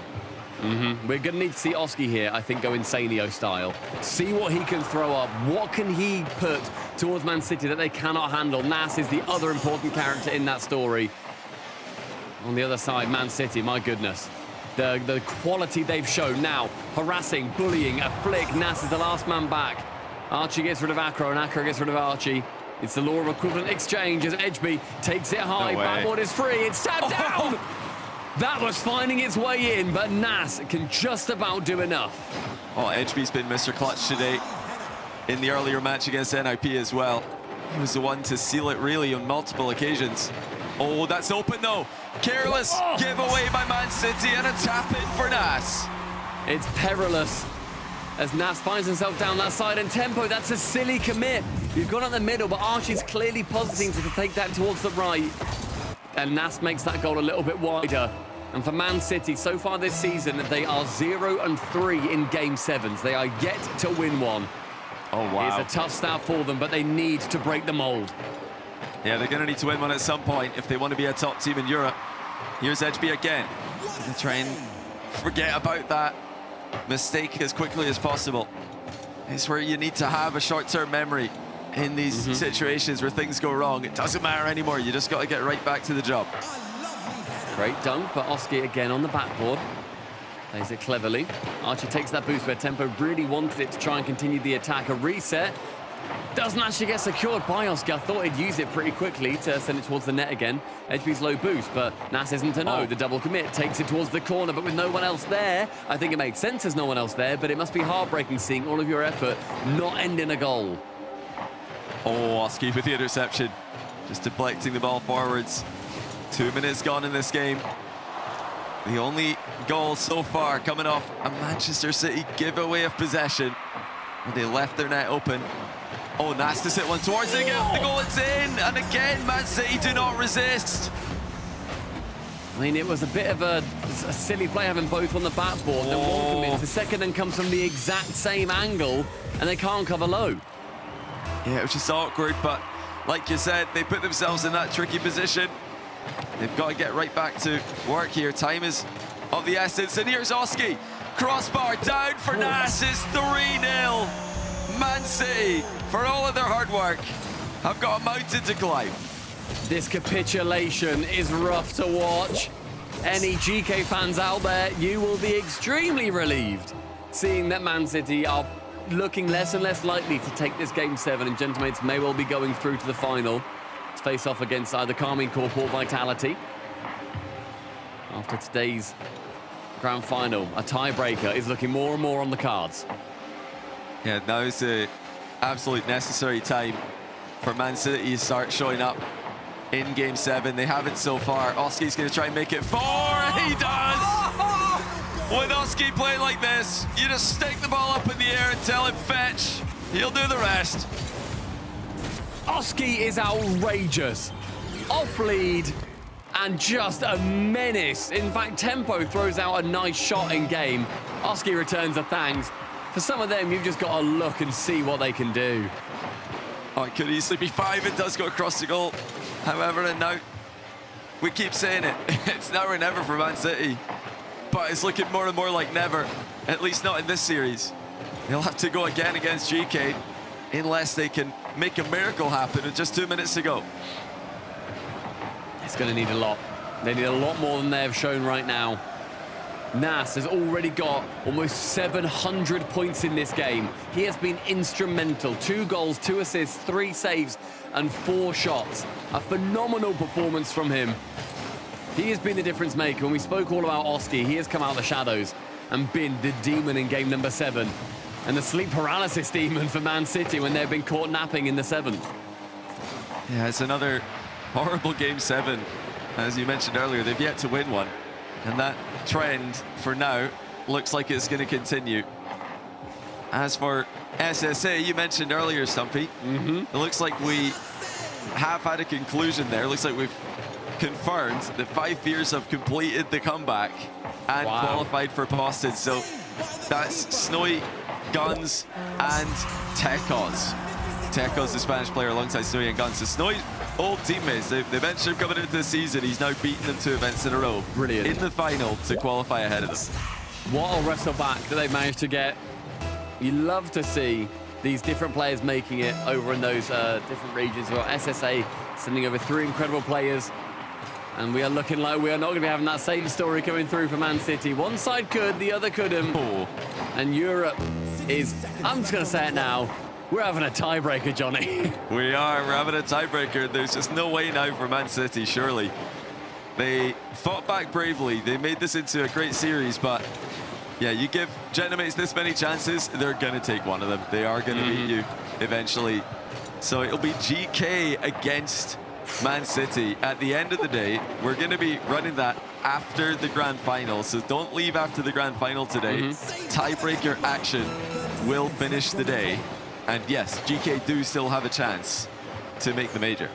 The fact is just a straight play-in as well. It's just, there's no buys, there's no you're having to go through a 30. Magnifico couldn't get it done. It is just mano a mano, man v dog. Who is going to win the battle of the beasts? It's just, yeah, it's well, actually, not man v dog in that instance, because Gentlemates won't be playing. But oh, true, sorry. Man v man. Man v man. Man v Man City. Man v City as Gentlemates take it in 7. And Man City may well be stuck at home in the rain. But Boston, still on the cards for them. Grand Finals is going to be featuring Gentlemates. And they're still playing the rest of today's tournament as well, because we do still have a regional champions to crowd before we find we out just skip that. who else. Can is we just making like Boston. roll a dice? Is that all right? Well, you don't want to see Carmine Corp beat Vitality for the 500th time in a row? You don't want to see Carmine Corp win their 900th regional in a row? What do you I'm mean? excited for Vatira's tweet that he's still just as excited as the first one. We do still have both those series. Well, it might be too early for some of you to assume that KC are going to beat Vitality. That'll be the next match on stream. But the winner of that will play Gentlemates in the final. Well done to Gentlemates. Adding more points to their tally, making it into the regional final, and, well, helping out GK just a little bit for now. Well, Man City, unfortunately for them, they're going to be having to play in that tiebreaker. Again, stay around till after the grand final. We're playing it later.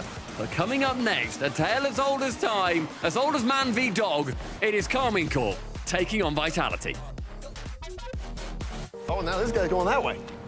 Now I'm getting the lay of the land. Valets can be a big test for a young homeowner turning into their parents. There's an overflow lot somewhere in the vicinity. If the Is that right? garage is full, they go to the auxiliary. He said if the garage is full, they'd go to the overflow lot. I heard him. I was right here. Let's just stand quietly. Right. I bet you guys have driven some great cars, huh? Progressive can't protect you from becoming your parents, but we can protect your home and auto when you bundle with I us. think you might have brought the wrong car. We had the red convertible.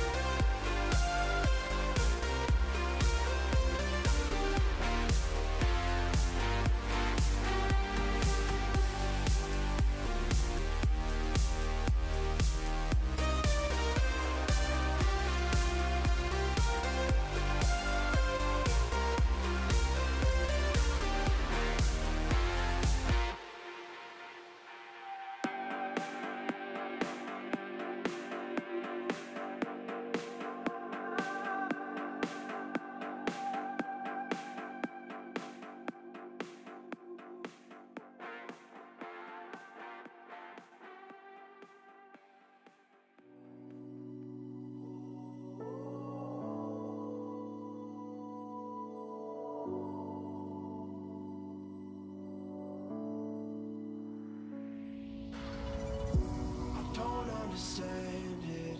This wasn't the plan. Don't wanna demand it. I've done what I can. And I never mentioned the times you were rude.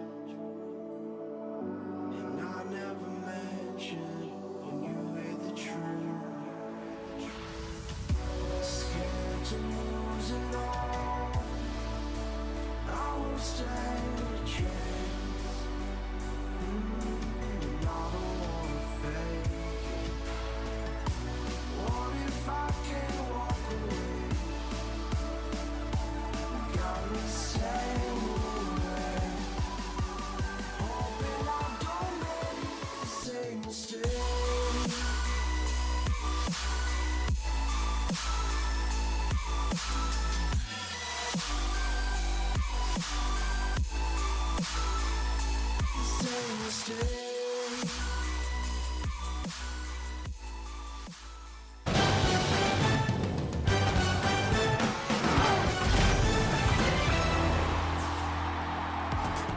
Ladies and gentlemen, welcome back to the Rocket League Championship Series as a tiebreak has been confirmed. Man City drops in Game 7 to Gentlemates. Gentlemates now sit in the grand finals as they wait for Vitality or K-Corp after our next semifinal. But chat about that winning match there. Oski is joining me. Welcome to the show, Oski. Congratulations on grand finals. Hello, thank you very much. Appreciate it. I gotta ask you about that matchup there because it went the distance. Man City was fighting just to stay away from a tiebreak there, but it felt like you guys were also fighting. In Game 7, it did not look like an easy match. Walk me through it from your perspective. Yeah, I mean, I don't know what it is, but the last like 2 series, we feel that we should be not slamming them, right? But like it should be a bit easier than what we're doing. And it's weird because we start really well and then we do some things that we shouldn't do, and then they always bring it back. Yeah. We got the Iceman. We got it done in Game 7 twice. So. Yeah. Well, I mean, you talk about that because we go to Game 7, and it looked like you guys had it locked in. I mean, that was a bit more of a smack. And for like, what clicked? What was it that made sure that Game 7 was severely in your favor? I think like the main thing about like playing Game 7s against any team is just staying calm. Like City, they don't have the experience, I don't think, yet in like Game 7s, and we do as like 3 individuals. So I mean, Sasuke does a good job of like calming us down before we play. So yeah, that's about it. Just staying calm. Right. Did you think was experience really, I guess, that difference maker for you? Like, do you still feel like that's a big play in, any of these teams that sit just outside like the top 5? Yes, I think it is due to experience, personally. I mean, I don't want to, be like a bit, I don't know, Tox, for example, right? He's always there, but he's always lingering in the 6th spot. He's never like, he doesn't, get in there. He's had the experience, but he's just unlucky, man. And I think it is due to being like a bit more nervous under pressure, Yeah. Hey, well, now you're sitting in the grand finals. You're still looking for that 2nd seed. I guess I want to ask, would you rather K-Corp wins against Vitality, guaranteeing you a 2nd seed, but arguably a harder matchup, or would you like Vitality and have to fight for that 2nd seed? I mean, personally, I don't really care about our seed, like going to the major. Sure. I haven't seen like what the teams that we could get if we get C2 or 3. I just I want to play KC in the final of this regional, and that's where my head is. I'm not really thinking about Boston too much. I just want to win a region. Right. No, hey, that's fair. I mean, that's how you get better and better is by playing the best too, right? So I'll let you lock into that. Oski, it looks like you got the right attitude going into it, so hopefully that carries into the field as well. Congratulations on a grand final, and good luck. Thank you very much, Steve. Again, attitude's going to play a big part of this one, Gibbs, as they go up against potentially the blue wall later on. Yeah, but Oski and the mates just couldn't throw a bone to Man City and just allow them into Boston. No, Man City's going to have to do a lot more work a little bit later. It's going to be probably about 2 hours from now that tiebreaker will be played, so Gekay will be warming up. Man City, though, again, took it to mates, and again, I think both matches with mates versus Magnifico and then Man City, like Oski hit the nail on the head. Was like, we should be probably winning these matches a little bit more comfortably, but it just shows the power of Europe, the depth of Europe right now to make these matches close, Turtle. Or sorry, not Turtle. Who is it, Johnny? No, Johnny's here. I messed it up. No, I pulled the lead. I pulled the lead. Thinking there, am I in the wrong place? Where am I supposed to be? Okay. All right, yeah. No, they threw a bone to GK, so they threw a bone to Gibbs. They're trying to help out their GK buddies. I mean, they probably don't think about them or care about them, to be honest, even though GK's, Joyo is former teammates of both Archie and Oski. So there might be some kind of friendliness there, but really they're just thinking that we just want to win this one. We just want to, as Oski said, slam these guys. They'll be annoyed they're going to Game 7, even though it is still good that they're winning the Game 7s, like Oski said. Yeah. I mean, overall, for Gentlemates, they found their ground at the end, I think. I mean, they looked really good in that Game 7, Gibbs. Like it felt like that's what they needed into that grand final.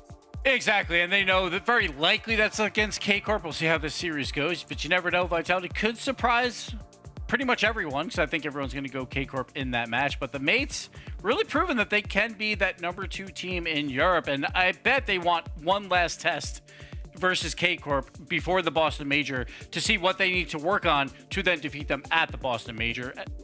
A bare minimum there. So Mates very happy with the grand finals performance. They're firing on all cylinders going into that Boston Major, and just one more test left. Yeah, no, that's for sure. And again, looking at the matchups, Johnny, for K-Corp Vitality, would you have that same, I guess, perspective as Gentlemates has in the grand finals? Like, okay, we want to play K-Corp, we want to play the best, or would you be looking for the easiest path to a victory in a grand final? I think that ship has sailed for Vitality. I think the time's gone where they are thinking, yes, KC, love playing this team. I think that probably continues for your first, second, maybe third loss in a row to that team. Gentlemates, I think, have 2 losses in a row to KC in this season. So not any serious, mental damage being done there. Yeah. But for Vitality, it's past that. It's like NRG last season. They don't want to see Vitality in the bracket. They just want to dodge that. I think Vitality this season are thinking the same thing about KC. They don't want to see them. They're hoping somebody else eliminates them. But then at the same time, Vitality, they're only 1 point away from that top 2 seed. So can they finally take down K-Corp and go back over Mates and then play for the 2 seed in that final? We'll have to see. But the schedule is coming up, Leaf, and we get an extra game. Well, I was going to say, let's look at the schedule, because we've got that updated in there. Gibbs, you've been wanting this for so long. You got it. It's been a while. Your Manchester GK matchup. Yeah, we got Manchester versus GK. Manchester, obviously the hotter team, but now they're coming off a disappointing loss, and GK has had all day to warm up. It's going to be very interesting to see who can prevail there. And again, the nerves are going to be an all-time high for both teams.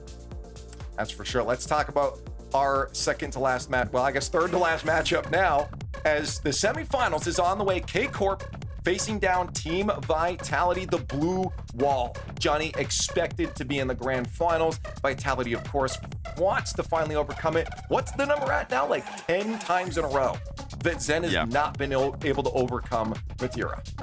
Yeah, and it's even the win rate is even worse than that when you include other events other than RLCS. But they have got 1 win outside of RLCS against this particular KC iteration with their current Vitality roster.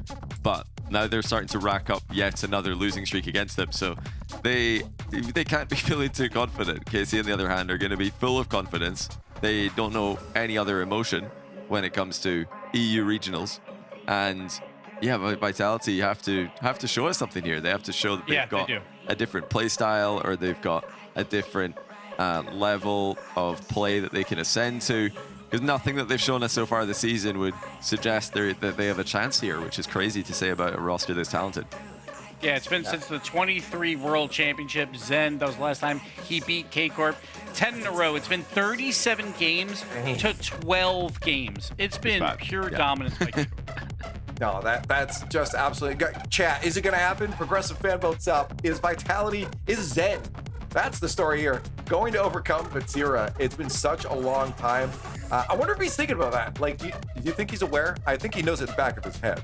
But I think he knows it in the front of his head, the middle of his head, the sides of his head. I think he knows it in every part of his body that, he's been losing to Vatira for quite a while. These guys are hyper competitive. They don't like losing, so they'll know. Stizzy was able to get one over Vatira last year playing for Dignitas, but I don't think that matters. I think the Vitality curse continues. I think KC are still the top dogs in EU.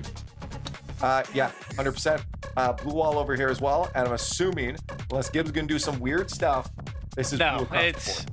It's got to be K-Corp. It's so difficult to pick Vitality. I think Vitality could win the series. I'm not saying it's impossible, but I have to pick K-Corp. Yeah, I think realistically, if you're...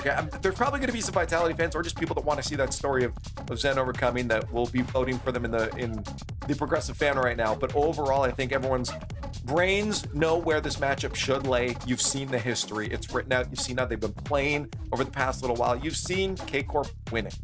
And you feel like that just has to keep on happening. You'd love to see a little bit of a closer top here, Johnny, but at the end of the day, this is what's been shown to our eyes. You can't reject that. Yeah, you can't go against such a strong historical narrative and also such a strong team in K-Corp. I think the truth is that even against the other top teams in EU, they're the massive favorites, and Vitality in particular. So KC, absolutely massive favorites here. Hey, again, I said there's going to be people that want to see it, and chat's close to almost at 50% coming into this last semifinals for the European Open number 3. The question is, which team makes it to the grand finals? Can Zen finally overcome his demon, the demon with the name Vatira? The blue wall stands strong and likely in the grand finals, but maybe Vitality can shut them down. KC has dictated this rivalry all season long and now sits 2 series away from a perfect split. Vitality, meanwhile, fresh off that confidence-boosting win over Magnifico, look to finally turn the tables. KC versus Vitality, a historic matchup. Game 1 presented by Progressive starts now. I mean, this is going to be, hopefully, an absolutely bonkers showdown. We've already seen, this crazy series today. Will it continue to be crazy with Zen getting the first RLCS win against Vatira since 2023? I mean, the fact that Zen hasn't beaten him since 2023 blows my mind. The season where Zen debuted in the RLCS. Yeah. And yet Vatira, he has kept that top spot since. And I mean, we keep wondering, like, is Zen thinking about it? Is it in the back of his mind? Is he worried about this historic matchup where he can't beat Vatira? And, normally I would say yes, but with how often he cannot get past the blue wall, I think at this point he doesn't even remember. It's just been so long. He's just used to this at this point. Like, do you forget the goalpost? At a certain point it's just a normal thing, but maybe they can turn the tides, and Stizzy wants to get it off with the right goal here, the first one for the series. I mean, that's not a great play overall, as Vatira sends it straight into Juicy, and sends himself straight into Juicy. On no boost, Juicy should not be lurking around that 6-yard box quite as close as he was. He has to get out of the way for Vatira. There's only one direction he's going with the ball, and Stizzy can take full advantage. Yeah, we just got to talk about Vitality's previous win over Magnifico. That's really all that we have to see for what they can bring to the table today. Zen on the air dribble, which, I mean, Vitality and air dribbles, that's been like the common duo so far. And I like to see this pass over to Exotic, or excuse me, over to Stizzy from Exotic. And more direct one-to-one touches like that, I think, could benefit Vitality well. But against Magnifico, they looked so strong, so solid, even on defense. They fell into a little bit of desperation here and there, but I think they got the perfect warm-up, Stumpy, to take down this team once and for all. Yeah, I think that, when you look towards what Vitality are aiming for, we've kind of said it since they have gone this super team mode. We were even saying it last season when they had Monkey Moon of they're not going to be settling for these second places against Carmine Corp. They don't want that.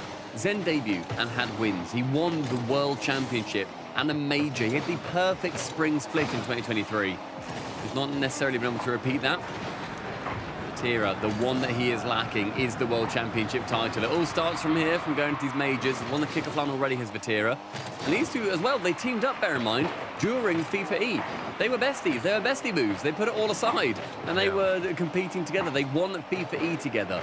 So it must be hard then going back and looking at him back as competitors and wanting to rip them down from the stage that they sit on. It's a good portion of play here from both teams. It sort of lurks in the midfield somewhat until Atto takes the initiative. Force it towards Stizzy, and Juicy can retreat. Yeah, lurking in the midfield indeed.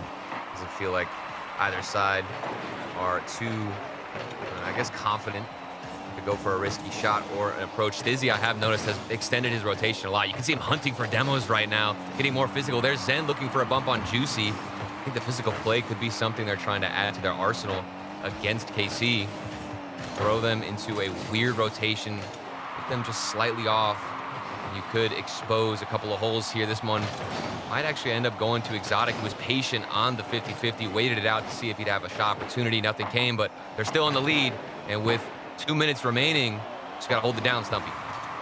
Long clear here from Zen, wants to go full court. Does get intercepted by Juicy. On the left-hand side, Stizzy can receive. No boost from him, but does get the demo. It falls in front of net. And a lot of time and space here for Zen to the ceiling. Does he go ball? He does. You see Exotic waiting. He gives that second option. Leaves it open to interpretation. Ooh. Midfield again. Oh. Another dunk. But that third touch not being successful. Wow. They got greedy. Vitality were greedy on this play, and they've left themselves susceptible to the counter-attack. It's so reminiscent to that previous series against Magnifico. The few opportunities that Magnifico did have were just like this. Everybody from Vitality pushed forward. They got a little bit greedy, like you said, and wanted that second goal.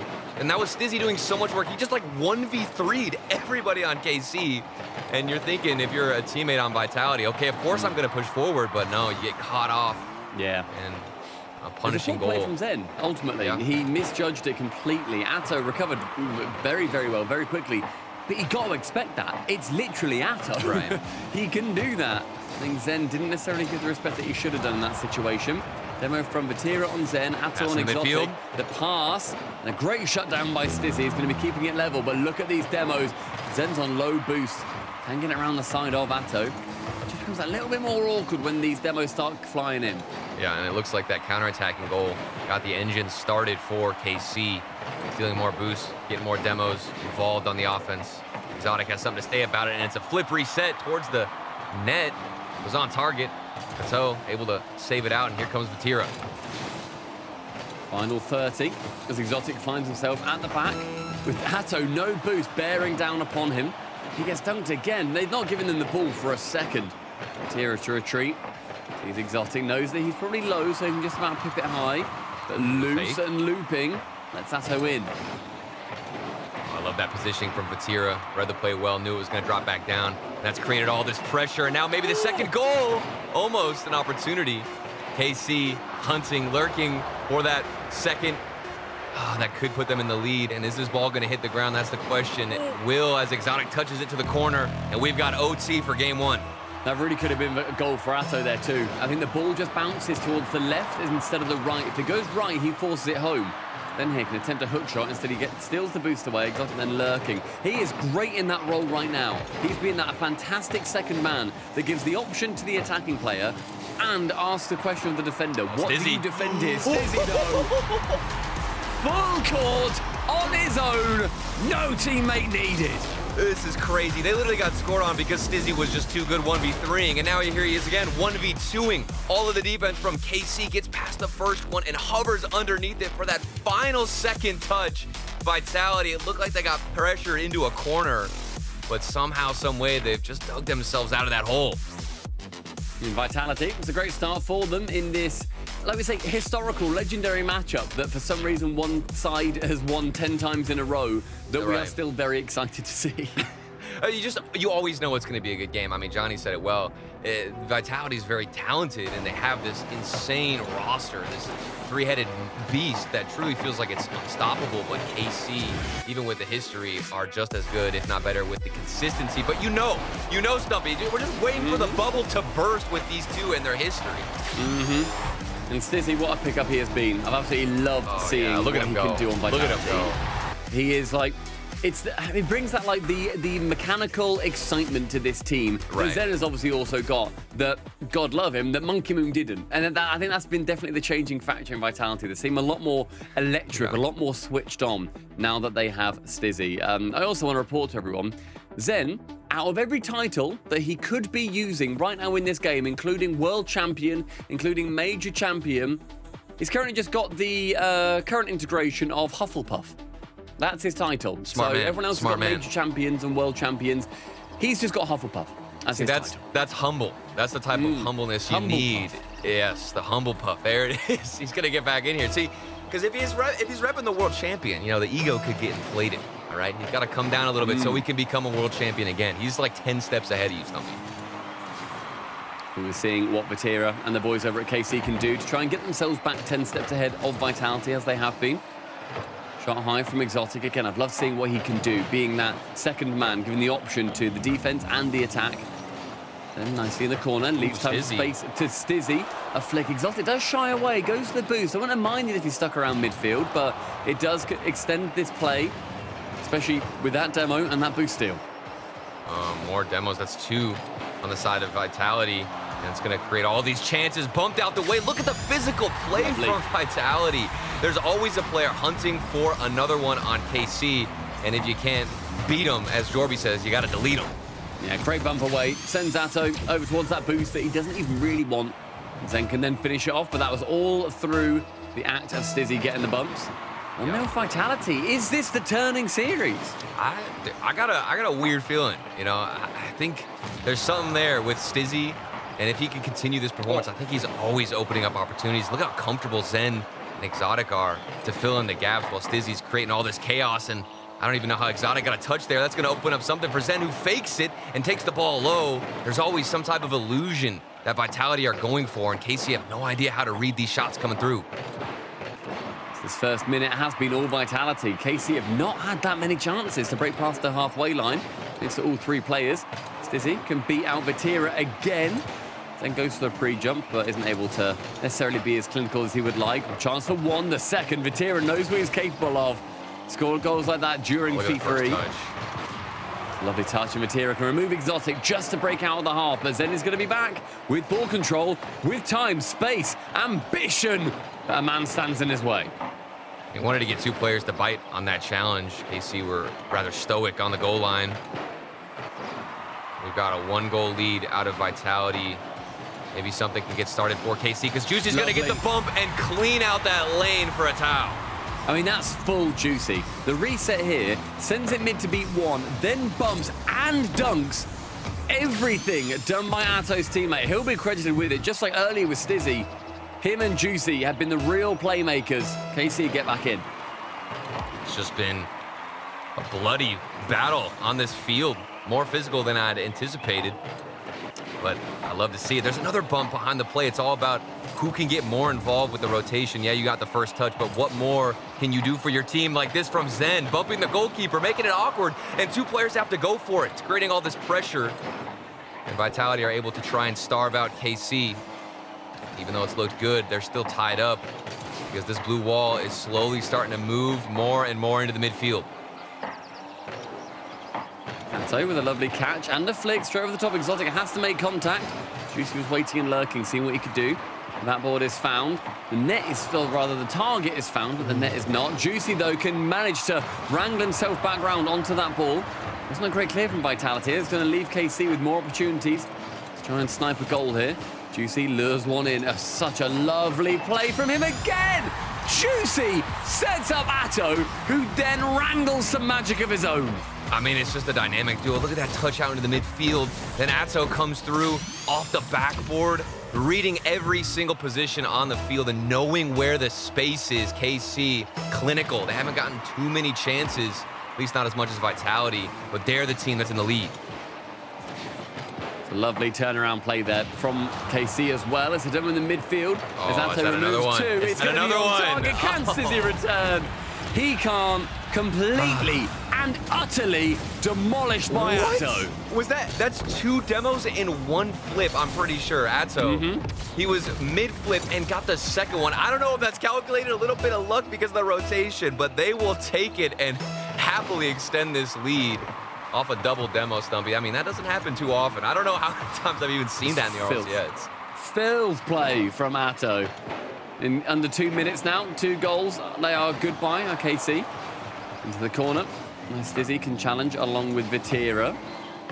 What have Vitality got to bring this back? They look great in that game number 1, but KC are doing the KC thing they still look great. Looking to run away. I'm not really that upset with what I've gotten out of Vitality. I mean, it's a double demo, good plays from KC. This is a point where I think they're just simply getting outplayed, and they've got to match their performance.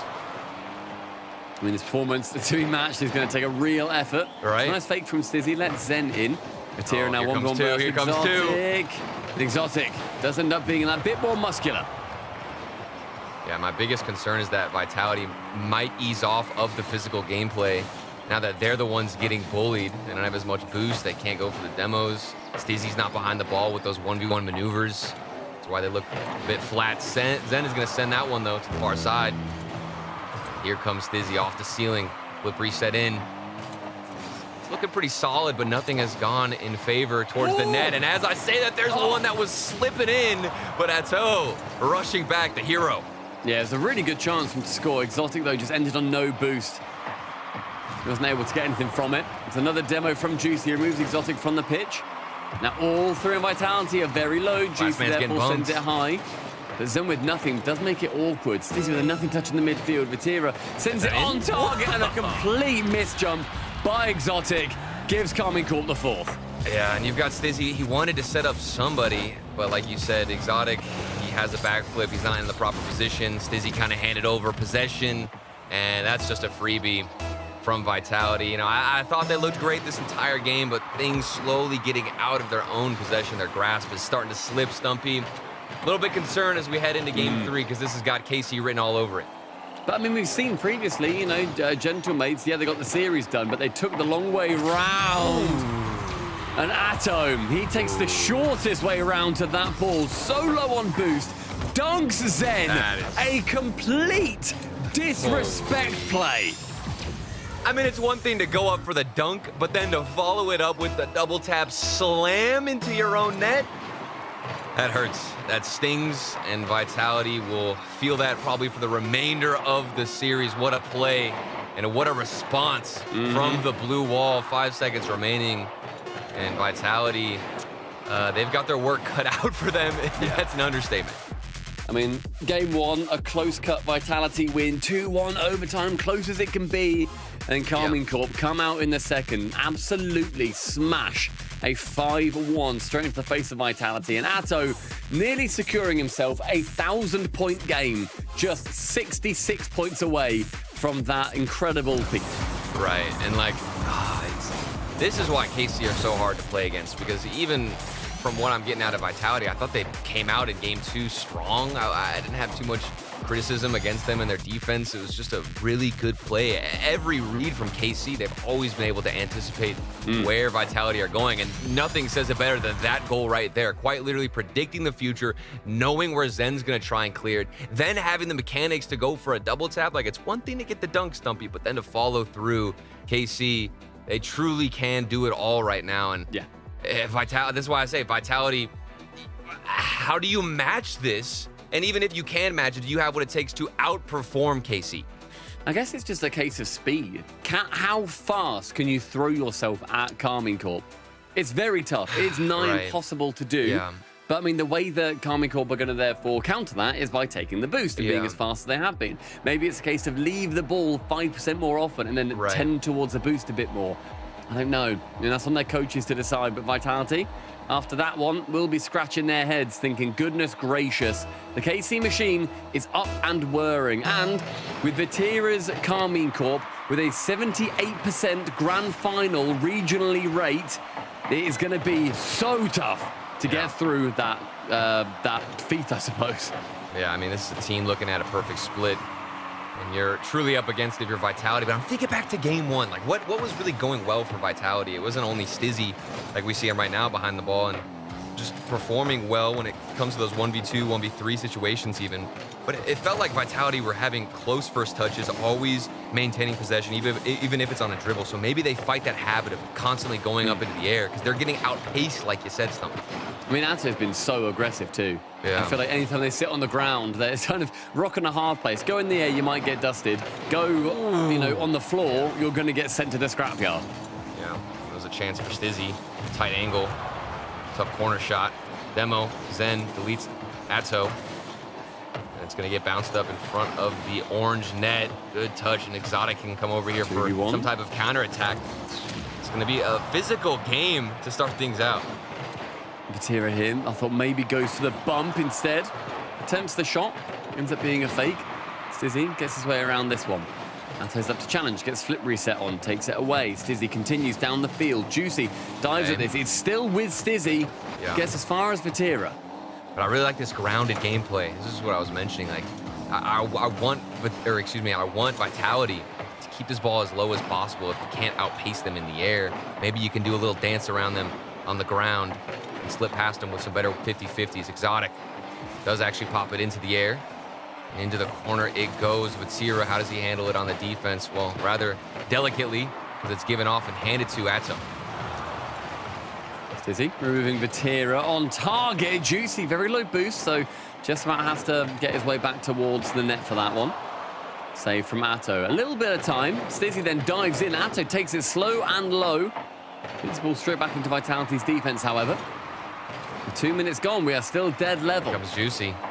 Oh, and I talk about the low ground dribbles. That was Juicy giving us a nice little flick over the crossbar. Demo from Stizzy should create some type of awkward rotation, and it does. You see the double commit.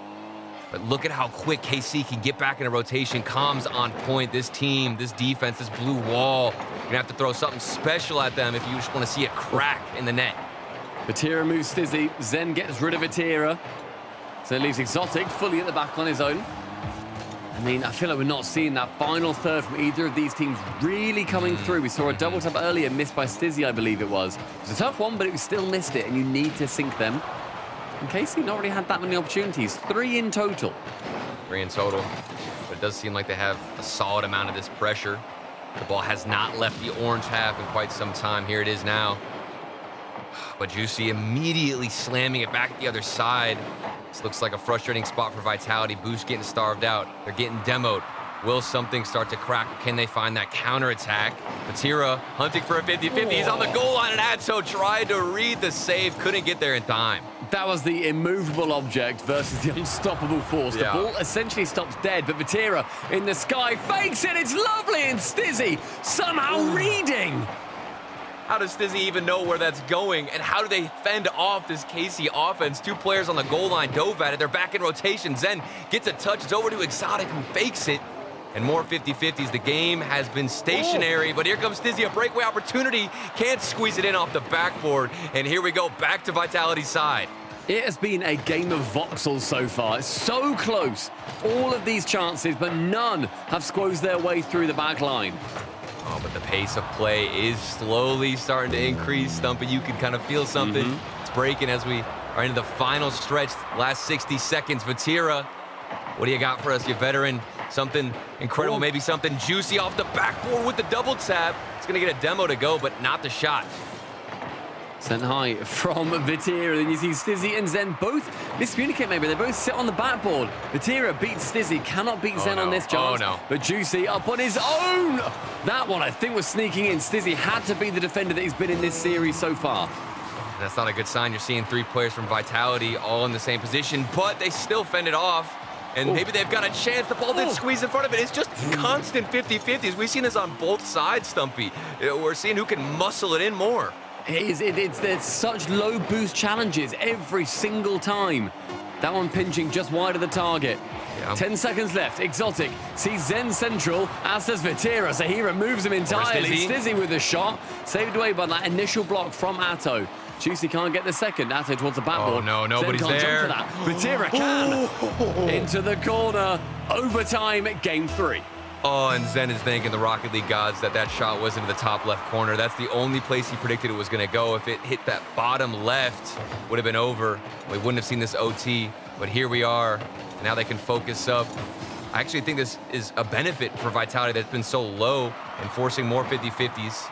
I think KC are in a more awkward position against that play style, but they're still just as good on defense. But with the demo, maybe things open up. Maybe just for a second. Exotic does take it pretty quickly. Bumps Vatira away from the play. But look at the amount of movement that KC have with no boost is remarkable. A great demo. Zen goes hunting for the ball. Exotic shoots. Vatira with a hand, but Exotic runs away with a goal.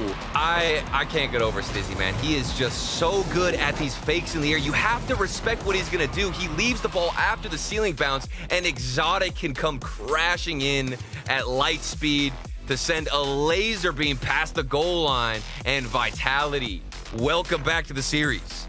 It's stunning play, and those fakes where it's the first guy, popping it up, and he has, Stizzy has every single right to go for that ball.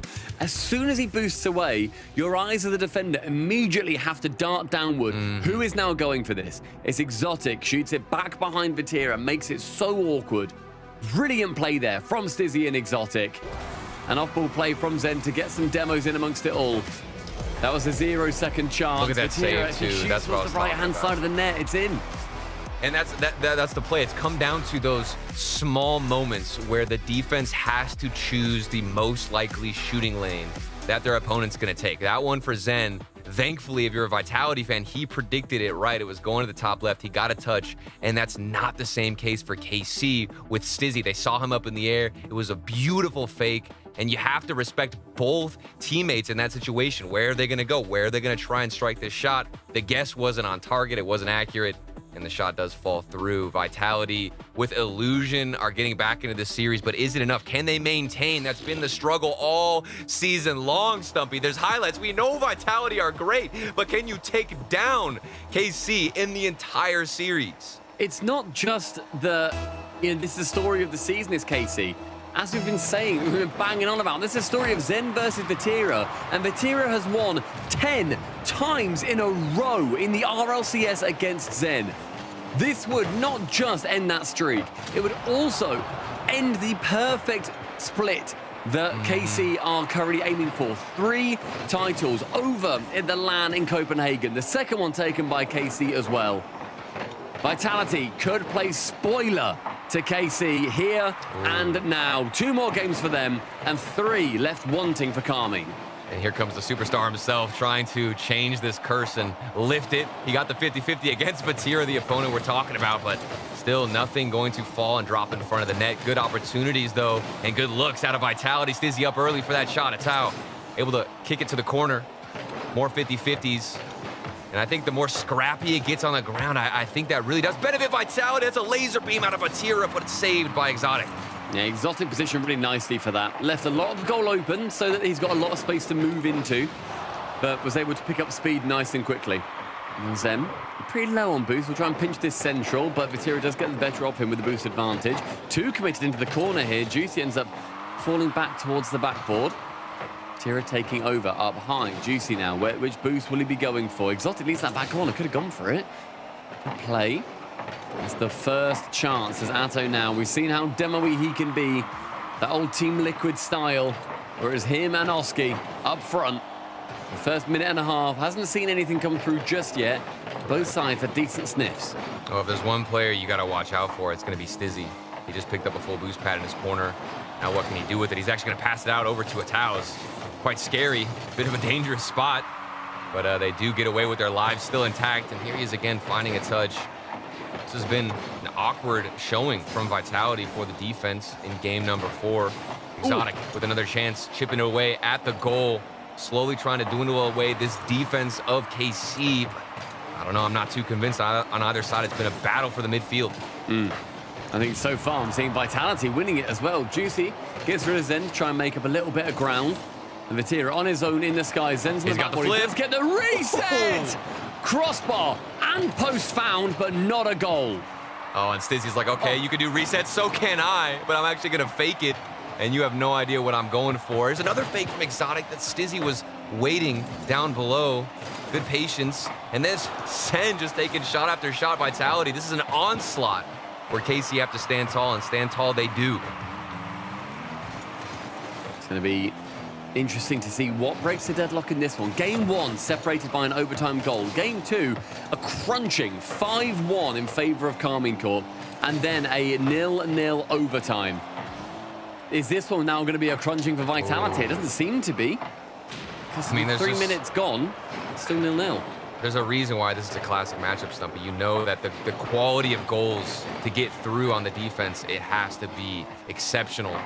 Now, that is what we've witnessed with Stizzy and Atto specifically. I think those have been very standout players. Juicy's getting bumps, getting involved. Zen slowly warming up. There's some fakes there. Illusion, of course, for... Oh, my goodness, Vitality, as that one did slip across. Could have been a mistake for KC. Yeah, big mistake from KC, but Vitality weren't reading it, understandably, to be honest. The control. Now, the man of the hour, keeps it high, then Atto has to jump. 80 seconds now, ticking down. We're still scoreless. Kind of feel that OT waiting for us. Juicy. Pressure from Vitality is insane. Yeah. I mean, they're relentless. Everybody's in rotation, not sending that third man forward too much, but that's a good touch out of Juicy. Creativity could be what KC need to break through. Pass is given over to Exotic, and it's back to Juicy's hands. What a pass from Juicy. Fortunately for him, I think Vatira intelligently doesn't go for it. Exotic attempts a double. You got to go for it. I absolutely back him there. That was brilliant play from him. Unfortunately, it doesn't come out. Vatira, relatively open goal, does get bumped. Atto's the next to it. 2 commit on defense. Can Zen shoot long? He shoots high and wide. Oh, and that actually might be what ends up conceding for either side is one overextension. All players moving forward with how high the tension is and the pressure. 0-0, nobody's gotten through. and you're so desperate to get the first one. Stizzy, a little bit of boost, still a bit of half of left in the tank. Juicy. I mean, this isn't looking too good. Who do you send forward right now, Stumpy? Bloody everyone, and then immediately retreat. Send the house. The waves of this game. It's so hard to read. It's back and forth. The undulations for both teams. 0 seconds now. Will be landing. Overtime. The third in the series. The third of 4 games. You could just taste the tension in the air. I mean, this is painful. Team Vitality up 2-1. You know what's on the line. The rivalry. We'll see what happens. Zen, what do you got for us? Any creativity, any mastermind mechanics? Double demo. Boost grab from Ato. He's going to flick over one in his own defensive half. Zen gets a 50-50 back to Exotic. And Juicy's crashing in. Leaves it. Now it's a battle to the midfield. It's a long clear from Exotic with no boost. He has to try and find something. Ato can now commit on the right-hand wall. Then gives it towards Juicy. Exotic's bumping. Exotic fakes it. Vatira has to cover both. He gets the dunk. It's going to be open. Who can chase it down? Will it be Vatira? Vatira now takes a snapshot as Zen scares him away from taking his time. Vatira nearly had the first for KC in this game, and it would have been the winner. Oh, you could feel how nervous Vatira got, but hold on a second. Atso, it's a 2v1. Exotic alone. He has to get the 50-50, and it's going to squeeze in. They've been battling each other on the muscle all series long, but KC been putting in the reps. As soon as Atto goes up for that, Exotic has to turn. He has to get up. He's not got the boost to go for an air dribble bump, but instead he used the momentum against him, forces it low. Gorgeous play from Atto. And the big, bad Belgian locks in game number 2 for Carmine Corp. Just so much emphasis on these individual challenges. Little things like that, so important. Especially when we've got a game that's as low scoring as this one. Only 1 for KC. Vitality didn't get a single goal the entire game. And this was a close chance for KC that had a couple of good looks as well as Vitality. But at the end of the day, it's going to be a 2v1 scenario where the muscle is what comes through for KC. Bear in mind as well, Carmine Corp, they're playing for both, the positioning in this individual open. They want that first place. They want to get that perfect opening set of 3. But they're also playing for a little bit of prize money. And ultimately, I think the pride of continuing this streak against Vitality to keep that worry in Vitality's head. They're locked in first place regardless. They've already won 2. They will be Europe's first seed going into this event. They will be going to Boston. Vitality, they're still playing, trying to make sure they can lock in second over NIP. Right. And it's so important when you move into these majors. Both these teams have clinched a spot for Boston, but what's the atmosphere? What are the vibes like? What's the energy that you're going to bring into the land? Because your previous performance, how you performed here, if you can win the split, if you can have a pop-off moment, that energy will carry itself into Boston, Stumpy, and prove to be so useful for either side. Yeah, absolutely. Being able to know that you got those 3. We always mention it, the momentum, the vibe that you can kind of get. Not just your team, but can you instill fear in the opponents? Remember how much that, got BDS through a lot of the time. They were incredibly talented, but the fear that they gave the rest of Europe and the world at the first event back in Stockholm, back in the day, that is a huge boon to your team. And if you're KC, I think, honestly, that might even scare you more, is losing some of that reputation. You want to keep instilling the fear. If you arrive in Boston after a loss here against Vitality, then and everybody else knows you can be taken down. Stizzy alone on the defensive side. Drops it over for Exotic. And we're back to a tied up 2-2 series. Who can edge out some type of lead to put us on Neo Tokyo? This first minute has now finally been Carmine Corp having a good chunk of pressure. It really felt like Vitality's. That last one was there to lose. That one's wide, but the bounce does not favor Atto. That's painful. I think he was lurking around just in case it bounced right in front of the goal. He was hoping there was a chance. Sometimes those post and crossbar bounces make absolutely no sense. Didn't get lucky there. Vatira, another 50-50. Demo out of Zen. Physical gameplay still showing up. And here comes Dizzy, full boost as Exotic's trying to take out Atto, who's left alone. And Zen has one of the easiest shots he's going to get all series. He still manages to slam it top bins. Exotic knows his job here on the 3v1. Get the man. Absolutely send him flying. Zen can then just wait nearby, see if Exotic either scores or if it goes somewhere mid, ends up mid, and he shoots high. And I love that play. And I said it was an easy shot for Zen, but what's hard in that situation is reading the play and knowing you need to press up. Like having the awareness an opportunity is about to arise, that might be one of the most difficult things to do as a third man in that spot. Well played by Zen. And a decent shot on his Juicy. Could have gotten some revenge. What a save. Exotic had to pre-jump that. He left the wall as early as he could without jumping, holds his flip. It's a brilliant play from him. Atto now attempting a skin. Can you do it, King? He fakes it, but Tira's there. But Stizzy, the goalkeeper, can keep Vitality safe for now. I'm noticing KC not keeping the ball close to them. Big booming touches. And they're not keeping possession. Look at this from Vatira. He's just slamming it to the other side instead of going for any type of possession. And they're giving things away straight to Vitality. It's kind of allowed for more pressure. I think they're going to get starved out here, Stumble. Yeah, and Exotic just wanting to call Stizzy off that one so he can then retreat back and get some boost. Atto, lovely positioning on the side wall. Zen falls straight into his trap, but the ball falls straight back towards Zen, who ignores ball, goes for the man instead. It's be a quick rotation from him. Shuts down Atto on another skim attempt. That one's central though for Juicy. The demo! Juicy and Atto team up again. And I kind of wonder what Zen's going for here. A touch in the midfield. He just gave it away right to Juicy, and he's kind of playing on KC's side a bit. You've got Demos crash the net, but at the end of the day, it's not the best touch from Zen. Giving pressure right away, and we're back to a tied-up scoreline. I think KC still had a good amount of work to do after it, but you don't want to set Carmine Corp up particularly often. Absolutely starts with Zen there. Juicy up for one. Opts to not go for the redirect, the flip reset. Exotic with a little bit of boost. Atto's low. He doesn't know that. Trying to try and get the 50. Stizzy chance for a shot. He shoots it high. You understand. It looked like he was going for that top left, maybe. You get why he's slamming it. Yeah. I mean, he threw his whole car into that thing. And that's what I think they know. If they're going to get past the goal line, it's got to be just such an incredible shot. But still. There's every world as well where, like, he hits it soft and then we say, oh, I can't believe it. He's just shot that right into the keeper. I get why he does it. But, man, that was a really big chance, Vitality, to get the lead again. It's always better to just throw everything you have in the kitchen sink at it and just get the power instead of a weak shot. Exotic, maybe he can get a chance to make up for what Stizzy just did on the field. Ball's going towards Juicy, booming clear.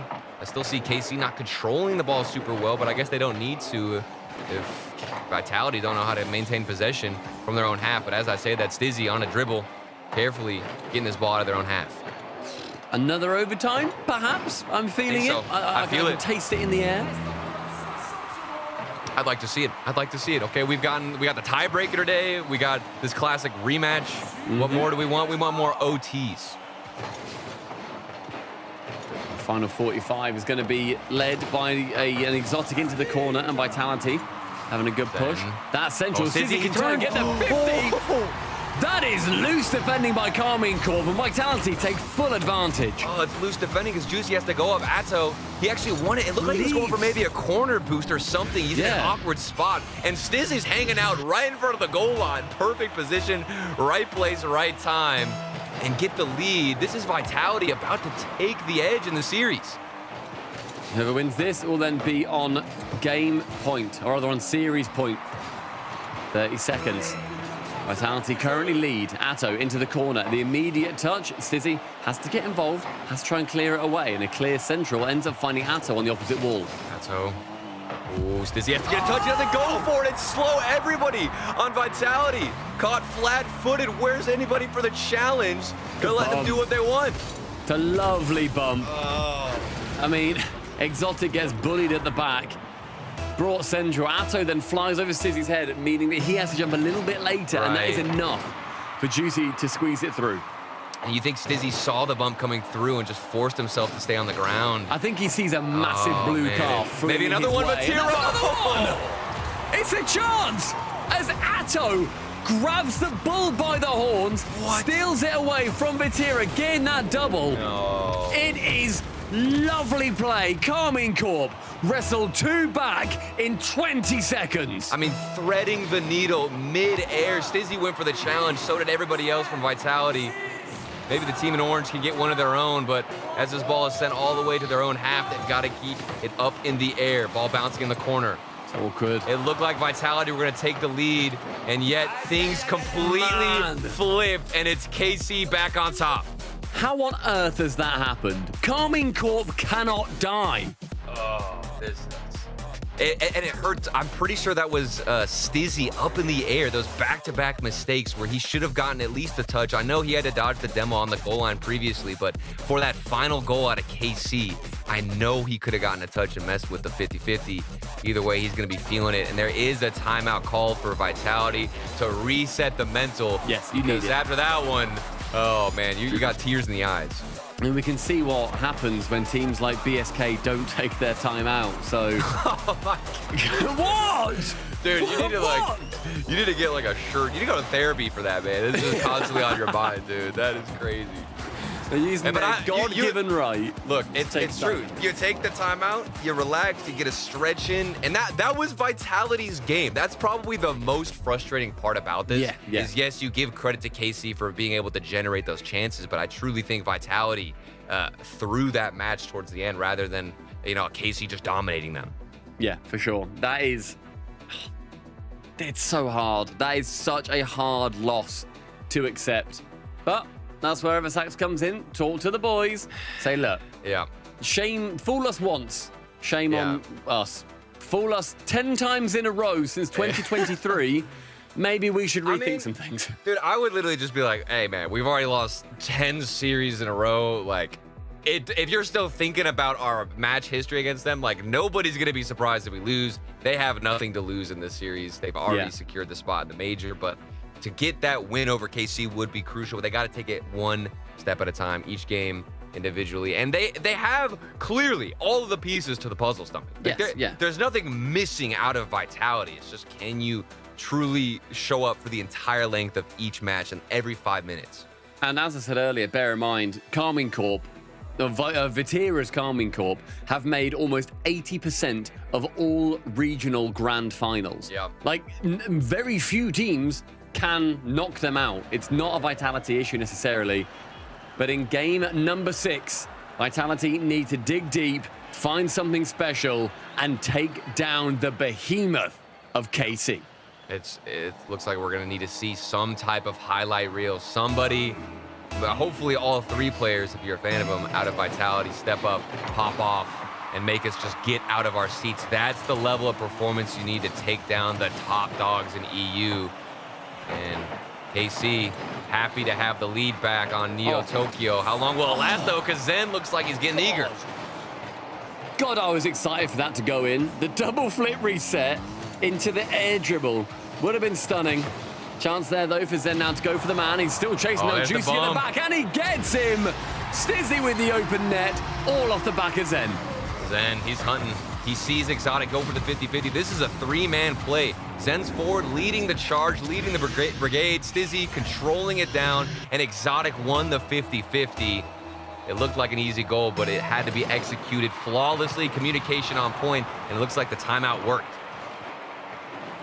4 minutes 30, and that is an immediate start. A great start for Vitality. Exotic calls Zen off the ball. I don't hate it at all. Gives it straight to Vatira, however, which I'm not a big fan of. And towards that left wall with 0 boost, he flicks it high and middle. Instant challenge, instant reset, instant shot, instant double. And Stizzy, my goodness, how did you read that one? I don't even know where he came from. I was on, I believe, Zen's perspective, or whoever's on the goal line there. And Stizzy just flies out of nowhere to get a touch. The hero for the defense. How long will it last? Juicy. Looks like 2 players left the net and then cross now in the rotation. It's just awkward out of Vitality. What's going on here? And complete miscommunication. Look at the low boost that they have all across. Zen and Exotic both have to jump and dive for it. Neither made contact. It's open for Vatira. He can tell by that play that they've got no boost. So he can therefore go nice and high with it. It's great man knowledge there from Vatira. Sees what the play, see what information the play gives him, and then reacts to it based off that. Wonderful from him. Nice, easy double tap. And KC, they wrestle back that equalizing goal. It was just a weird spot. Exotic and Zen, both of them thought somebody was going to be in the middle of the backboard, so they cut their rotations early. Maybe they can fix it, though. As Zen Let's grab the midfield boost. It's a good 50-50, an even better one out of Juicy. Stizzy grabs full boost, and they can cut off that path early and send it flying towards the other side as things start to stabilize. One apiece. Vitality. This is potentially the last game we'll see from them in this open unless they can prove otherwise. Good demo from Atto on Stizzy. Reveals that backboard. However, they don't really continue on the play. So Vitality, they can now start to swarm. Exotic versus Atto. It's a very light flick, but the ball was going a bit too fast. Not in the position on this card that he would have liked. Matera immediately finding Atto in the skies, and Zen has to pre-jump it. Again, these games are split by just a single goal, a single moment. Yeah, a small little 50-50, even a boost grab, like such small, tiny moments that can dictate the entire feeling and energy of the series. And things can shift so quickly. We experienced that last game. You never know who truly has the edge or who walk away with the win. Stizzy wants to walk away with this 50-50. Instead, he's gonna grab a demo, excuse me. It's back to the corner on the defensive side as they look to regroup. I mean, realistically, like I was saying, this should be Vitality 3-2 up. Carmine Corp wrestled back in that game number 5. They got the advantage, they got the goal. And unfortunately for them, they just weren't able to actually stick with it. Carmine Corp, they just never seem to die. A long shot, or a long touch rather, falls into the corner. Zen can receive. It's a 50. Vatira pops. Atto is parked in front of Exotic on the backboard, who can just about escape. Oh, and he knows the backboard's empty. Juicy got the flip reset. There's a lot of options for Casey on what to do, and it's because of the demos, because the physical plays, even more out of Juicy. How much more can you punch against this wall of Vitality before you get something to break through? I mean, that was low boost, low man, low everything, and Vitality... It's still happening. It's still happening. Hold firm. A flip. Lovely position from Exotic. He can clear that ball away into the corner. Now Zen is released. 100 boost, a reset, a double reset. Shut down by Atto. But that felt like Carmine Corp should have had a goal. Felt like an eternity. That was just Vitality being a punching bag, but they did fend off against several shots.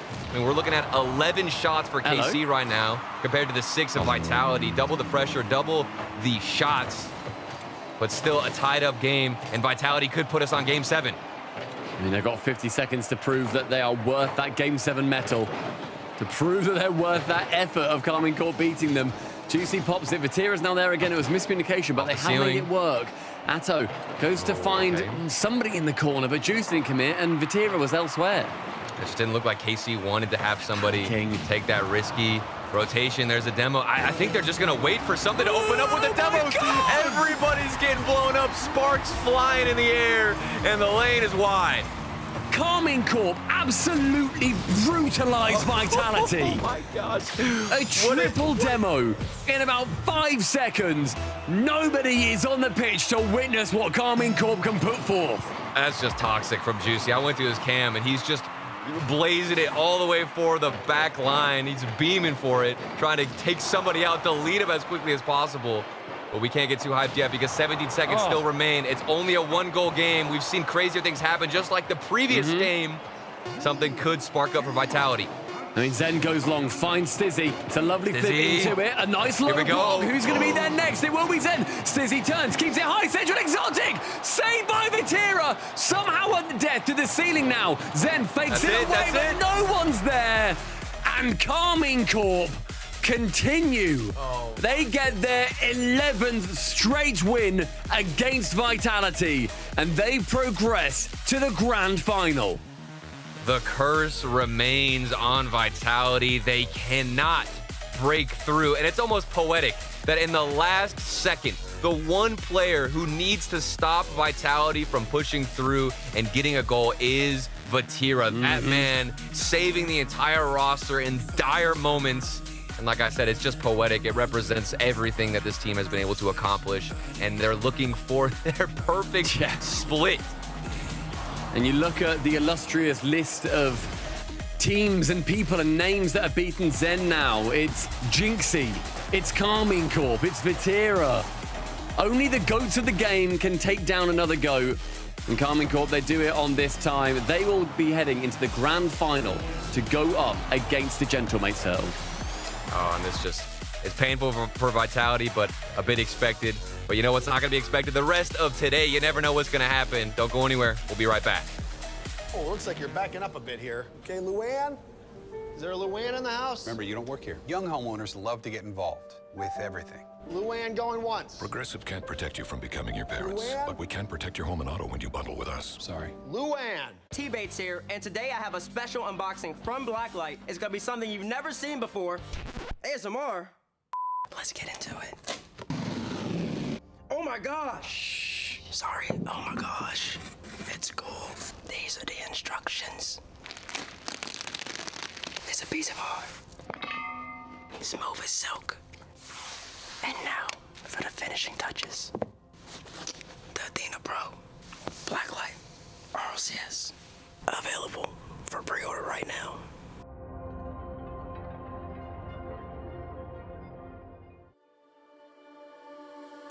Got wandering eyes that I seem to follow. Can only stay still for some time. I've never aligned with this city's puzzle that makes it easier to leave behind. I just wanna get to know brighter lights in Tokyo. Somehow hear it whispering I could be the one you're missing. I just wanna get to know brighter lights in Tokyo. Somehow hear it whispering I could be the one you're missing.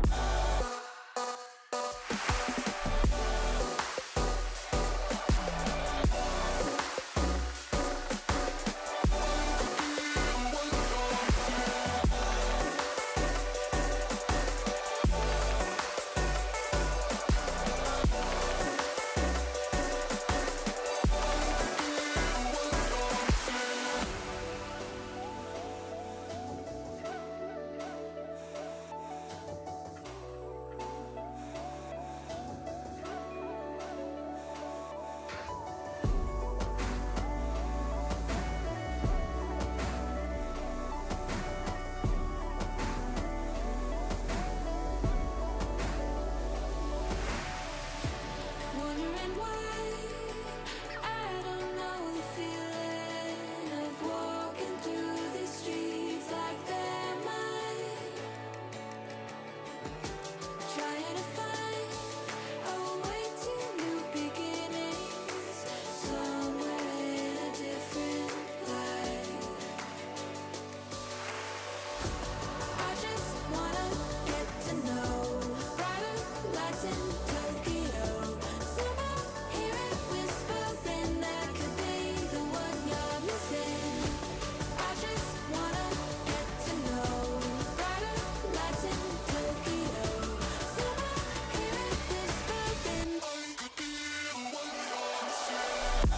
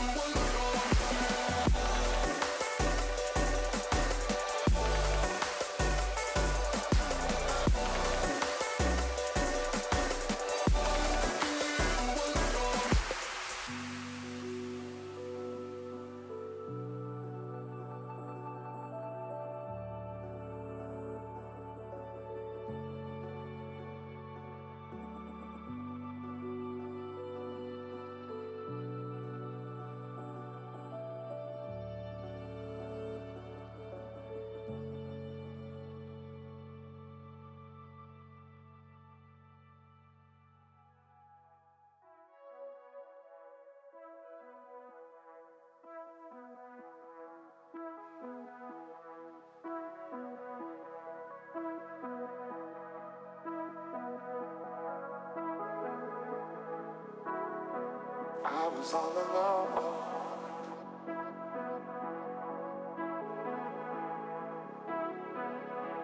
Then you showed up under my umbrella. Oh, shelter from the cold.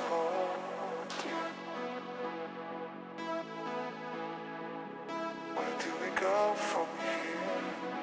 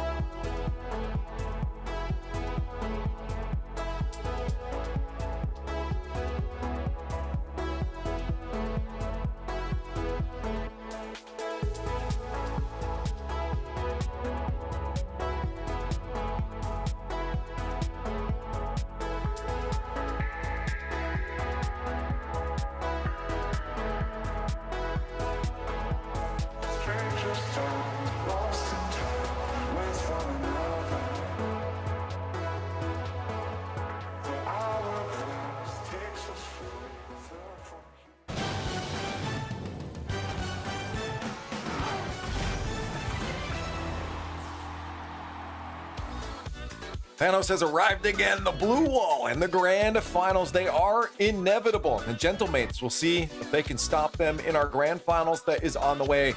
Vitality, however, could not. It looked like they handled it decently well at the end there, knowing that it was hard, but yeah, it still sucks to lose. I'm Leaf. We have Stumpy and Turtle alongside me. Again, Stumpy, I think everyone had the expectation the blue wall would go through. I wonder when Vitality will finally be able to do it. You feel bad for Vitality at this point because they can beat so many in Europe, but for some reason, Carmine Corp just keep coming back and stinging them. And Turtle, especially at the end of, what was it, game number 5? It was Carmine Corp getting 2 goals back in 20 seconds to then just about nip the lead. It's a horrible way to lose. I think that just decided the whole series. I mean, if Vitality win that one, maybe we see the revenge story out of Vitality, but at the end of the day, just not enough. And we can even see it here in the highlights. So much potential, I want to say, from Vitality. Like, and this is the frustrating part about KC. It's like, I don't think Vitality came out here and played a bad game by any means. It's just KC are that good. You have to match and then exceed that expectation, which, you know, I don't know if any team can really do that right now in Europe. Or almost anywhere. I mean, like, or anywhere in general. You're looking at maybe a couple from the other regions, maybe MENA in North America, right? But like overall, K-Corp Stumpy is still that front runner of like if you're doing predictions for a major. Yeah, for sure. I mean, we fill in predictions ahead of these shows. Normally, we'd sort of do them one by one, see what comes up.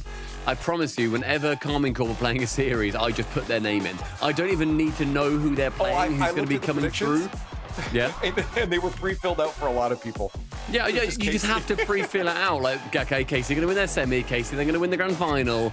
But, I mean, you don't get that kind of reputation without the brilliance that they show. Yeah. The question is, does that ever start working against them? Because we have seen teams just snowball so hard, and then eventually, when they have to make changes and a wrench gets thrown in the system, do they have what it takes to adapt? I mean, I'm not saying they don't, but that's always something to at least consider. And that's the copium that I would use if I was playing against them. I'd be like, there's going to be a way. There's going to be a day that I can get through this, you know? You know, I'd say it's hard. So if you have a team that's 4-0-4, yes, that's going to end. But Casey's never doing that, right? And they're even losing some series here and there. Right. And I think that shows that they aren't that far ahead.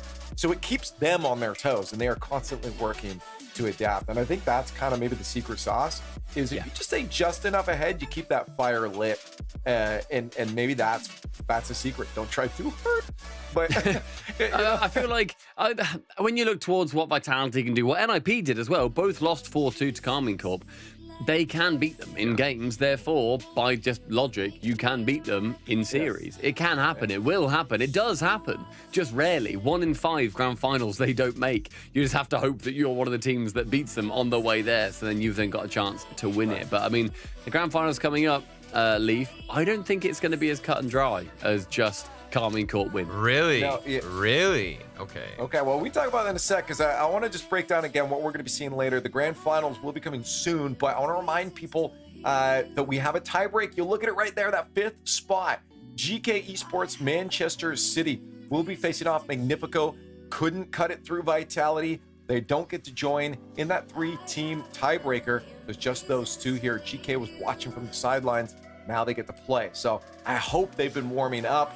We'll have that series coming after the grand finals. So make sure when the grand finals are done, don't leave, because we got to still figure out that last team there. Now, obviously, I don't know. I feel like, guys, this is going to be a little bit of a problem for Gekay because they didn't get to play today. Manchester City got to play 2 series already, and they look good, you know?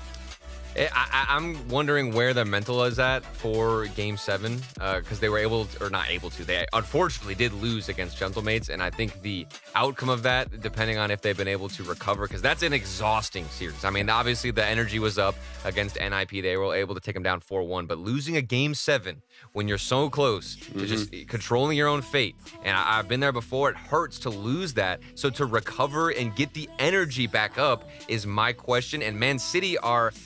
You know, when it comes to the mental game, even in Game 7s, we know that they fall short. So that's where I'm starting to doubt them once it starts moving against them, all this momentum. I think it's, there's kind of pros and cons to being Man City and to being GK. GK come in fresh slate. They do nice chill scrims, then they go into some intense scrims, and they really get ramped up for this. Whereas Manchester City, they have now had real tournament experience competing for the major, but they then had the heartbreak of them not making it in that same series. So then you've got pros and cons either way. It's going to be an absolute belter, no matter what happens, no matter who wins, both playing to try and get that major spot. And yeah. The absolute belter. Who are they scrimming? Right? All the other teams are playing. Right, so I don't know how. Well, they can scrim Vitality now. Right? I guess so. If they want to at this point too, right? Just in the messages, hey, you want to scrim now? Imagine the coaches DMing, like you have Eversat's getting a DM and being like, hey, are you guys free for a quick scrim? Well, normally we see teams like after, in a tiebreaker situation, after they win, they like thank the team socially, like on Twitter or something, and they're like, thanks for the scrims. That's how important it is to warm up for these. But anyways, that is after our grand finals. Up next is our last in this bracket, the playoff bracket. K-Corp is facing down Gentlemates, the blue wall, in a position they're quite familiar with. The Gentlemates, it's now their turn to see if they can shut them down. Of course, they just had a little bit of a break before this.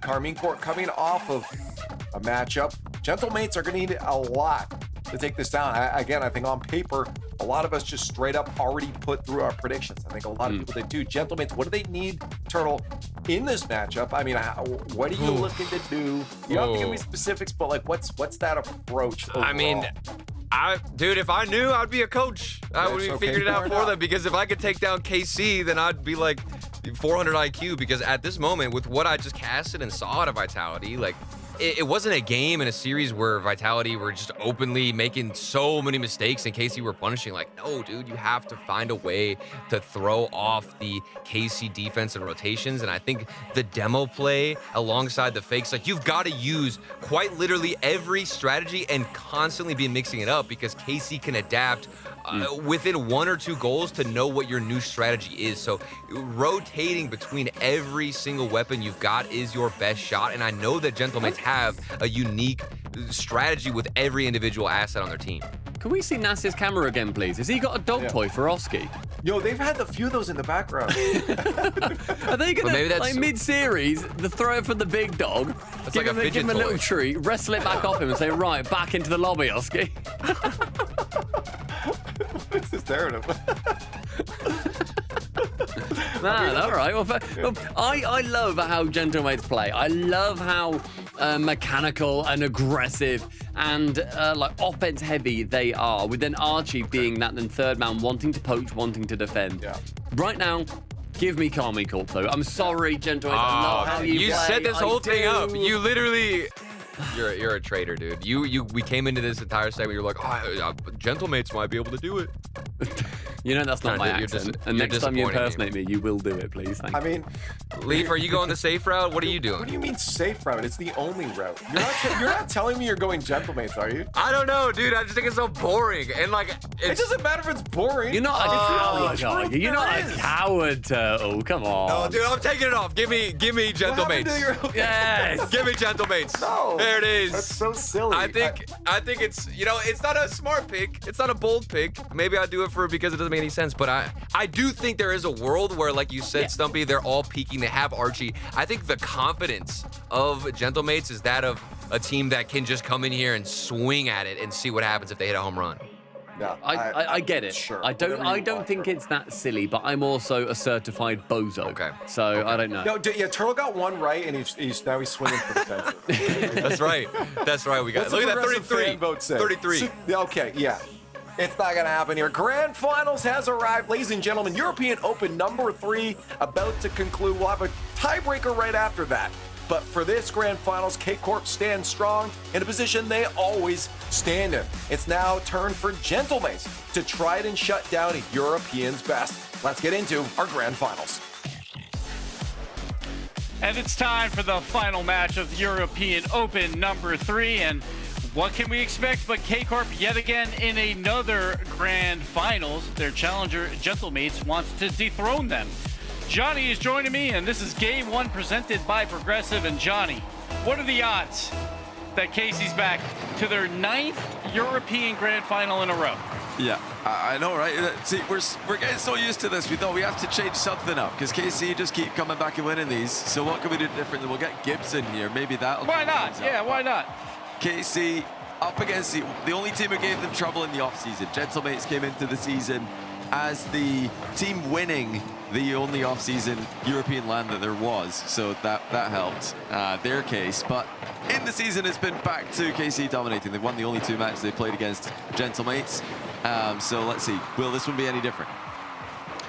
We'll have to see. We obviously know there was roster moves by K-Corp to get here. Juicy joined the team, and I thought, all right, maybe we'll get some parity in Europe. We'll get, different regional winners, but K-Corp said, nah, we're even better than we were somehow, some way. And that's a lot because of Atto, and he goes up the wall there for a pass to Juicy, and the pressure's already on by K-Corp and Gentlemates, handing on for dear life on the orange half. And they just do such a good job of keeping teams in the defensive corners, keeping teams in goal. And that's something that Gentlemates have had to do for the majority of this game so far. Finally, now they get to have a look at the KC goal up close. The ability has to be studied, and it must be being studied by other teams. How do KC keep other teams on defense? As long as they do, oh, that's a good pass. Surely, Archie opens the scoring.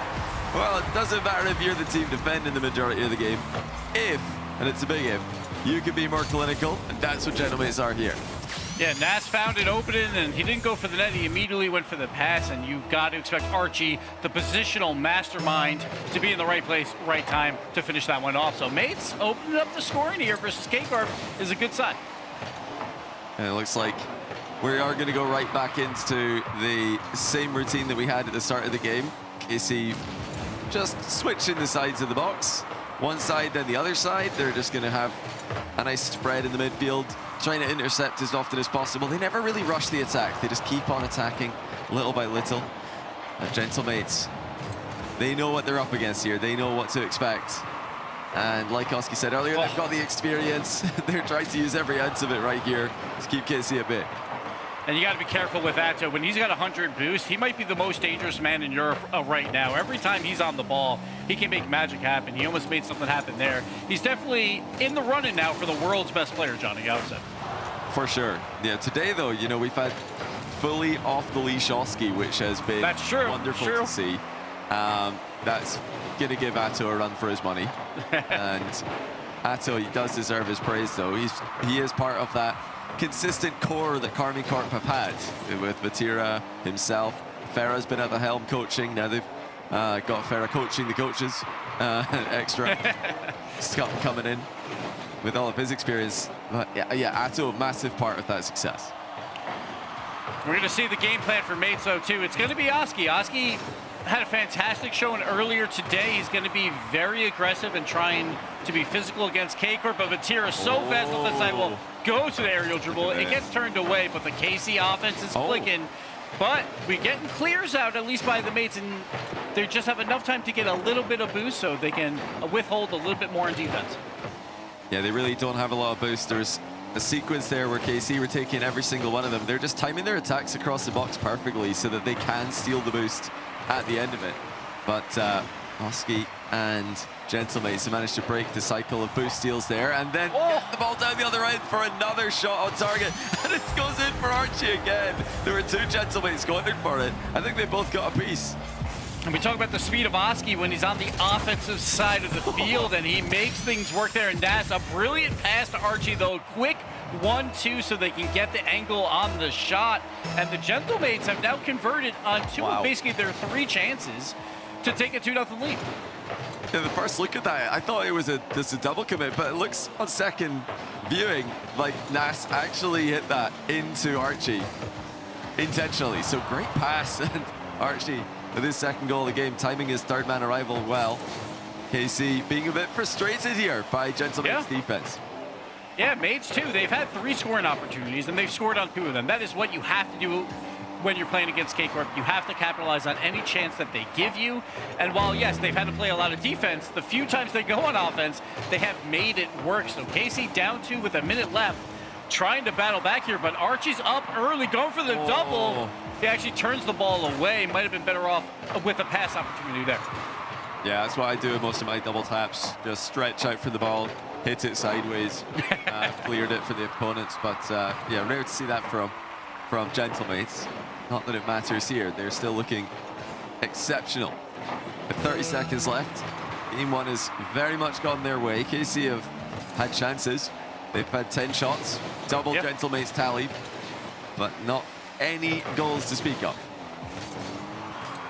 See what Archie can do to waste down this clock. 15 on the clock at this point. One more clear should do it. Acho's going to score an opportunity here, though. Goes off the post. Vatira with another shot at K-Corp. We saw it against Vitality. They're not done just yet. Oh, surely not.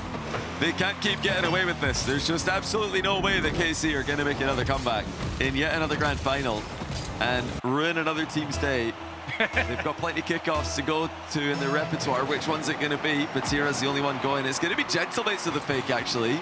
And that results in possession for them.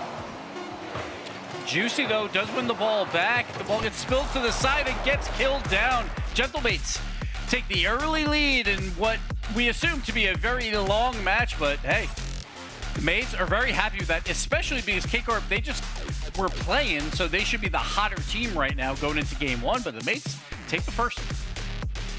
Yeah, look at the 11 saves for Gentlemates. Really the standout storyline from Game 1 for me. They were making the necessary saves and they were just surviving, which is what you have to do against Karmine Corp. When they get into the zone and they start taking your boosts away, they start to knock the ball around the box. You can't panic, you have to keep recovering. And look at the finishing and the passing in the final third. Great play there by Nas and Archie. They took their chances, and Karmine Corp couldn't take any. You got to convert on the few chances that you have when you're playing against probably the world's best team at this point, or at least one of the world's best, and it's exactly what Mates did. They basically had 3 scoring chances, maybe a fourth there, 3.5, and they converted on 2 of them. And that's exactly what you have to do when you're the underdog playing against the favorite. K-Corp, 1 save in that series, or that game, and Gentlemates scored twice. So really, 2 of 3 conversion rate is fantastic for the Mates. They got to keep that up. They would rather be a little bit more on the offensive side, Johnny, I would say, than what they were. You can't play defense for that long against K-Corp and expect to only let them score 1. So we'll see if they turn it around a little bit here and get more of that midfield pressure. Let's see. Gentlemates off to a good start, but it's a long way to go. Nas in the Octane, he does switch. Oh my goodness. Last touch was ridiculous from him. He does switch between the Octane and the Fennec. This time he's going for the Octane. For him, I think, and for most of the pros who do switch between the 2 cars, tends to yield a bit of a quicker play style. More precision required with the Fennec, in my opinion. The Octane, you don't need to be as precise. You just kind of rush into position. I feel like the touches tend to be better. But for Nas, it would be interesting to know his thoughts on that car switch, the reason that he's decided to do that later on. Talk about the speed of Oski again on the offensive side. He was just upfield and Demo's out that man, so the ball does spill all the way back into K-Corp's half. But watch out for Oski. He's been playing a lot of offense lately, and he's getting physical. And K-Corp is the most physical team in Europe, but right now the Mates are taking it to him with multiple demos. Juicy, though, is going to hold out as long as he can, so his teammates will respawn and finally get the clear. As they're fighting fire with fire, infield pass cuts off, and Oski with a huge save at the top corner to deny the follow-up shot. An explosive start to game 2 as Karmine Corp switch left to right and back again. They can't get the ball into the middle. It's just dead in the corner here. Now finally it crosses the box. Zato's still in the boost away from this side. Nas and Oski don't have too much. Nas opting for outplays despite that fact. And I love what I'm seeing out of the Mates. I love this physical play. I love just seeing them, you know, just go haymaker to haymaker versus the world's best in K-Corp. And they're looking good doing it. Like, first 2 minutes of play and getting physical again on the offensive part of the field. Nas with the bump. Oski trying to get the shot. Juicy with the recovery, though, and will get the clear. And it's a race. Archie got the boost, though, and Nas is able to slow clear this out. Should buy his team enough time. He actually beats 1, maybe beating multiple. He's got a little bit of space. It goes mid, but Vatira's there. Oh, it was very close to a demo. Juicy on Archie while they retreated back to the Gentlemates half a moment ago. Many demos already this game. Gentlemates are doing a much better job fighting for that midfield and matching KC's aggression. They've actually outshot them so far this game and held KC to just the 1 opportunity. This is very promising sign for Gentlemates, because even though they won game 1, I think the manner in which they won it doesn't look good for a best of 7 against KC. This, though, this looks winnable.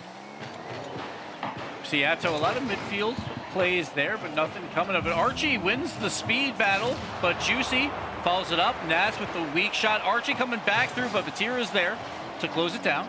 So Atto will get a dribble over 1. Can he get it by Nas as well, or at least a 50? No, he cannot. Oh, Nas gets good, but a team bump thwarts the offense.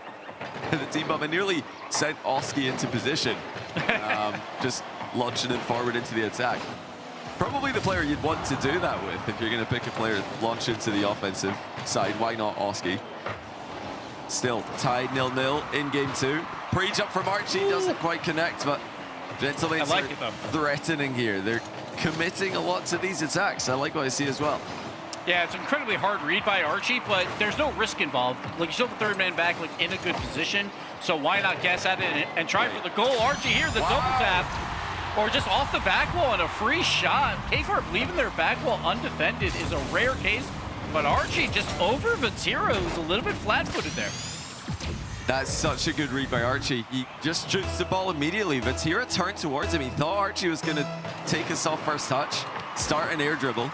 And that really shows the power of simply shooting the ball every now and then. Sometimes you just get a goal off of it. Even in the highest level, when the defender reads a soft touch and you boom it, you might just score. Even if not, they could be in trouble, like Vatira was there. So we got a 1-goal match. Now Mates again up. Could take a 2-0 lead. They got to hold out for another minute. An infield pass to Archie. He's got the angle. He's got the goal, and Gentlemates are running away with game 2. Juicy can't control it. Oski gets it across the box, and Archie scores again. He's just been the sniper for Gentlemates in this grand final, scoring every goal. All 4 that the two teams have scored. 1 minute left. KC unable to get a goal. When has this happened? And 2 shots over 4 minutes of play is a rarity for KC. So the Mates absolutely dominating game 2 here. Can they hold on or get another goal here? Archie, another shot, bar down and in. Archie's on fire. What is going on? Nash with the little fake to dodge the bump. Backboards it for Archie. How about that for a finish though? Crossbar down and in. Archie with his 5th goal in 2 games. Will we finally see the final boss dethroned in Europe? The Mates are making a case for it in these first 2 games. Now it's just about bleeding down this clock. Nas got to take it all by himself. Vatira actually meets him in the air, beats out 2. Oski's left alone. Will get the clear though. 30 on the clock. K-Corp has to send everyone at this, being 3 goals down. It's GKC from last season, except now Gentlemates don't need to win this. Well, obviously they want to win, and I'm sure they're highly motivated, but last season GK needed to win against KC in order to qualify for Birmingham. They won.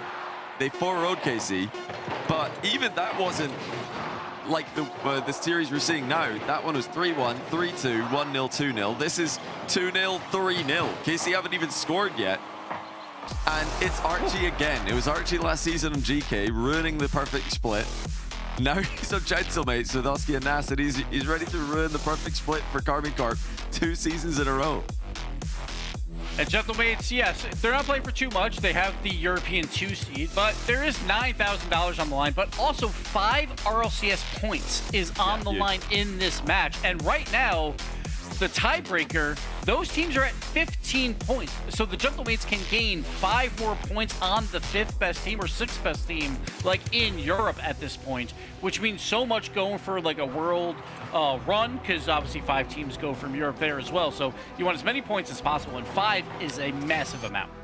Oh yeah, this is going to put them in a really good spot with more points being added to their tally at the major itself. This is what you want for an org like Gentlemates, who have been in the scene for a while. They've won a major, but online success hasn't really been a thing that we associate with this org. Last season, it was a very disappointing season for them. But even when they won the major in Copenhagen, they didn't win anything online that season. Yeah. So this is huge for Gentlemates. This is a new feeling for them to be going into a major as a regional champion. and a team who are living up to the preseason hype as the main challenge for KC. And interestingly enough, pretty much every single team, if you lose 2 games in a row, you call a timeout. K-Corp opted to not call their timeout here, so we'll play on right into game 3. I'm just taking a look back. You know, we talk a lot about that KC Vitality rivalry, how one-sided that matchup is. Apart from the Game 7 that Gentlemates won against Karmine Corp in Copenhagen, they haven't ever beaten them in RLCS. They've lost, if my quick count of this is correct, 9 times in a row in RLCS Online and other majors combined. So this is a big deal for them, but KC are going to go down without a fight. They want they want to win another one. They want a perfect split. They want to win a 10th time in a row against Gentlemates Online.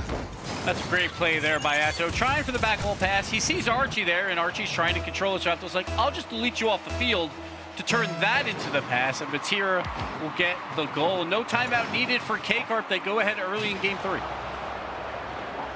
Yeah, the first goal sometimes opens the floodgates.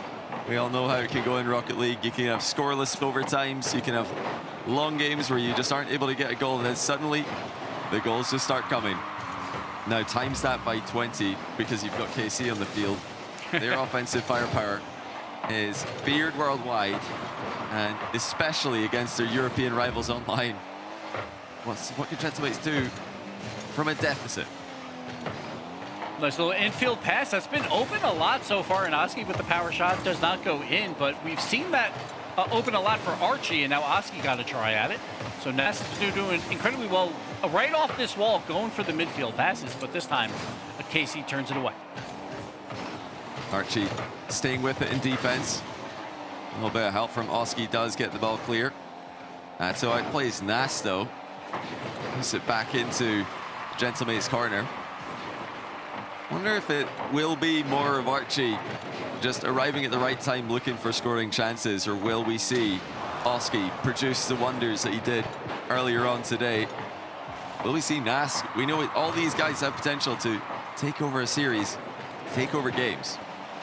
Yeah, so far we've seen Oski kind of hanging back a little bit more. Now Archie is up there cherry picking, couldn't find a demo, so then went for the redirect, but it gets broken up by KC. But the mates, they're kind of allowed to just have one man upfield at all times right now, and KC is allowing that to happen, and that's very, very dangerous. Yeah, they want to surprise Karmine Corp. They want to hit them with touches from angles that they're not expecting. So when you try to go through KC directly, it's very difficult. They're so good at 50-50s. They're so good at challenging. You need to catch them off guard, like Oski's trying to here with a little turn. Now the back pass to Archie, who's scored every goal so far for Gentlemates. This time he will be unable to do so. KC just passed by halftime, still up by 1. Oh, Archie knock at the door again though, and he does continue to look like the main scoring threat. Yeah, nice power shot there to just keep the pressure up. Like, it was a good save, but it turns into some good rebounds as well. Nass on low boost, though, has to give it away, and Atto is going to take control over 2 members. Oski, limited boost, though, making the save. Nass trying to help him out. Pass back out to Oski, and Archie getting the demo as well with Atto. Last man back, but Vatira spawns in. He'll get the challenge of the clear over third man. Archie got a little too hectic there, but they got away with one. KC are playing a little bit more cautiously in this game, and it's working very well. You know, they're showing their levels. They're not just a team who are going to send everybody forward, take all the risks, and hope that it works. They do have the more patient play style as well. But it's not often you see them just sitting on a 1-goal lead. It's something that a lot of successful teams have done for years now, but KC's never really been that team. They're always looking for more goals. Right now, they've been pressuring for the last half minute. Can they keep it in the zone? Vatira's up early versus Oski.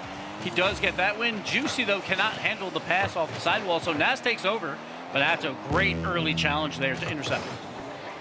Archie in the middle again, looking for the drop down, but Vatira clears it. Boost steal does come through for Oski, though. That puts KC in a bit of an awkward spot. It's into the bar. Where's Nass? He does get there, but into the bar again. No shot on target for Gentlemates. And now the third man on Mates is going to have to press even further in. It's going to get more and more dangerous. because K-Corp could get a wide open net, but at this point, you have to press if you're the mates. Yeah, this is where they have to throw caution to the wind. And Juicy with the back pass to Vatira, wasting a little bit more time. They're in a great position, KC. With so much boost at their disposal. All of a sudden, though, one touch can make things all the more awkward. As a 50 down from Archie. Brings Oscar to the play, up to Nas. That's going to drop in front of the net for Archie, who scores again! The Gentlemates team are just finding each other on the field. Oski with a fantastic pass. Nas throwing it off the little waterfall curve, and Archie, old reliable, right place, right time, great shot. We're all tied up.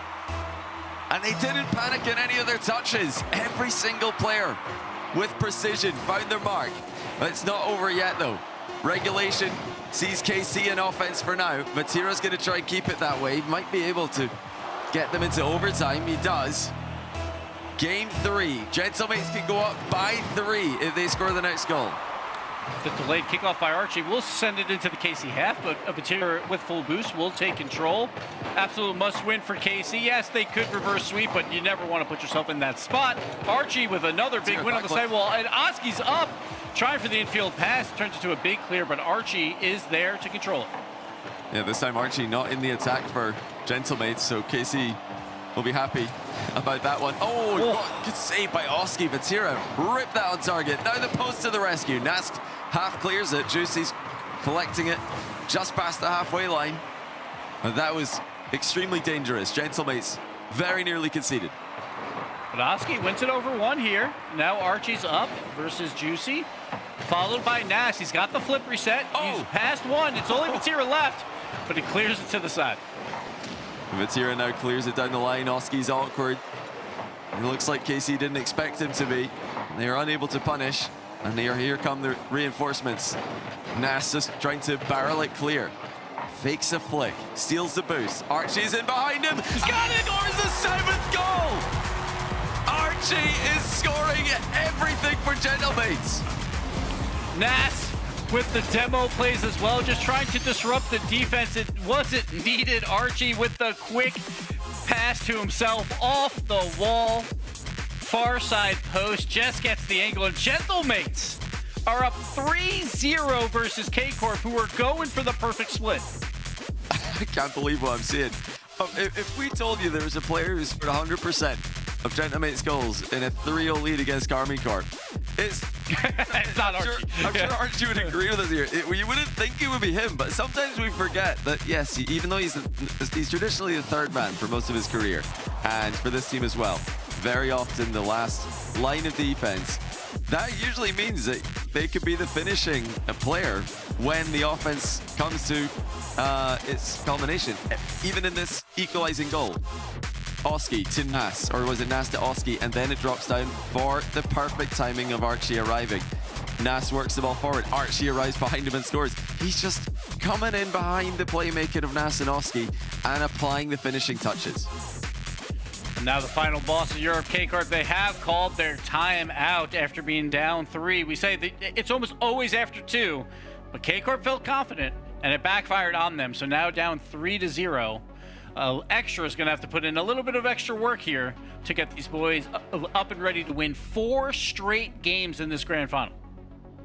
It's just a crazy situation here. We talked about it before. Last year, Archie on Gekay did the exact same thing to KC. Yeah, that was even more unfathomable scenario. But even this one, it just feels impossible. Every time KC are in the final, it's just so expected that they're going to run away and win it with relative ease. But Gentlemates are bringing that off-season form to RLCS. In their 3rd time of asking, they're beating Karmine Corp, who have beaten them, like I said, two times already this season in RLCS, and 9 times in a row in RLCS Online.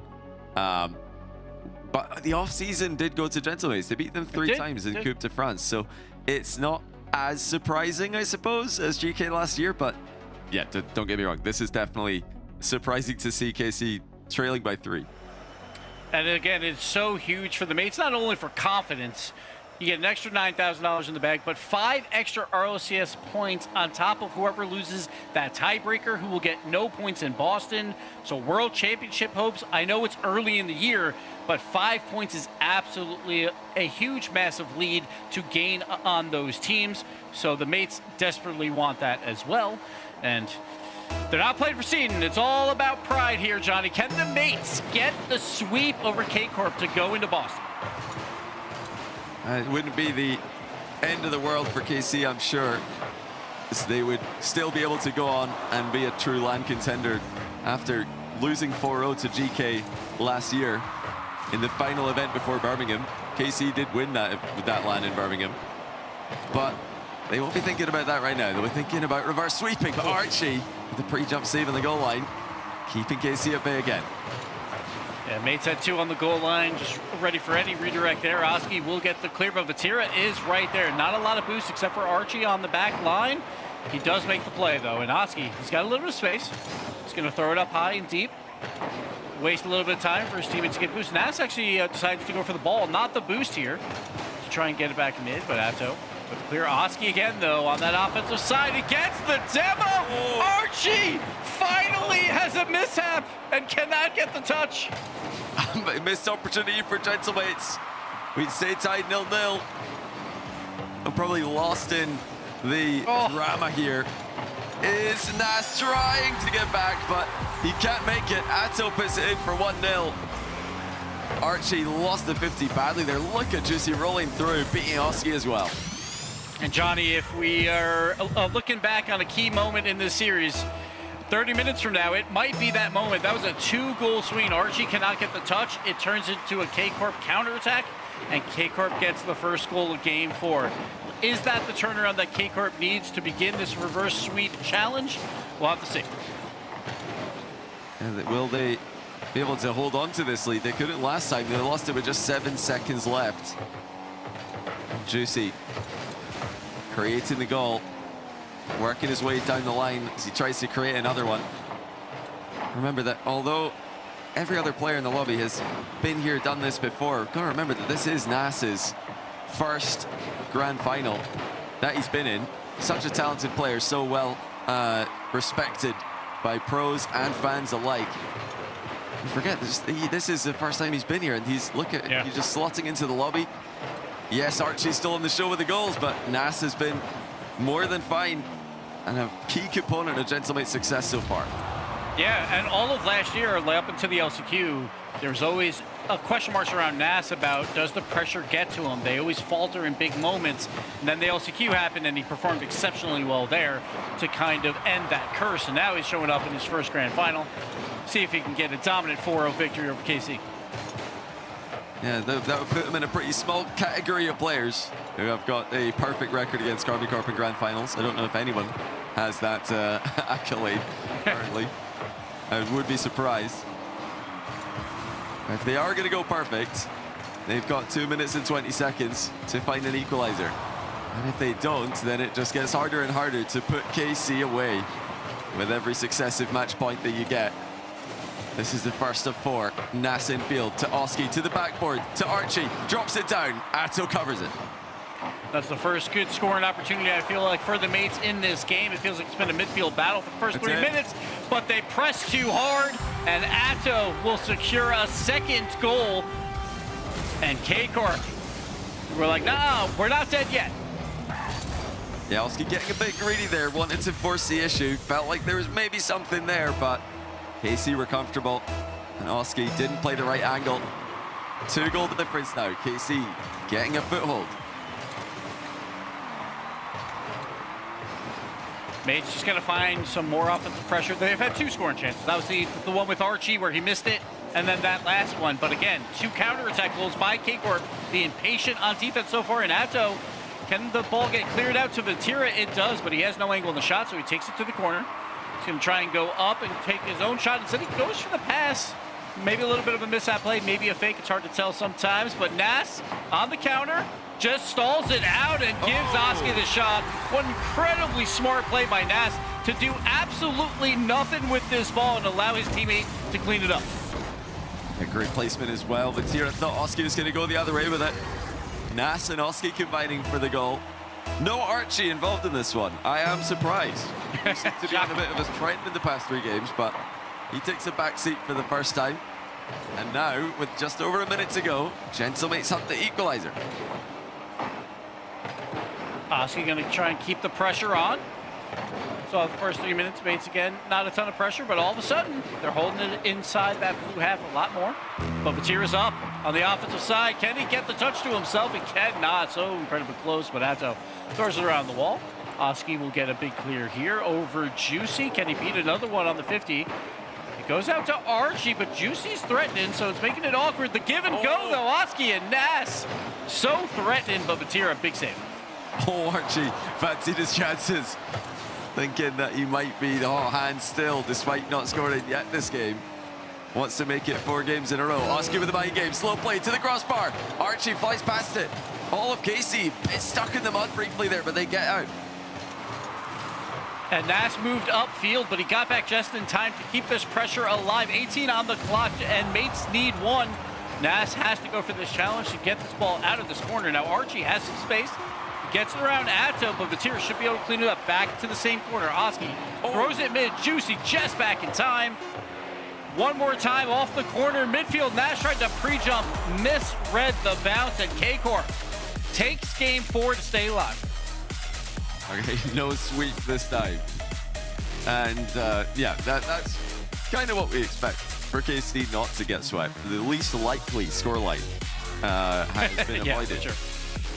But still, so many chances to come for Gentlemates, and I think they just have to calm down a little bit. They got a bit, I think they just got a bit too excited on the first match point there.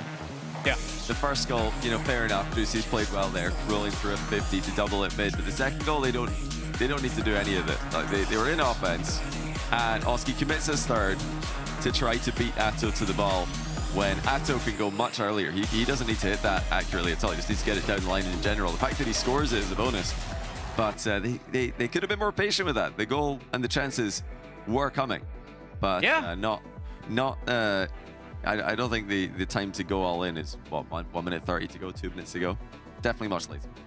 Yeah, but let's not forget that also that all began because of the 2-goal swing where Archie just barely can't get the touch, and that turned into that first goal by K-Corp. So, like, if that's a 2-goal swing the opposite way, then Mates might be away with this, like with the 4-0. So yeah, that goal could come back to haunt them, but the Mates have to just show up and know that, yes, this is not over by a long shot. We know who we're playing against.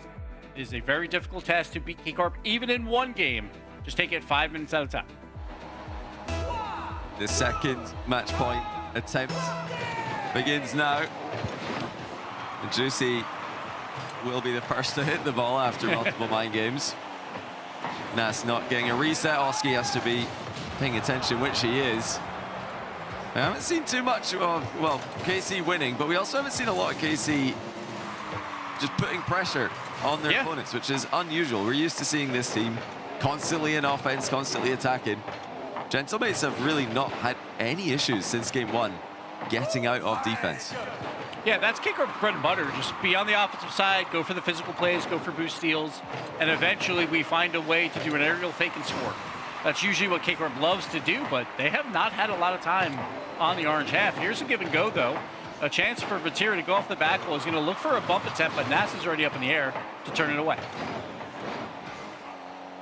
So 1 minute in, it's still the patient approach from Karmine Corp. This is where the experience really, truly does matter the most. In the difficult situations where you're being tested.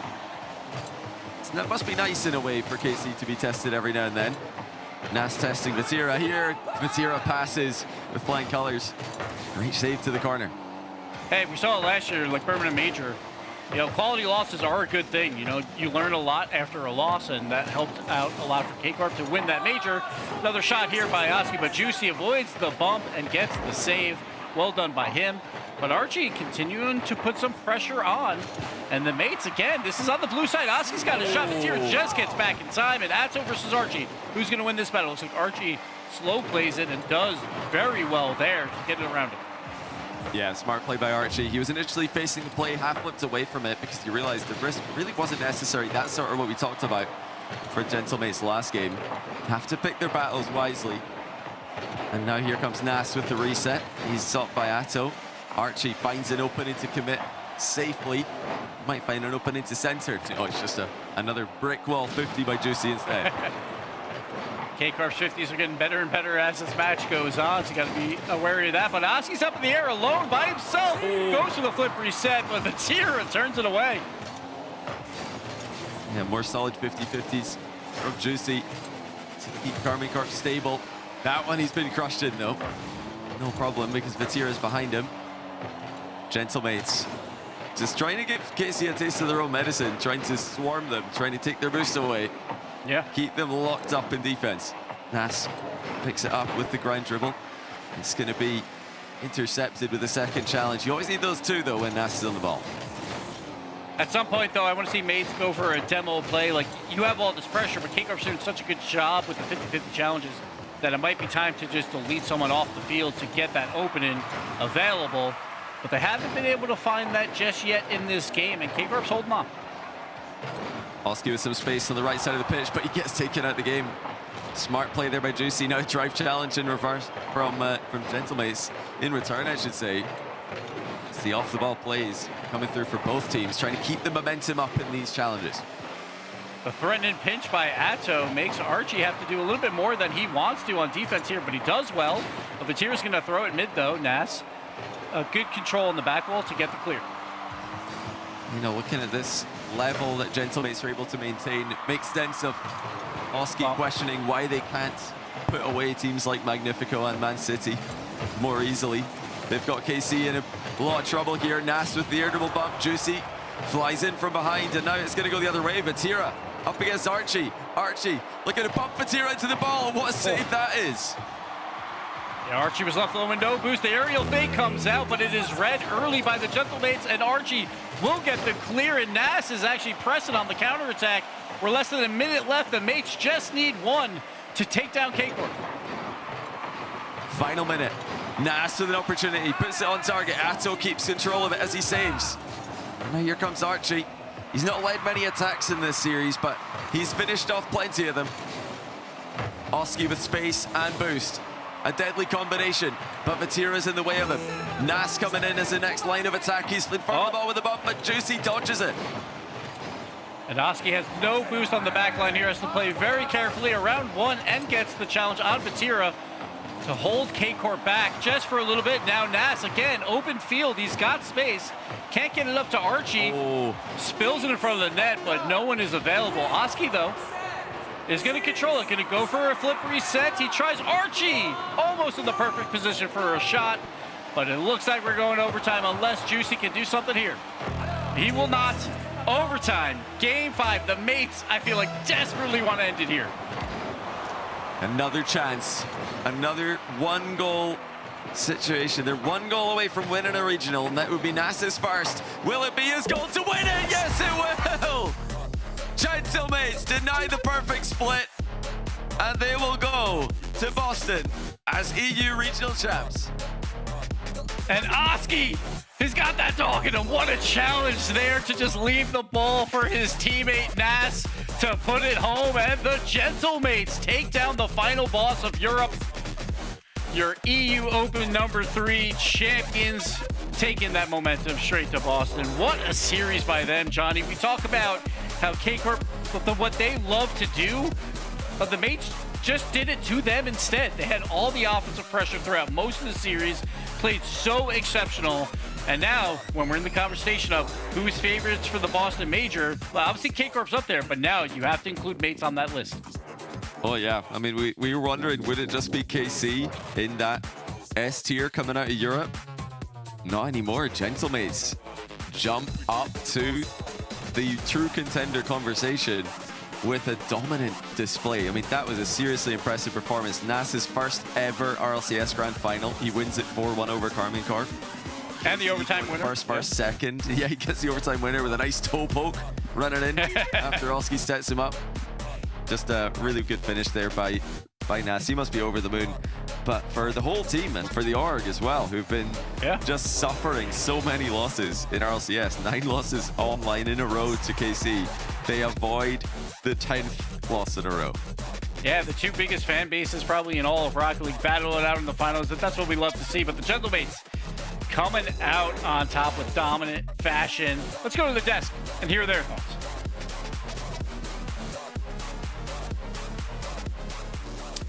Can't say I have much. I mean, what else do you say? I mean, they did it. I mean, that's an incredible. Gentlemates taking down the blue wall. No one else can do it. I said I wouldn't be surprised if there's a 4-0 sweep here today. I just didn't expect it to be that close the other way around, right? Like, it's something you expect. Okay, maybe if it's Gentlemates winning, it's a game 7. I fear I am a double bozo. It's happened again. I said it would be silly. It's a bozo weekend. Gentlemates, what we asked from them is please be aggressive. Please play out of your skin. Please be a team that is near impossible to dust on any occasion. And Turtle, they did it against a team that normally does it to everybody else. And more specifically, I mean, Archie, I don't know what got into this man. I mean, it was like 6-7 goals towards the beginning of that series, just constantly destroying every single goalkeeper on the line. And that man, he like evolved. He went from, it wasn't like Charmander to Charmeleon. He like skipped it and went straight to Charizard. You know what I mean? He just completely beelined it for this crazy performance. And then Nas, they mentioned it on the cast that it was his first appearance in a grand final to show up and have that level of composure and not let the nerves get to you. This team, they're going places, man. Yeah, so that was confirmed. That was his first grand finals, yeah? Yeah, first RLCS grand final, and he beat Carmine Corp. Yeah, it's crazy. It is so impressive. I think for that entire team, they're clicking and they're going to the Boston Major. We knew that regardless, but just to know that they are going to be there, it's going to be such a fun event. We don't know all the teams yet, of course, with the tiebreaker coming, but Gentlemates being there, that makes me so excited with the green suits too. Carmine Corp. You got work to do to get that perfect split, boys. I thought there was a chance that the reverse sweep was gonna happen. They got that first game, and I'm thinking to myself, oh no, is this really gonna be a full reverse sweep? Is there a chance? Is it possible? But they denied any form of temptation for Casey to get back in this game after that first game win. And you know, Oski was very stoic as well. We talk about Nas, but Oski, I mean, staying behind the ball. Everybody really was playing not only well, but like peaking at any given moment. Do you want to know something crazy too? I've just seen, I'm not sure if one of the casters said it as well, but that's Archie is now 3-0 versus Vatira in grand finals that he plays against. Talk to him. Yeah, that's crazy. Yeah. Right. Speak to Zen. That's amazing. Yeah, okay, go to Archie. He's got the secrets right now. Man, this team looking so good. Gentlemates taking down K-Corp. And one of the boys that did that right there is Naz, man. Make that smile big, man. Congratulations on the open win. The first time in the grand finals here for one of these opens, and you crushed K-Corp. What's going through your head, dude? I mean, I'm just really happy that I finally won my first regional and RCS tournament. So yeah, a lot was going through my head. Yeah, I mean, it's going to take some time to process it too, because that just got to feel so good. When you guys went up multiple games in a row, was there any part of your head like, this can't be real? No, I think it was fully deserved the way we played, that we should have won 3 games in a row. I mean, we all played really insane. We trusted each other with everything, and yeah. I love that. That was the right answer. So, obviously, you guys are now going to Boston off the back of beating Carmine Corp. We saw earlier on that Vitality and Zen in particular struggles to beat Carmine Corp. They've lost 11 in a row against them. What's the secret? If you can let me know, please feel free to keep it secret if you need to. But what's the secret to beating Carmine Corp? I mean, obviously they're a really good team. They've dominated Europe for quite a while. But I mean, I think you just have to be confident and just think you're better than them. And I mean, with Vitality, I think they low-key got in their head a bit because they lost 11 times, right? So I mean, you just have to think you're better than them and be confident against them. Right. Yeah. And how did you guys continue with that confidence? You dropped one of the games and there was a potential where, reverse sweep in a best of 7. But how did you deny it early? And what was being said in the comms to just stay confident on the pitch? I think the game we lost, we kind of deserved it. We had some chances, but it just didn't go in. So after game 4, we just said, I mean, we're just better than these guys. And I mean, we all showed it. I mean, Oski and Archie played amazing. Like, they played really well. And yeah. I was going to ask about your teammates. Obviously, you've now been with Oski for a little while. You know, we're all ex-NIP. And then you've just now, I say just now, but, you know, recently, I've got to sneak myself in there somewhere. You've now, obviously, teamed up with Archie. Tell me about your teammates. What is it about them that really elevates this side? Because we know about you, but what is it about Oski and Archie?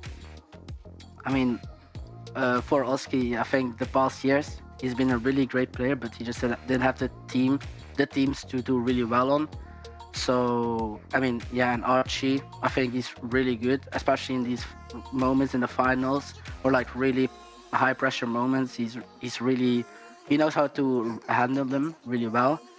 And I mean, we all put the work on this week, especially. And yeah, we just tried to focus to work on the things we struggled with. Yeah, well, I want to kind of play off that before we let you go here and ask, you know, looking towards the major, what's the goal? What kind of time are you spending together towards the major in between now and then? Are you guys boot camping again? I see you guys there together. What's the stretch look like for the Gentlemates?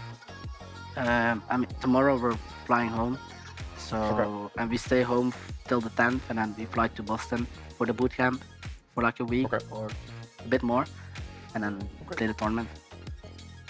Don't overdo it. Have a little time to celebrate, but still grind Business. right back into it. That's true. Yeah, Hey. yeah, for sure. Well, what I want to do is for us to stop talking. It's time for you to talk. You've earned it, man. We do this for everyone here. You finally get a stage to shout out to anyone you want, however you want. The stage is yours. What you got to say? I mean, shout out to my teammates, the Gentlemates staff. They're all incredible. The Gentlemates fans as well. We see all of the support you guys give to us. I want to say thank you to my family at home watching every game I play and support me as well throughout my career. And my friends as well watching me. Finally I've done something to make them happy. I think you've done a lot to make I think you've done more than enough. You've done more than enough. I think there's more to like about you than just your Rocket League skill. It is pretty great, but you're also a great guy, Naz. Thank you so much. Yeah. Congratulations on this incredible victory, and we'll see you in Boston. Thank you. See you guys. That's it. What a legend. It all comes That was down so to wholesome. resets, you know? It's like, finally, my family can be proud of me that I've won a grand Finally. finals. Yeah. Father, are you proud of me? Yes, I have been for ages. That was awesome. Oh, amazing there. But yeah, what an incredible final there. I mean, again, everyone going K. We pre-jumped that prediction so many times, Turtle. Everyone's putting KCM ahead of the time. And what a wonderful story it is to see that not be the record there. Yeah, and I think it proves that moving into the major, you know, things might go the way we all expect. And as I say that, maybe Casey just gets so mad and just dominate in Boston. I think that could also be a possibility. But at the end of the day, man, there's never guessing who's going to show up. You got people who are playing in the grand finals for the first time, having the game of their life. You got Archie having a stellar game himself, and you can see the passion these guys have been working towards this moment all season long, not just making Boston, but they were locked in. They wanted to really etch their names into this season and into this split, and they've done that. Yeah, no kidding, man. I mean, that's huge for them. Also, just looking forward to the rest of the season in terms of the overall season points too. I mean, getting a win in an open like this is absolutely massive. I mean, this is what some other teams like Man City were looking for, getting to this spot as well. On that, let's speak to the points a bit, because we said it earlier all day that if there were any ties for that 5th spot, we'd end up going for a tiebreaker, and that's what's going to be happening soon. We got a few moments before that comes, but the tiebreaker between Gekay and Man City. You know, Stubby, Gekay has been sitting all day watching and waiting for this. Yeah, I mean, they've sort of been shoved into this situation by the fact that they couldn't get the win. Yesterday, they failed to take it over Vitality in that Game 7 overtime. It took 4 minutes, Vitality took them down, and now they've just been sitting and waiting. And I'm sure they've been scrimming. You know, we said earlier maybe they scrim against Vitality, maybe see if Vitality can give them something back. But they need to be warm, because earlier on, Turtle, Manchester City ultimately did a better job against Gentlemates than Carmine Corp did. Man City was so hot. Right, and they were so close. But the question is, how are they able to bounce bounce back. They have been boot camping, which is a big, huge factor going into how they're going to perform. And it's been up in the air, I'd say, on what these teams are going to do. And with how the grand final went, now it's like, okay, how do we predict the future of this? You never know who's going to show up on these days, but I'm excited. I know Gekay are prepared, but so are Man City with all the experience they've got today with those 2 series. Okay, well, we're going to go to break to get it set up, but I want a quick answer from you guys. Who's taking it? Tell me right now. Early thoughts. Early predictions. Yeah, is Man City looking good enough? Is Gekay coming in? What's it going to be? Give me Gekay, and if I'm wrong, call me a triple bozo. Okay, triple bozo potential over here. Turt? I think if Man City weren't in boot camp and they were online, I truly think that Game 7 would be a little bit too tough to get the energy back. They're boot camping. They've been warmed up all day. I think they're going to take it. Give me Man City. Okay, I like that it's split. I'm going to keep it even here. Okay. We got a tie break coming up in a few moments. Thanks for joining for the regular schedule, but one more bonus game of Rocket League for you guys coming just after the break. Oh, now this guy's going that way. Now I'm getting the lay of the land. Valets can be a big test for a young homeowner turning into their parents. There's an overflow lot somewhere in the vicinity. If the garage is full, they go to the auxiliary. He said if the garage is full, they'd go to the overflow lot. I heard him. I was right here. Let's just stand quietly. I bet you guys have driven some great cars, huh? Progressive can't protect you from becoming your parents, but we can protect your home and auto when you bundle with I us. think you might have brought the wrong car. We had the red convertible.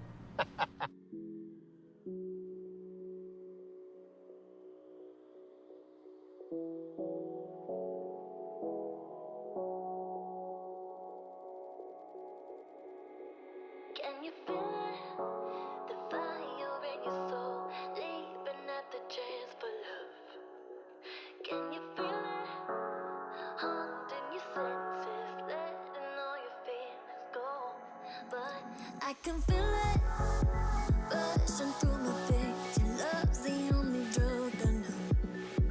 But we've been playing the hand now with death, so we can light it up. I know that we can make it through the night, but I can feel the fire inside, so there won't be no fear tonight.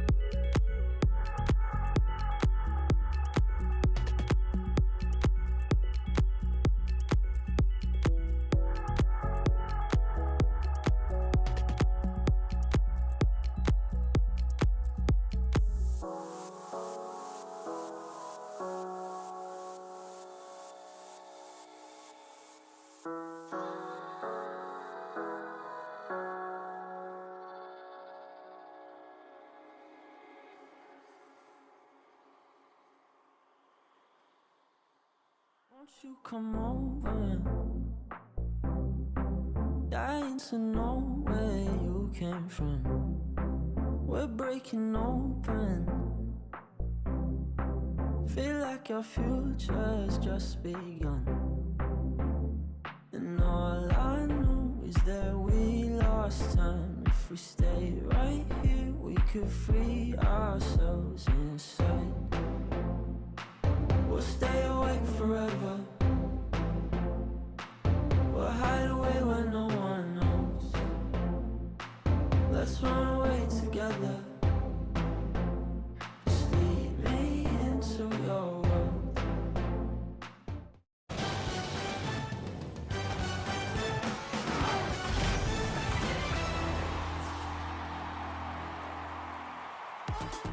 I'm going to welcome you back one more time here as we get into our tiebreaker. And this dude suited up. Apparently, okay. The grand, what the heck? The grand finals for Gibbs. Here we go, baby. I'm ready to go. Tiebreakers. You got to bust out the tie. You got to bust out the suit. That's crazy. Oh, the most important match I didn't get the memo. You didn't even tell us. Come on, baby. Let's go. How did I not see ready. that is I'm so pumped. ultimate dad jokes. I don't even wear ties at majors anymore. It's all about the tiebreakers, man. Come on. This is the special moment for him. It's a great day for Gibbs. Great day for everyone that loves Rocket League because we get another best of 7, and it is to just determine that who's going. This is incredible. When it comes down to the wire like this, what more can you ask for when it's just in your hands? Win a match and you're into it right now. That last spot for Europe is up for grabs after this next best of 7. Gibbs, again, what a you love the story. Obviously, you love it that you could just have a series in it and that decides it. Oh, yeah. Like, it's great that a team isn't going to back into a major spot, really. It comes down to you got to earn it on the field. GK Man City, it's going to be a ton of fun. But also, South America getting a little spicy. They still have 4 teams remaining that could possibly make it to the major. And also, they have tiebreakers on the line as well. So you see Amethyst all the way down there at 21 points. They were actually up 2-1 against Made in Brazil so far in that series. It might be a little bit different now, but that was the final update that we got. So if we could look at the SAM bracket soon, I would love to see it. I'd love to see it. Here it is, 2-1 so far for Amethyst. If they win the entire tournament, they would need Team Secret to beat Furia, and then Amethyst and Furia would play a tiebreaker. If Team Secret wins, Team Secret would get the spot over both of them. So lots on the line there, and obviously Made in Brazil, they've already qualified, but there's 2 spots in SAM. So Amethyst has a chance for another tiebreaker versus Furia, but Team Secret is not out either. If they win the tournament, then they get the spot. Okay. And that's the beautiful thing. I mean, there's these tiebreakers. It's not just over here. All right, it's happening literally everywhere. And I think Gibbs, you said it best. You have to earn your spot. These teams, you gotta fight tooth and nail if you want to qualify and make it to Boston and prove yourself on the international stage. Yeah. If you want to have that up on the other screen, twitch.tv/Rocket League Sam. You can go check that out. If not, we'll be rating them afterwards because their tournament will still be going on. And somehow Gibbs is probably going to appear on that broadcast. If there's a tiebreaker, he'll fight his way in. He'll be suited up over there too. Yeah. But again, here it is, the last one. You see that big gap? We had to put it down there because it's a special series. It determines that last spot going into Boston. Manchester City facing down GK. GK that has been sitting around all day, holding on to their hats, hoping that they have this opportunity. And here it is. Man City, though, has had this warm-up turtle. We talked about how good they were looking. Yes, I mean, it really can't be overstated. Man City, a team that a lot of people were questioning. They really never made it to the semifinals, didn't break into like the top 4 of EU, but now we've seen them go to Game 7 in the semifinal matchup against Gentlemates after a 4-1 win against NIP, that was when everybody's like, okay, wait, Man City have come to play. They have arrived, but on the other side, it's not going to be as easy. GK have been sitting out all day with this pent-up energy, knowing that maybe there's a chance they're going to have to fight for their spot, and they've been warming up, getting some scrims in, and they are here to, like I said, fight tooth and nail. It's going to be very scrappy on the pitch. And it's about 3 weekends of play, and it's all about what did we do right in moments, what did we do wrong in moments. But for these 2 teams, they've also not played on any of these final open weekends either. There's no head-to-head besides the Swiss round for these two teams, so there was never any points implications for any of their matches. And now obviously this is the ultimate points implication going to the Boston Major, but you look back on their season with GK, like Open 2 making that grand finals push was so huge for them, getting them so many points. That was 2/3 of all their points in these 3 opens. And then Man City, of course, today, big underdogs, and they take the win to tie it back up. It's going to be so much fun to watch. Aggressive fan vote is live right now. I see you guys getting out of MCFC for Manchester City or hashtag GK, of course, GK. Both of these teams, I think, have strong fan bases behind them. Obviously, you look at some of those guys. Look at the vibes. You see the vibes? GK, but yeah, no, I love it right now. They had a little group huddle here. This is why I think they have the edge here. I mean, just it's so impactful to be boot camping like these esports organizations. It's truly such a big help. Playing online, you know, you're excited, you're in your comfortable little room here, you got the lights off, but at the end of the day, you feed off of the energy from each other. And for me, I think that's going to prove to be useful. But there's a lot of veterans on GK. It's also just getting rid of any of that potential animosity. Even if you like the people across the room, if you let a little bit of like worry start to creep in, you hear those extra silences over the microphone when you're just not in the same room. But when you look to the person beside you, that changes a lot more. You see maybe they're smiling but silent, and that helps take away some of that animosity. So it definitely helps being in a boot camp scenario here. We do see the smiles still coming out from the GK squad, but you know, it really does make the difference. Yeah. Who's gonna win it though is the real question. Turtle, you gonna back the fact that they're boot camping here to take this spot? I mean, you already spoiled my prediction before we even got in here, dude. You were asking me to do it before the break, and of course I gotta stand by what I said. Man City, give me the boys in blue. I think they're gonna show up, and I believe in them. I've been backing them all weekend long, and this is their chance to prove me right. All right, so you got the boot camp buff. I would say Man City's the better team on the field as well so far in Open 3, not honestly for the whole season, but the experience buff is absolutely huge in moments like this. Man City has never played a series like this in their lives. Well, on the other side, we have world champions, we have major champions, we have people that know how to win the big games. GK is going to win this one. Yeah, dude, I'm actually genuinely so. I'm glad there wasn't a spot for it in our prediction sheet because I still haven't decided to this very it's gonna be a good right series. now. This very moment, I gave a thumbs up during the yay nays earlier this week saying that GK would win it. Do I back it? Do I have to sit on it? Okay. Honestly, producer just decided I'm backing it. GK's going. GK's doing it. We've seen it. Honestly, Gibbs is right. We've seen them in these moments before pull through super strong, and maybe that's just the smart thing.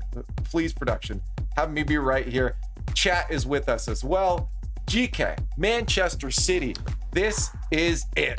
Our tiebreaker matchup between these two teams. Who's going to hold it together? Boston is on the line. Manchester City, GK Esports, one more best of 7. Let's get in there.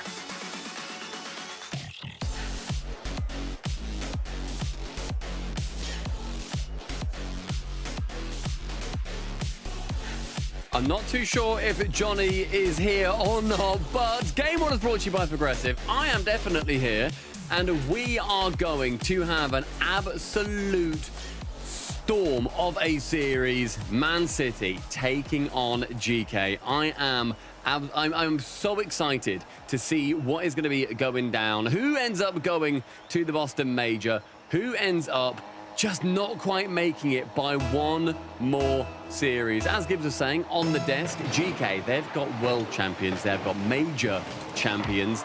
Not done it for a little while now, but they've still got that experience. Man City, they've not necessarily got that same level of experience here, but my goodness, have they shocked the world.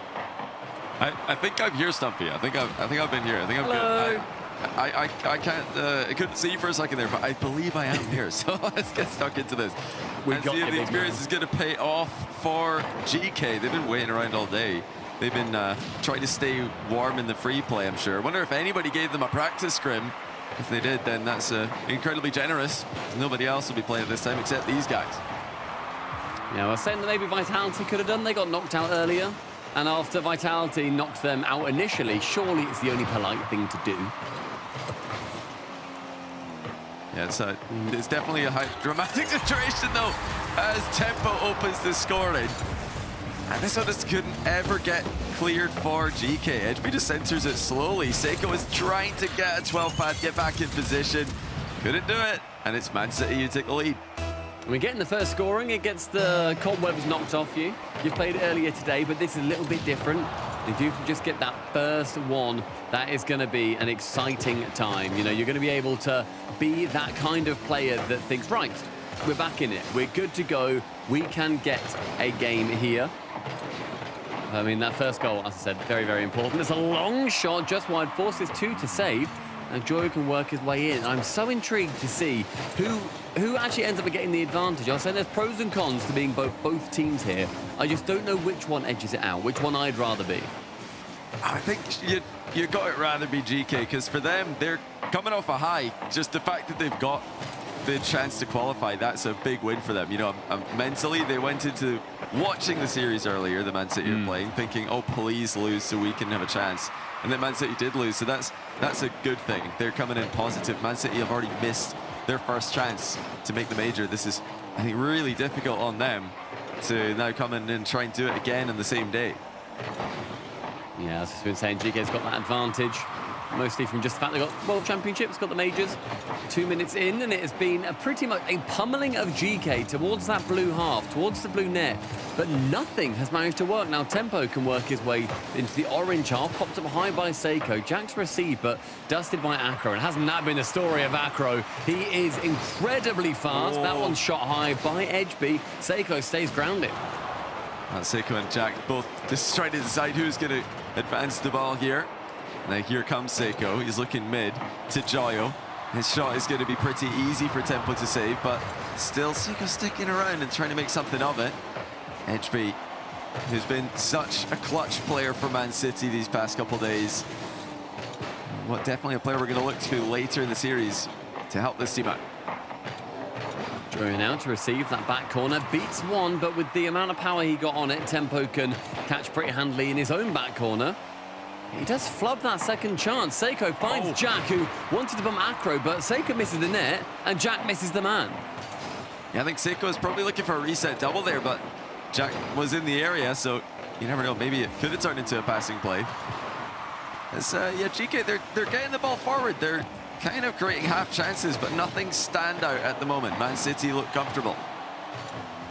Yeah, but I wonder how long this comfortability can last on defense. Jack is a nice reset into Seiko, who maybe wanted to pinch, but then he shies away from it. Seiko now wanted to set up a bit of a longer play. A double!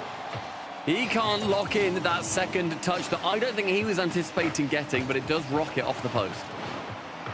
Yeah, minute and 24 to go. Still scoreless. GK remain. Man City just stay spread out, trying to keep their boosts in healthy amounts, making sure that they keep the comms as clean and organized as possible. They don't overcommit. That'd be the worst thing possible, to throw away a goal in a situation like this. Now 1 minute left. It's actually Man City knocking at the door, looking for a second goal. Oh, what a pass and goal. Edgeby finishes it off, and it's 2 to Man City. I mean, he bought the first position. He was there for it. He got it into the corner. Tempo just has to get it in the area. Manages to find Edgeby. Brilliant play. GK down by 2. Final minute. Is there a chance for them to work in, or do they need to look towards that second game? That's a great like demo. Acro again! Yep. They've got a third! Yeah, they are going to need to look towards this next game, because Tempo's just destroyed that 50, and the demo landed on the goalie. Meanwhile, 3-0 Man City, the team who don't have the experience. They've never been in a series with this kind of stress on the line before. Yes, they've had a chance earlier on to qualify for the major, but that was one chance with another behind it. This is the last chance, and they are showing up huge against GK, a team of vets. I think right now, I mean, we saw on that play in particular, yeah, sure, there's 40 seconds left, but I still want to see a goal. I think Seiko overcomplicated things. I think every now and then I just think, like, okay, hit it. Force the defender to move. Make them use boost. make them go into an awkward position, and then they're sort of going to the backboard. They're then doing this and then doing that. Sometimes you just need to put your laces through the ball and see what ends up working. In the final 15, though, Man City, they lock in their fourth goal, and it is quite the performance. What a rocket of a game this has been for City. Just unbelievable. I mean, they got the goal to go ahead, and then they started to just sit back, stabilize, try to protect that lead. But now they've made it 4. So Gekay have been sitting around all day waiting for this moment. They finally get to play it. They lose 4-0, maybe 4-1 if we can get some kind of last second goal for the momentum. Is it going to be possible? No, Joyo can't get it in the air. 4-0 to the new kids on the block. That's a horror show. That's an absolute horror show for Gekay to start this off. City come in thinking, all right, you know, we're the underdogs here, we're going to be this, we're going to be that. Oh, never mind, we'll beat them 4-0. And also, we've been to a LAN already this season, so sorry, lads, we want to go to our second. Just crazy. Man City turning things around and producing some of their best Rocket League when it matters most. They've already put up so many impressive performances so far this weekend. They're finally showing that potential, but also the ability to play under pressure. And it was Gekay looking a bit silly there in the back corner, and the whole team just driving in circles, looking for the ball.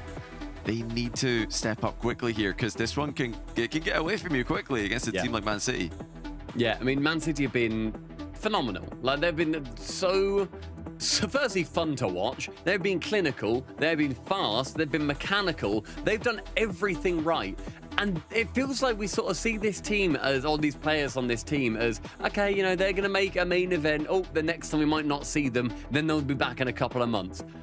All of a sudden, they're, you know, top 6 mainstays. They're making these they're making these Champ Sundays. They are just here, ready to go, ready to take it to the top teams. They got more games off Gentlemates than Carmine Corp did.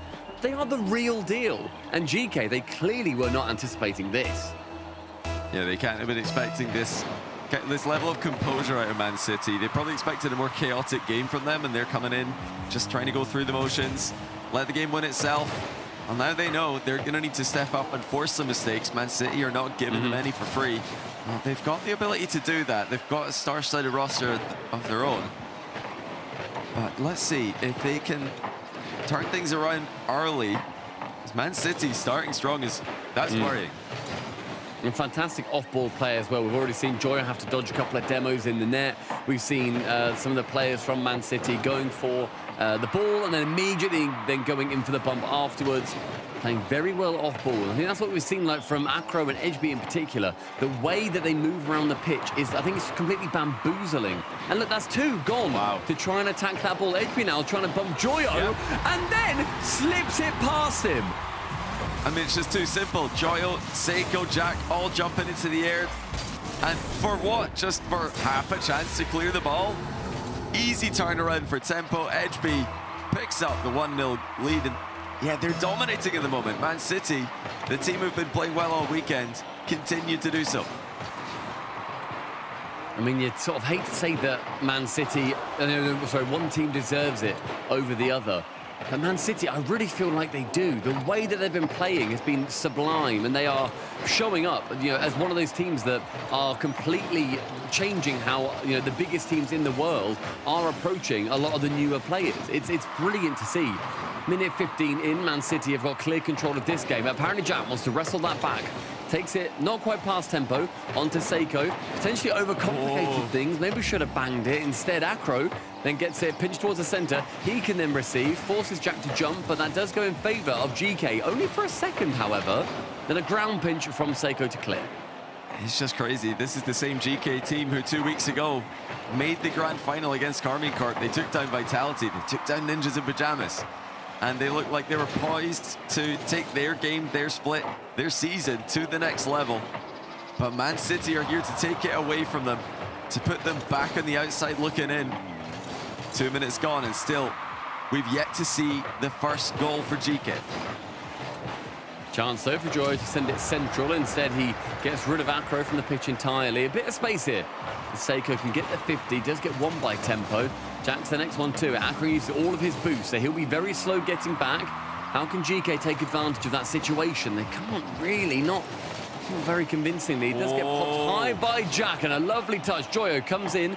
Seiko, however, is going to be calling him off the ball. He'll be continuing on this play. Chance for one off the backboard. Does use it, but then clears it himself.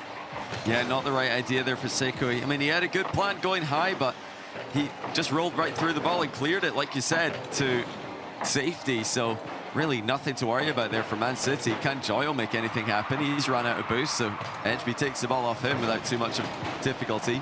Acro and Temper both in the air here, though. Jack's beaten both of them. Chance. Edgeby last back, and Joyo Seiko couldn't get one of them involved. Yeah, they couldn't decide. That was a chance. Just dive on it, then have the other play the 50. No matter what happens, just have 2v1. And instead, they just give the defender the complete 1v0 treatment. Seiko now trying to go for an air dribble, gets the bump, or Edgeby gets the bump on Seiko. Tempo, a lovely touch, but only goes as far as Jack.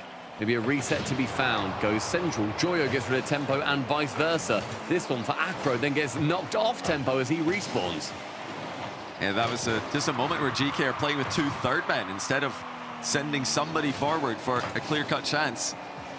As time ticks down, they cannot be making those mistakes, especially when they've yet to score. If they were scoring goals, if their offense was producing goal-scoring chances, then fair enough, you just keep going through the motions. But they have to get more aggressive here. There's a chance for Seiko. What a save, though. Acro holds his nerve, just sits on the top corner and deflects it wide.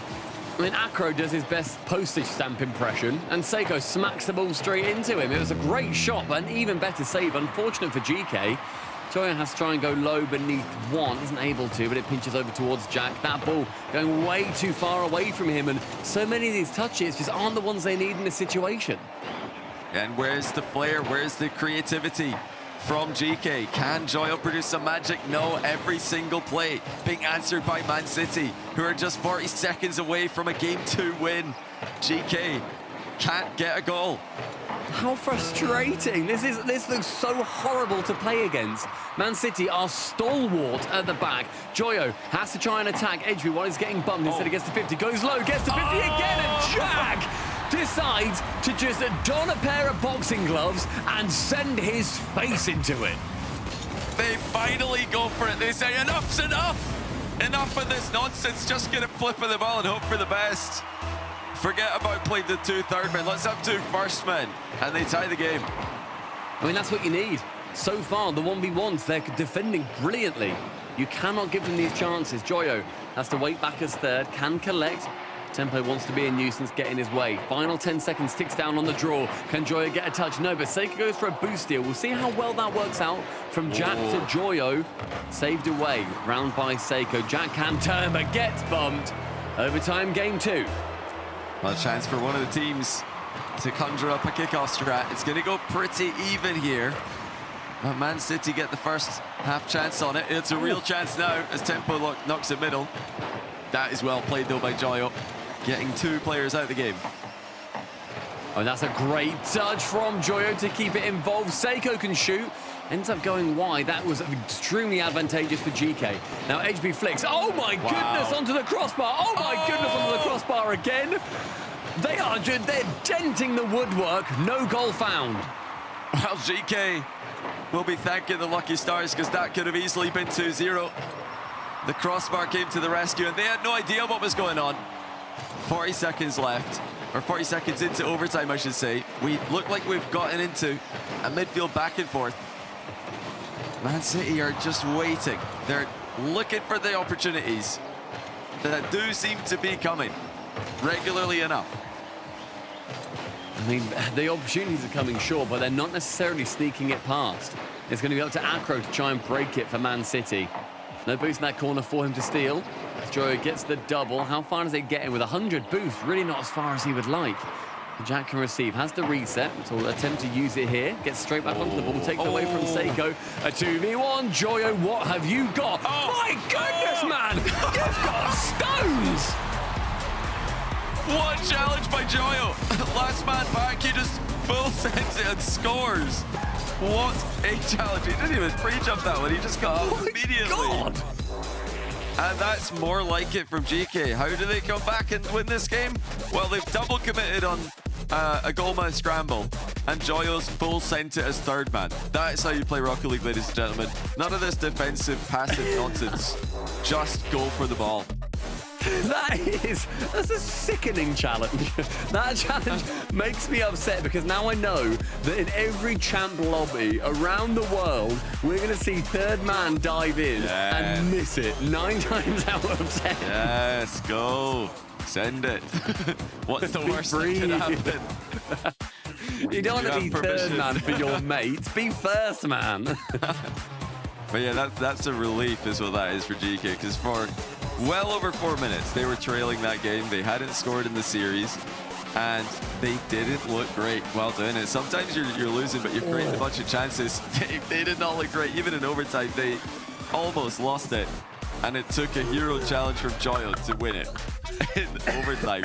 Sorry. I love that challenge. That's the most absurd looking thing of like such a lovely setup by HB. What am I going to do? We've conceded. Oh, that's a shame. Joyo's just sort of gone, I guess. Yeah, it's just a great challenge. And you think about the alternative and what are you going to do as last man? You sit back and wait for what kind of mechanics are coming your way. Sometimes it is just a high percentage of play to go. And if you get any of the ball, even if you didn't score it, still, if you get some of the ball, it would be good. Oh, look at this, though. True. The kickoff strat. HB couldn't get the double tap, but Man City, again, using that mind game, it's open for Jack. And to the shock of all his YouTube viewers, he scores. I mean, that is Jack at not even his best, but just his what should always happen. That is Acro getting a lovely demo, but then unfortunately for him, he doesn't have the ball, he doesn't have the pitch presence, and he goes for the boost and leaves it entirely open. Great play from Jack. And that all started with that fake kickoff just not quite working out for Man City. And now we get to see what Man City will do from behind. They've led for the vast majority of the series, but now they find themselves trailing after a couple of goals go against them. Lots of physical plays. Oh, that's actually a back pass. That's a banned touch. That is a banned touch. Back pass is fine, Stumpy. Just yell back pass quickly and it's all good. It's Jack now trying to chaotic. Get very creative with the wave dash recoveries. Not sure where he got that one from. But yeah, GK, they've definitely thrown caution to the wind here, and I think it's working well for them. I agree. I think if I was to put, goodness me, if there's a team that was going to be, sorry, what's going on? HB, you freak! You absolute freak! Why do you fake that? I know why, because this happens, but that is insane! Oh, great first touch as well. Not just the fake, but also the touch to set himself up. That is exactly what Man City needed, and we've gone from a quiet, defensive, passive series to everybody just giving it everything. This is what you love to see at a tiebreaker match for a LAN in Rlcs. It's what we're all hoping for, and now it looks like it's what we're going to get. I mean, yeah, you just hope that both teams give their all. And I was going to say before that whole series of play, goodness gracious, Joyo. What I was going to say is that I love that we're just seeing both teams really send everything that they've got, and the chaos is what makes these matches. We want them to be crazy. We don't want these defensive, I'm too scared of losing. You need to be confident that you're going to win. That's when both these teams play their best Rocket League. Tempo gets bumped off by Jack. He has no boost for this one now, but HB will keep the play going. Well, Tempo and HP both ended up on 0 in offense, so Akron to sit back. He's actually been dunked on by Seiko. Oh. Joyo's up, uncontested, half flip saved by HP on the goal line. I mean, HB, perfect plays, perfect time, unless you're a GK fan. Abjack, the pre-flip into air dribble from the side wall. It's Acro's turn. This is becoming mechanically masterful. Oh, one too many touches. Takes it away from Tempo, unfortunately. Joyo now gets rid of Tempo. Whose central it will be Seiko. Jan now goes for bumps, but Acro's up first. And we're seeing Man City get a little bit jumpy. They're jumping very quickly to these. And I think GK are giving them a second of breathing room, and then they're going in. They're letting them burn just a bit of boost. Great speed by Acro there. That causes some chaos. But now Seiko's 1v1 at the other end with HB. HB winning every 1v1 he's put in this match. Great plays are coming through from the defense on both sides. And the crossbar, so the fourth man is coming in very clutch. HB gets one touch central, but gets cut out by Joyo. The mid boost stolen by Acro. So this play, Joyo and Seiko are all going to be low. Acro left wall up high. Someone waiting at the back. It's a nice musty, but if there's one thing that Joyo knows what to do with, it's a musty. A nice clear by Joyo as well, just getting the pixel of the ball to get maximum power. And where's the challenge? Joyo just forcing there. He knows he can't reach that ball, but I like it. Does a great job forcing the air dribble high into the backboard for his teammates. 2 minutes to go. Seiko down the line to Jack, looking for the infield reset. Gets it. He can't mind game Edgeby right now. He's making all the defensive plays. Wait a minute. What? There were two back. It's a goal for Seiko through 2 defenders. They both go low. Seiko has been so overcomplicating every single play that the one time he doesn't go backboard, which is then where they are, he shoots low. It completely bamboozles them. They're discombobulated, and then Edgeby just nearly gets one back on the other side. Yeah, I don't think Tempo realized that the net was open. He probably thought that Acro had recovered already, so he was getting ready to cover the backboard. But the net was just open, at least the front half of the net half that's closer to Seiko. Well, that was a bit of a giveaway. Now here comes Seiko off the ceiling. He's challenged early by Acro. Down the line past 1. Man City with just over a minute to work with.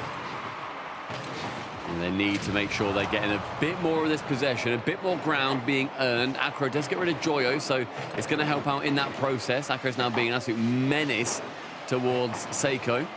On the backboard, who's bigger? It is going to be Acro. Right-hand side now sees Joyo trying to get something central. He can't do it, and Man City, they're not having ball possession. They're now playing Gekay's game. It has been a close game, but just those key moments where things have not gone right for Man City have been the difference makers. Now Tempo looking for some space, but it's so hard to come by these days in competitive threes.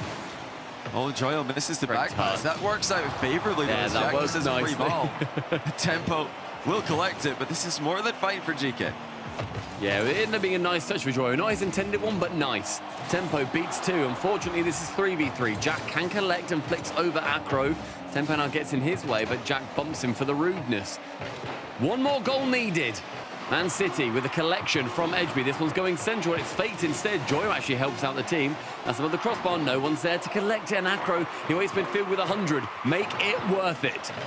Oh, the bomb lands. Edgeby denied on the goal line. What a save by Gekay. Man City's go-to play almost works out again. Beautiful defense in the end. It was a little bit ropey, but Man City couldn't work it through. And timeout has been called in favor of Man City. Gekay, they worked their way back in after getting clapped in the first game. Just a crazy series here. I still feel like for the majority of what we've seen, Man City have looked like the team. I mean, they have been winning for most of it, but Gekay have just had the moments. They've managed to find the right times to just go completely all in the last game, and then they've been clinical in this one. They had less chances and scored more. Yeah, the miscommunication from Man City in defense cost them. Tempo didn't know that. Well, he either didn't know one of two things. He didn't know Seiko could just shoot that, which I'd be surprised by, or he didn't know Acro was back yet. Because Acro probably told him that he was back post, but he didn't say where back post. He didn't say how close he was to being able to cover the goal. Because Tempo turning up the back wall like that means that he thought the goal was defended by someone else. Yeah. And it was great play from Seiko, ultimately, to identify all of that. You know, he saw that both went backboard.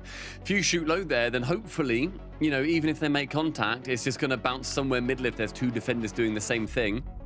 And in the end, he just gets the goals. So it's best of the situation that he could have asked for. Yeah. This timeout, I think it's important for Man City. I think it's a great time to use it.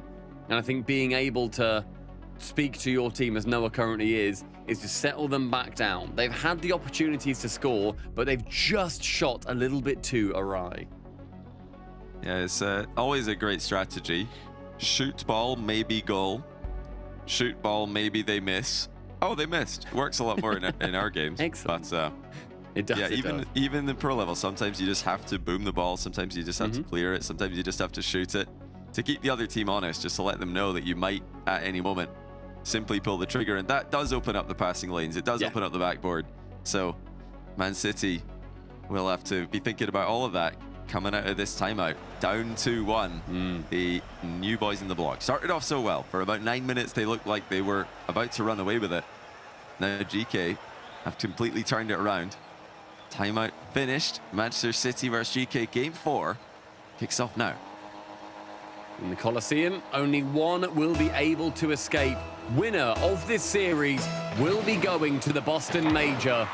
Man City taking on Gekay. Gekay leading 2-1. Seiko with a very loose touch initially, but no one really challenging him, so doesn't get punished for it. And what did Noah say to his boys during that timeout? What magic will be coming from Man City? Yeah, they are going to need some magic. They've had the HB clutch moments. They've had the Acro and Tempo peak moments in this run throughout the tournament. And they need just one of them to be the person to open the floodgates. Somebody has to do something special to lift the vibes, lift the mood again. And Acro with a skim clear only goes as far as Jack. That does lead back to him though. It's the Englishman in opposite lineups. Ping the ball back and forth.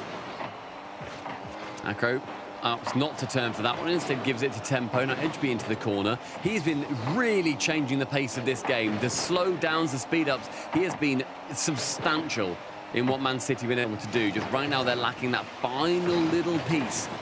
That is what's keeping them away from winning some of these games. Jack chases down Acro, but with no boost, he can't really continue. Tries to get Edgeby, but Tempo can now take over. 1v1. Edgeby takes on Seiko, takes on Joyo, who dives in from the blind spot. Yeah, just couldn't quite catch up to the ball there for the reset. It's just a bit too far away. Edgeby puts it back into the middle. Joyo just doing his best back corner Barry impression, keeping the ball nice and tight to the back wall there. Man City try to do their best K-Corp impression. They are in blue, so that's a good start. But need to keep the ball in offense a bit longer than that. You don't want them to do their best K-Corp impression, because that will mean that they will lose in this final. And Acro, he makes sure that maybe they do their best Gentlemate impression instead. A beautiful challenge from Tempo. He's got no boost, but he does get the man. Completely opens up the net for Acro there. Man City gain the lead in game 4. Yeah, slow recovery back from Seiko, so Joyo completely on an island. Gets outplayed in the 2v1. But another twist in the tail, another back and forth series. Physical plays off the ball, doing work for Man City as Tempo looks for a gap on the backboard, can't find one. Acro 50s at mid, only as far as Jack. It's just back and forth right now, not many passing plays, just that one there. Mostly solo plays being attempted though. Yeah, brief 2v2. A look into what we can expect. Looking forward into RLCS 2s that have been added for this season. Love that. Up for one, does take over. But Edgeby's the final man to defend. And low boost was I think, on the card to Man City there. They managed to recover, and they held out just momentarily. Tempo gives Joyo 33 boost as he respawns. Opposite side shot. Apparently Jack can save, pinched long, and Edgeby is there to receive. But right now, I feel like we're just seeing Man City holding on. And we've not necessarily seen either side put too much convincingly past the midfield. Well, you know, the GK boys, they almost get one there, Jack, with the redirect. They've been talked about as a defensive lineup. You know, they've been spoken of this exact weekend as a team who are quite happy to get 1-0 up and then just sit back and defend. So this could be frustrating. And although it is annoying to go up against, Man City have got to be careful. Another redirect attempted by Seiko. It's gone down to Joy, one wide. What a save on the goal line. Really hard to read that for Man City Puff, but they got the job done. Oh, no! Deflected in by a Man City player. A spectacular save from Edgeby. I love that. And from zero, from the hero to zero, Acro, he ends up challenging, but he's going back towards his own net. That's only ever going back towards your own net, mate. That's tough. If he gets a bit more in it, he's thinking he could get it into the post, but what's it meant to be? A GK fire right back. I do like that they've been leaving players upfield a little bit longer, just looking for those cherry-picking opportunities multiple times on the Man City backboard. It does increase the stress level for Man City. It's a good bump, but Seiko ends up actually hitting Acro into the ball, unfortunately for him. 70 seconds as Jack goes for a 1v1, shoots it high. Edgeby now off his own backboard, completely loses control of that ball. That is uncharacteristic this weekend. Jack and Joyo take full advantage. 1 minute left, 1 goal clear. Joyo just knew that Edgeby was looking for the bump, but he just dodged it by driving under. And yeah, HB put his team in a bit of trouble there. It's why air dribble 50s off the backboard tend to be more popular. Air dribble bumping in your own half, it can be a bit risky, and it was there. It's great vision, as you said, though, from Joyo. He's just able to clear it away, gets the ball out of the danger zone, and Jack can then follow up with the keeper on an island. Final 45, Acro pops it to himself, then goes central, but Seiko sees that coming. He could have been faked out there, but Seiko opts to go for the play instead, rather get faked out. Joyo with a little reset. We're seeing his mechanics really start to come in. The little slight tiki-taka play, the little awkward touches, being an absolute menace. Good dump across by Acro. He just stops that play from developing too far. And now, Seiko getting bumped on the goal line. Tempo brings it back level. Well, just as GK were starting to get comfortable, another demo rips open the rotation, and Tempo does the rest. 19 seconds to go in game 4. It's another tie game. It seems like neither of these teams can be split from the other. They're completely equal. It is brilliant gameplay so far from both sides. HB goes to the ceiling. Seiko has to cover. He does so, but Tempo's there. Tempo's been a nightmare. Can't clear around apparently Jack. Acro fakes. HB now. The pace changer. The bump. Oh, actually, that bounces high. That's horrible. And Joyo's there just in time. Oh, hold on. It's going the other way, though. Jack's got my God. backboard. Is he doubling? It's off the part of the pitch. Joyo to Seiko. Still somewhat alive, but now grounded into overtime. I mean, Seiko, I think, had more time there than he anticipated. I get why he took the snapshot. It was far too weak. Was never getting to the goal line. HB pops it over Seiko. Can attempt to get that dunk, but Jack's going to be there. Now Acro towards the side. 1-2. Next to shoot is Tempo, but Joyo bullies him out the way. Now the other side, Joyo gets rid of HB, and Tempo can dive in. And Jack takes over. He's got a free ceiling play. Looking for top corner. He only finds the post. Pretty close, but I think Man City knew that one was wide. 30 seconds into overtime, and this is GK ramping up, and Man City put back on defense. Jack to flick central. Joyo's there to shoot. Opposite corner. Joyo and Jack, the formidable duo.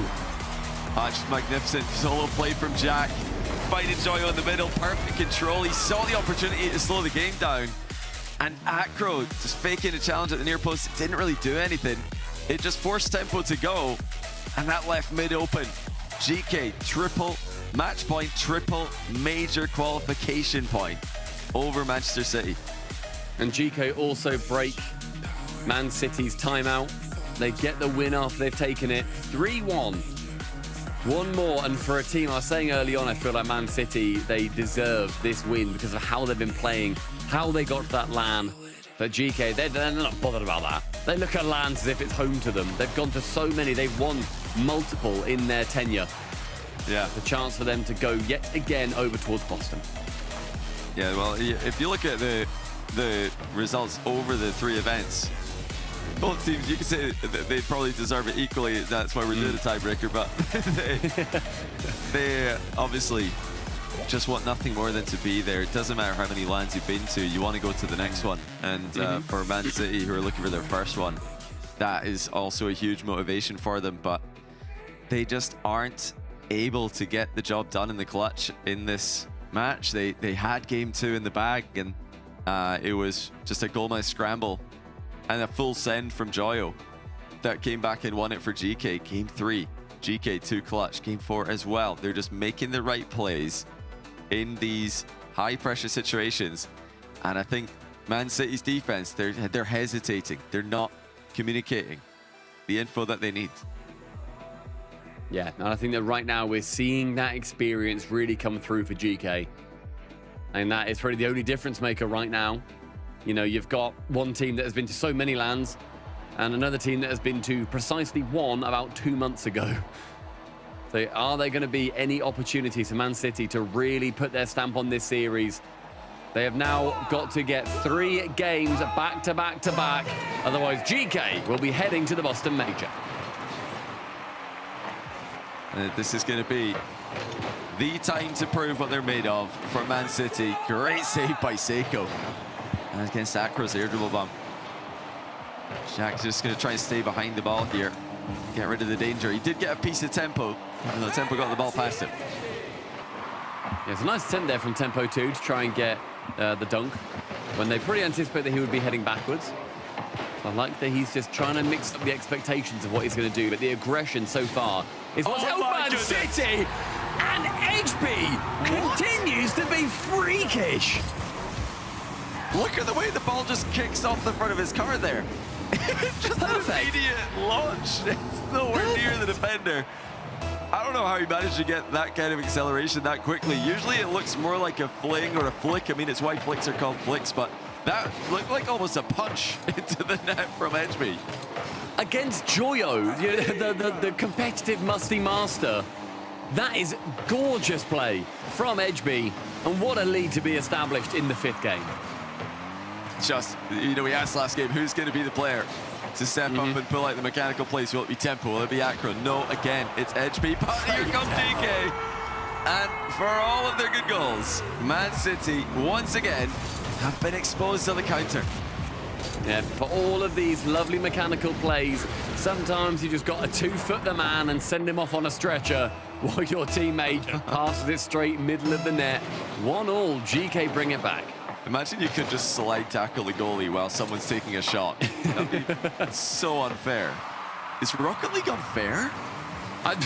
You know what? When you look at some football teams play, I think they do have that. They have that game plan. Are you talking about actual football teams or Cole's Sunday League games? Actual football teams, but I would not like to call any out that played versus Liverpool this weekend. Well, Man City have got some time left to recover from the vicious off-the-ball play that Gekay have slammed them with. Hapjack again just finding ways to slow the game down in the back corner, though, and it's great chances. Last game, it was the winner in OT from that exact position. This time, it's almost a go-ahead goal in Game 5.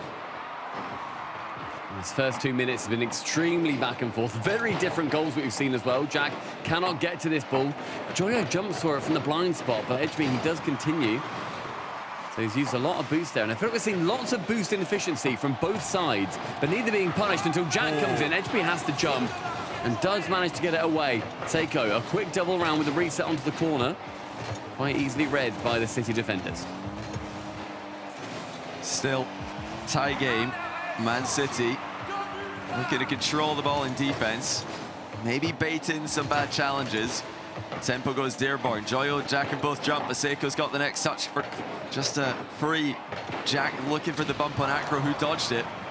The bump landed from Tempo on the recovering Joyo. But Gekay, they're backing off accordingly. Anytime the demo lands, it's just a full retreat. I mean, I don't know what the sort of feel of this series is now. I feel like it's become a lot slower. It's become a lot more of a cerebral game where neither of these teams really wants to overextend. We're not seeing, you know, Joyo go for those dives again. He goes for that shot, and we can save it away. Very, again, pretty safe shot, pretty routine shot. Joyo missed the boost steal, though, which is huge. Edgeby picking it up now. So they should be able to get out of defense if they can just get one clean touch at the ball. There it is from Acro briefly, buying them some space. Yeah, I think it's Gekay who are really controlling the pace. Oh, look at the pogo outplay from Tempo. That's outrageous. In an RLCS, like tiebreaker land match. In the midfield. I love this in the midfield as well. I mean, it leads to this. Whoa. A couple of demos. Edgeby can take the shot on target, and that all came from the pogo. I love it. I mean, he had a quick recovery after, so he's able to keep going. Yeah, Gekay, they've been able to slow down the game and take control of it at times. Jack especially has been slowing down the game in the Man City back corners. Or some mistakes. Oh, there's a mistake. But Joyo stays floating and it lands on the ball. It's maybe not the best shot there for Man City as well. Acro now can go for a bump on Seiko. Isn't able to land it, but Tempo full boost. Pops it high. Who will challenge? Seiko. He knows that. He resets over him. He goes for the edge and will bump. Joyo and Jack have to team up. Hold hands and clear it away. 50 seconds left. Oh, that's good physical play by Joyo. Just buying some time for Seiko and Jack, who are still pretty low boost that entire time.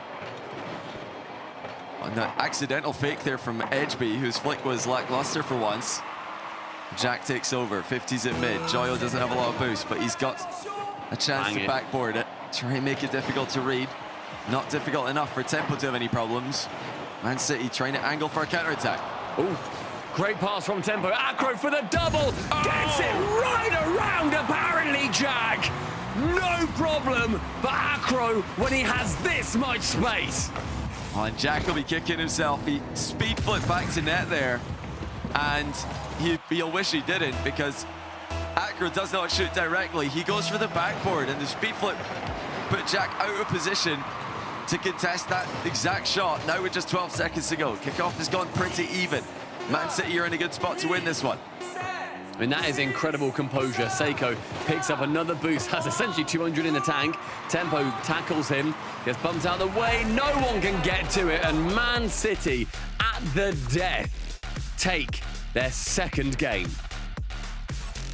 Not done yet. And that one was a nail-biter. Even for the majority of the game, Man City find a way to come back and win it. This team is showing true resilience for all of their critics, for all of the allegations, all of the times that they've been the favorites and lost, the times where they've had chances to win and lost. They are fighting from behind and showing experience beyond their years. I'm amazed at the resilience that Man City are showing. It's brilliant play. Look at that. Straight across from Acro. Even if Jack goes to the in and out there, I think Acro's too fast and has an even better angle than Jack could have saved from. Yeah. From the 1v1, Jack has to be perfect in his positioning, and he wasn't on that line. And there's no way he turns that far to his right. So, yeah, City, felt like it was written in the stars there. Great play from Acro. But it did feel, Johnny, to me, like it was a lot, like I said, a slower game, a more mind-gamey, a little bit more thinky at times, where both teams slowed it down to not just be quite as bombastic. Yeah, I think you could see Jack's frustration himself there, leaning back, and he'll be annoyed because he always talks about the fact that Rock League players flip too much, and he'll be so annoyed that he's flipped there and put himself out of position. When you flip, you're committed to that direction for a certain amount of time, and he would have wished that he could have just flown up faster, but he couldn't because he's in the middle of a flip, so he can't jump. So yeah, he'll be annoyed because that's something that he is always telling his viewers and his fans not to do. And he's made that mistake, but in a very high-pressure situation where a shot was being threatened, though, it's a bit more forgivable, in my opinion. HB beats out Jack and can then attempt to get the double. Joya removes Tempo, and that shot just wide. Really could have found his way in. That respawn from Tempo, that is so aggressive, but Jack with no boost, it will be slowed down. I don't mind it at all from Tempo. I really like taking that speed and seeing what you can do with it when they don't expect you to insta-dive in off respawn. Yeah, he just got enough on it to stabilize the position. Any less, and it could have been bad news for Man City. They've been reliable enough. These guys have been making it difficult for Gekay to score. It's why we're seeing so many bumps, so many demos. Speaking of the Devil Joyos, in the Man City net bumping when there's not even a threat of a shot. It's the clear game plan from Gekay is to get physical, because that, in a situation like this, when pressure's on, can cause so much stress for the opposition. And so frequently as well, to kind of bolster that point. We're seeing the first man beat the opposing first man very, very frequently. If you can clear out the second and third men, or even just one of them, make them panic, and then follow up with your own second man, that is going to be huge. Now so much time for Seiko. He just could not quite force it through the recovering Man City defenders. And now Man City looking to go end to end. Tempo brings it down. He's past one, past two, but Joyo gets enough of him to slow down the advance. Jack takes over in the back corner with an air dribble. Offload to Seiko, who's met once again. Solid defense from City boys. Opportunities with 3 minutes remaining. That one just flying high of the net. Good save there. HB gets removed from play because of it. Go in the corner. Nice high air dribble. 3 minutes remaining. Remember, whoever wins this will be going to the Boston Major. We approach half-time. Tempo nearly the double, but everyone has committed far too much. And Seiko can shoot on the open net. That's a great read by Seiko. He was on the back wall, but he jumps down because he saw the ground double coming. And he intercepts it right as it bounces. Yeah, Tempo, he didn't have to do that. When he saw Seiko coming, he could have stopped and just flown into it. He just kept going with the original plan. That's been the case in a lot of these goals. Players are sticking to bad plans. So speaking of, that's a goal secured by Tempo, but GK they've hard double committed at it. Horrible. GK looking like two players from Rettel's 1v7 the other day. And Tempo, he can just tap it home. It's on target anyway. He says sorry to his teammates, but he gets credited with the goal. 1-1 again, halfway through. Now, that can't have been anything like what you saw in Rettel's 1v7, because I think players were airborne and not just driving around looking up at the ball. Jinxing his best. I think he looked up on the camera once. And no, this is not what you expect to see from GK. They've got the experience, they had the lead, and they've hard double committed. It was just a full-on from the moment they jumped until the moment they reached the ball. Nobody bailed out. It's complete panic from them. And we're seeing now Jack has a chance. Edgeby does manage to get the save. Tempo can clear it long. Good catch in the midfield. Don't know if I love that, because his teammates didn't have that much boost to work with at the time he did it. Oh, it's 50 mid. Joyo looking to control it. He's got Tempo on the sidewall already, preemptively challenging him. It's 50 into the middle for Acro. Where's he going to go with it? Back to Edgeby. Edgeby with the scenic route ceiling double. Not able to get past Jack. Man City are just trying to find a way through. It's not proven to be very easy with the layered defense that GK have now shown us. Final 80, Jack attempts a pinch, only goes as far as awaiting Tempo on the mid boost. Goes to the shot, quick dive across, Seiko and Joyo. Another double commit. This one does not lead to a goal, but it does lead to now continued pressure for City. 1 minute left, Edgeby on the far post. Can't get it past Joyo, who was waiting on the back wall for that one. Joyo's reset 50, pops high. Tempo first to react to it. He's going to reset just to back Jack up a little bit, and he's completely dunked on him. And it looks like the midfield is mostly being controlled by Man City right now. I mean, the boost steals are huge for City. We're seeing just how low GK are getting. Only 2 of them at a time can really get boost. Joyo's very low. Great touch on 0 boost. Jack now has to try and do something. It's a good corner boost steal. Seiko drops it down towards Joyo. The mid boost stolen again by Acro. But finally, Joyo can get a boost. He can get a demo. Jack can go central. He's so overcomplicated that. Just hit it, lad. He had the reset triple tap attempt, and now here comes Tempo the other way. He's got the ball into the backboard. Acro into the post. Oh, hello, Jack. GK have got so many players in the corner. Jack just fell from the ceiling out of nowhere. Can't believe that. Joyo catches it on the reset. Can't quite dunk on the final 2 defenders. Another overtime looms, and with 0, Tempo will let it drop. 1 more goal for GK, and they're heading to Boston. It's going to be first chance for Seiko. Off the ceiling, dunks it past 1. He's faked another, but Acro powers through and clears it. First 10 has been big pressure for GK. But Edgeby, he's not going to be slumming down here, and Joyo's backwards. That's very awkward. Seiko can clear it, but only as far as himself in the midfield. A nice dunk on Acro. Straight up to Joyo, bumped again. So much physicality. City are slide tackling. Oh, that's a demo. Tempo, last man, no boost, but he's done well to get enough on that. It's buy time for his team to respawn and get back in position. Joyo to the backboard. Any one of these backboard hits, any one of these high hits could be miss-hit in defense. That's what GK are looking for here, just waiting for 1 bad touch out of Man City. But we've also seen the magic that City can just strike out of nowhere. They're waiting, ready to pull a rabbit out of the hat. Can GK see it coming?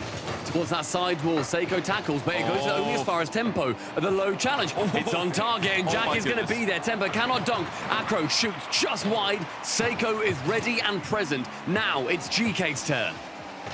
We're past a minute into OT. If this were NA, somebody would have absolutely beamed it by now on Neon Tokyo, but we could be headed to Game 7 at this rate. It's Man City. Edgeby, the double pop mid. Tempo looking to 50 it through, but Seiko collects the ball with 100 and a reset. Nice play from Seiko, slows it down a little bit. 50's central, but no one's there apart from Tempo, the last man he wants to see. Goes for a 50 low, actually gets something on it, I think, so it speeds it up towards Joyo. A massive dunk, but no boost. GK, pretty low across the board. Again, Jack sees the boost, sees the ball. Which one does he go for? He picks ball. It ends up working out well. Acro trying to fake out in defense, just trying to get rid of the danger that is ever present. in these matches. Abject tested. Does well this time. He's got control. Didn't flip out of position this game. 2 minutes gone. Overtime continues. Joyo with an air dribble past one. Edgeby's there, but his 15 minutes is going to be there. Jack's there to finish. GK have done it. I thought Jack had overcomplicated this. I thought he was going to fake. I was about to scream at him if he did. But GK Esports, you are going to the Boston Major. Wow. What a heartbreaker for Man City, who have worked so hard all weekend. They've been playing all day, and they were so close to Game 7. So close multiple times today to Boston.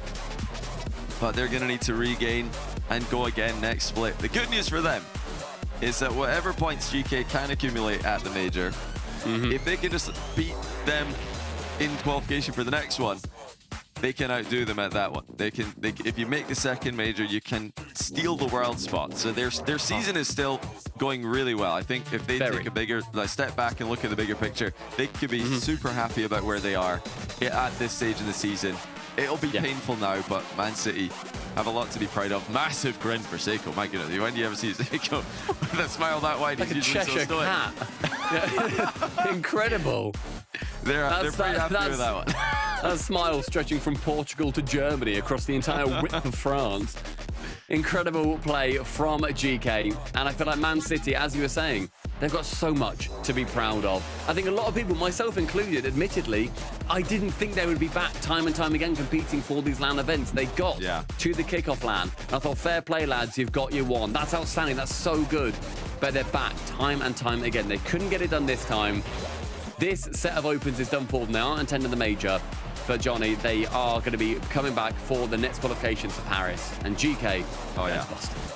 Yeah, EU is going to be a bloodbath in next split. That's all for Man City. Now, GK advance to Boston. Let's head back to the desk to break down.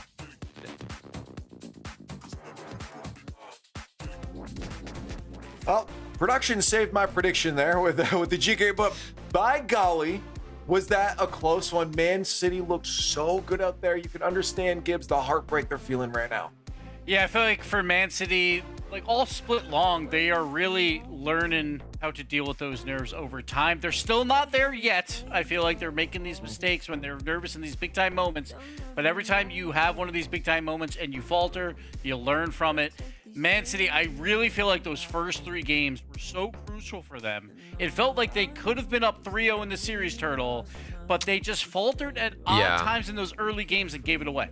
For me, what really decided it was seeing the way that GK were approaching a lot of challenges. I think it was like game 2 or game 3. Joyo just went up for this crazy pre-jump. He's like last man back. And you talked about it before we got into this series, you know, the experience buff. And that right there, to come out here, you have the experience. Joyo has played in so many high-pressure situations. So him jumping for a pre-jump in the middle of nowhere, last man back, it's nothing to him. And I didn't see that type of guts from Man City because there was a little slight hesitation.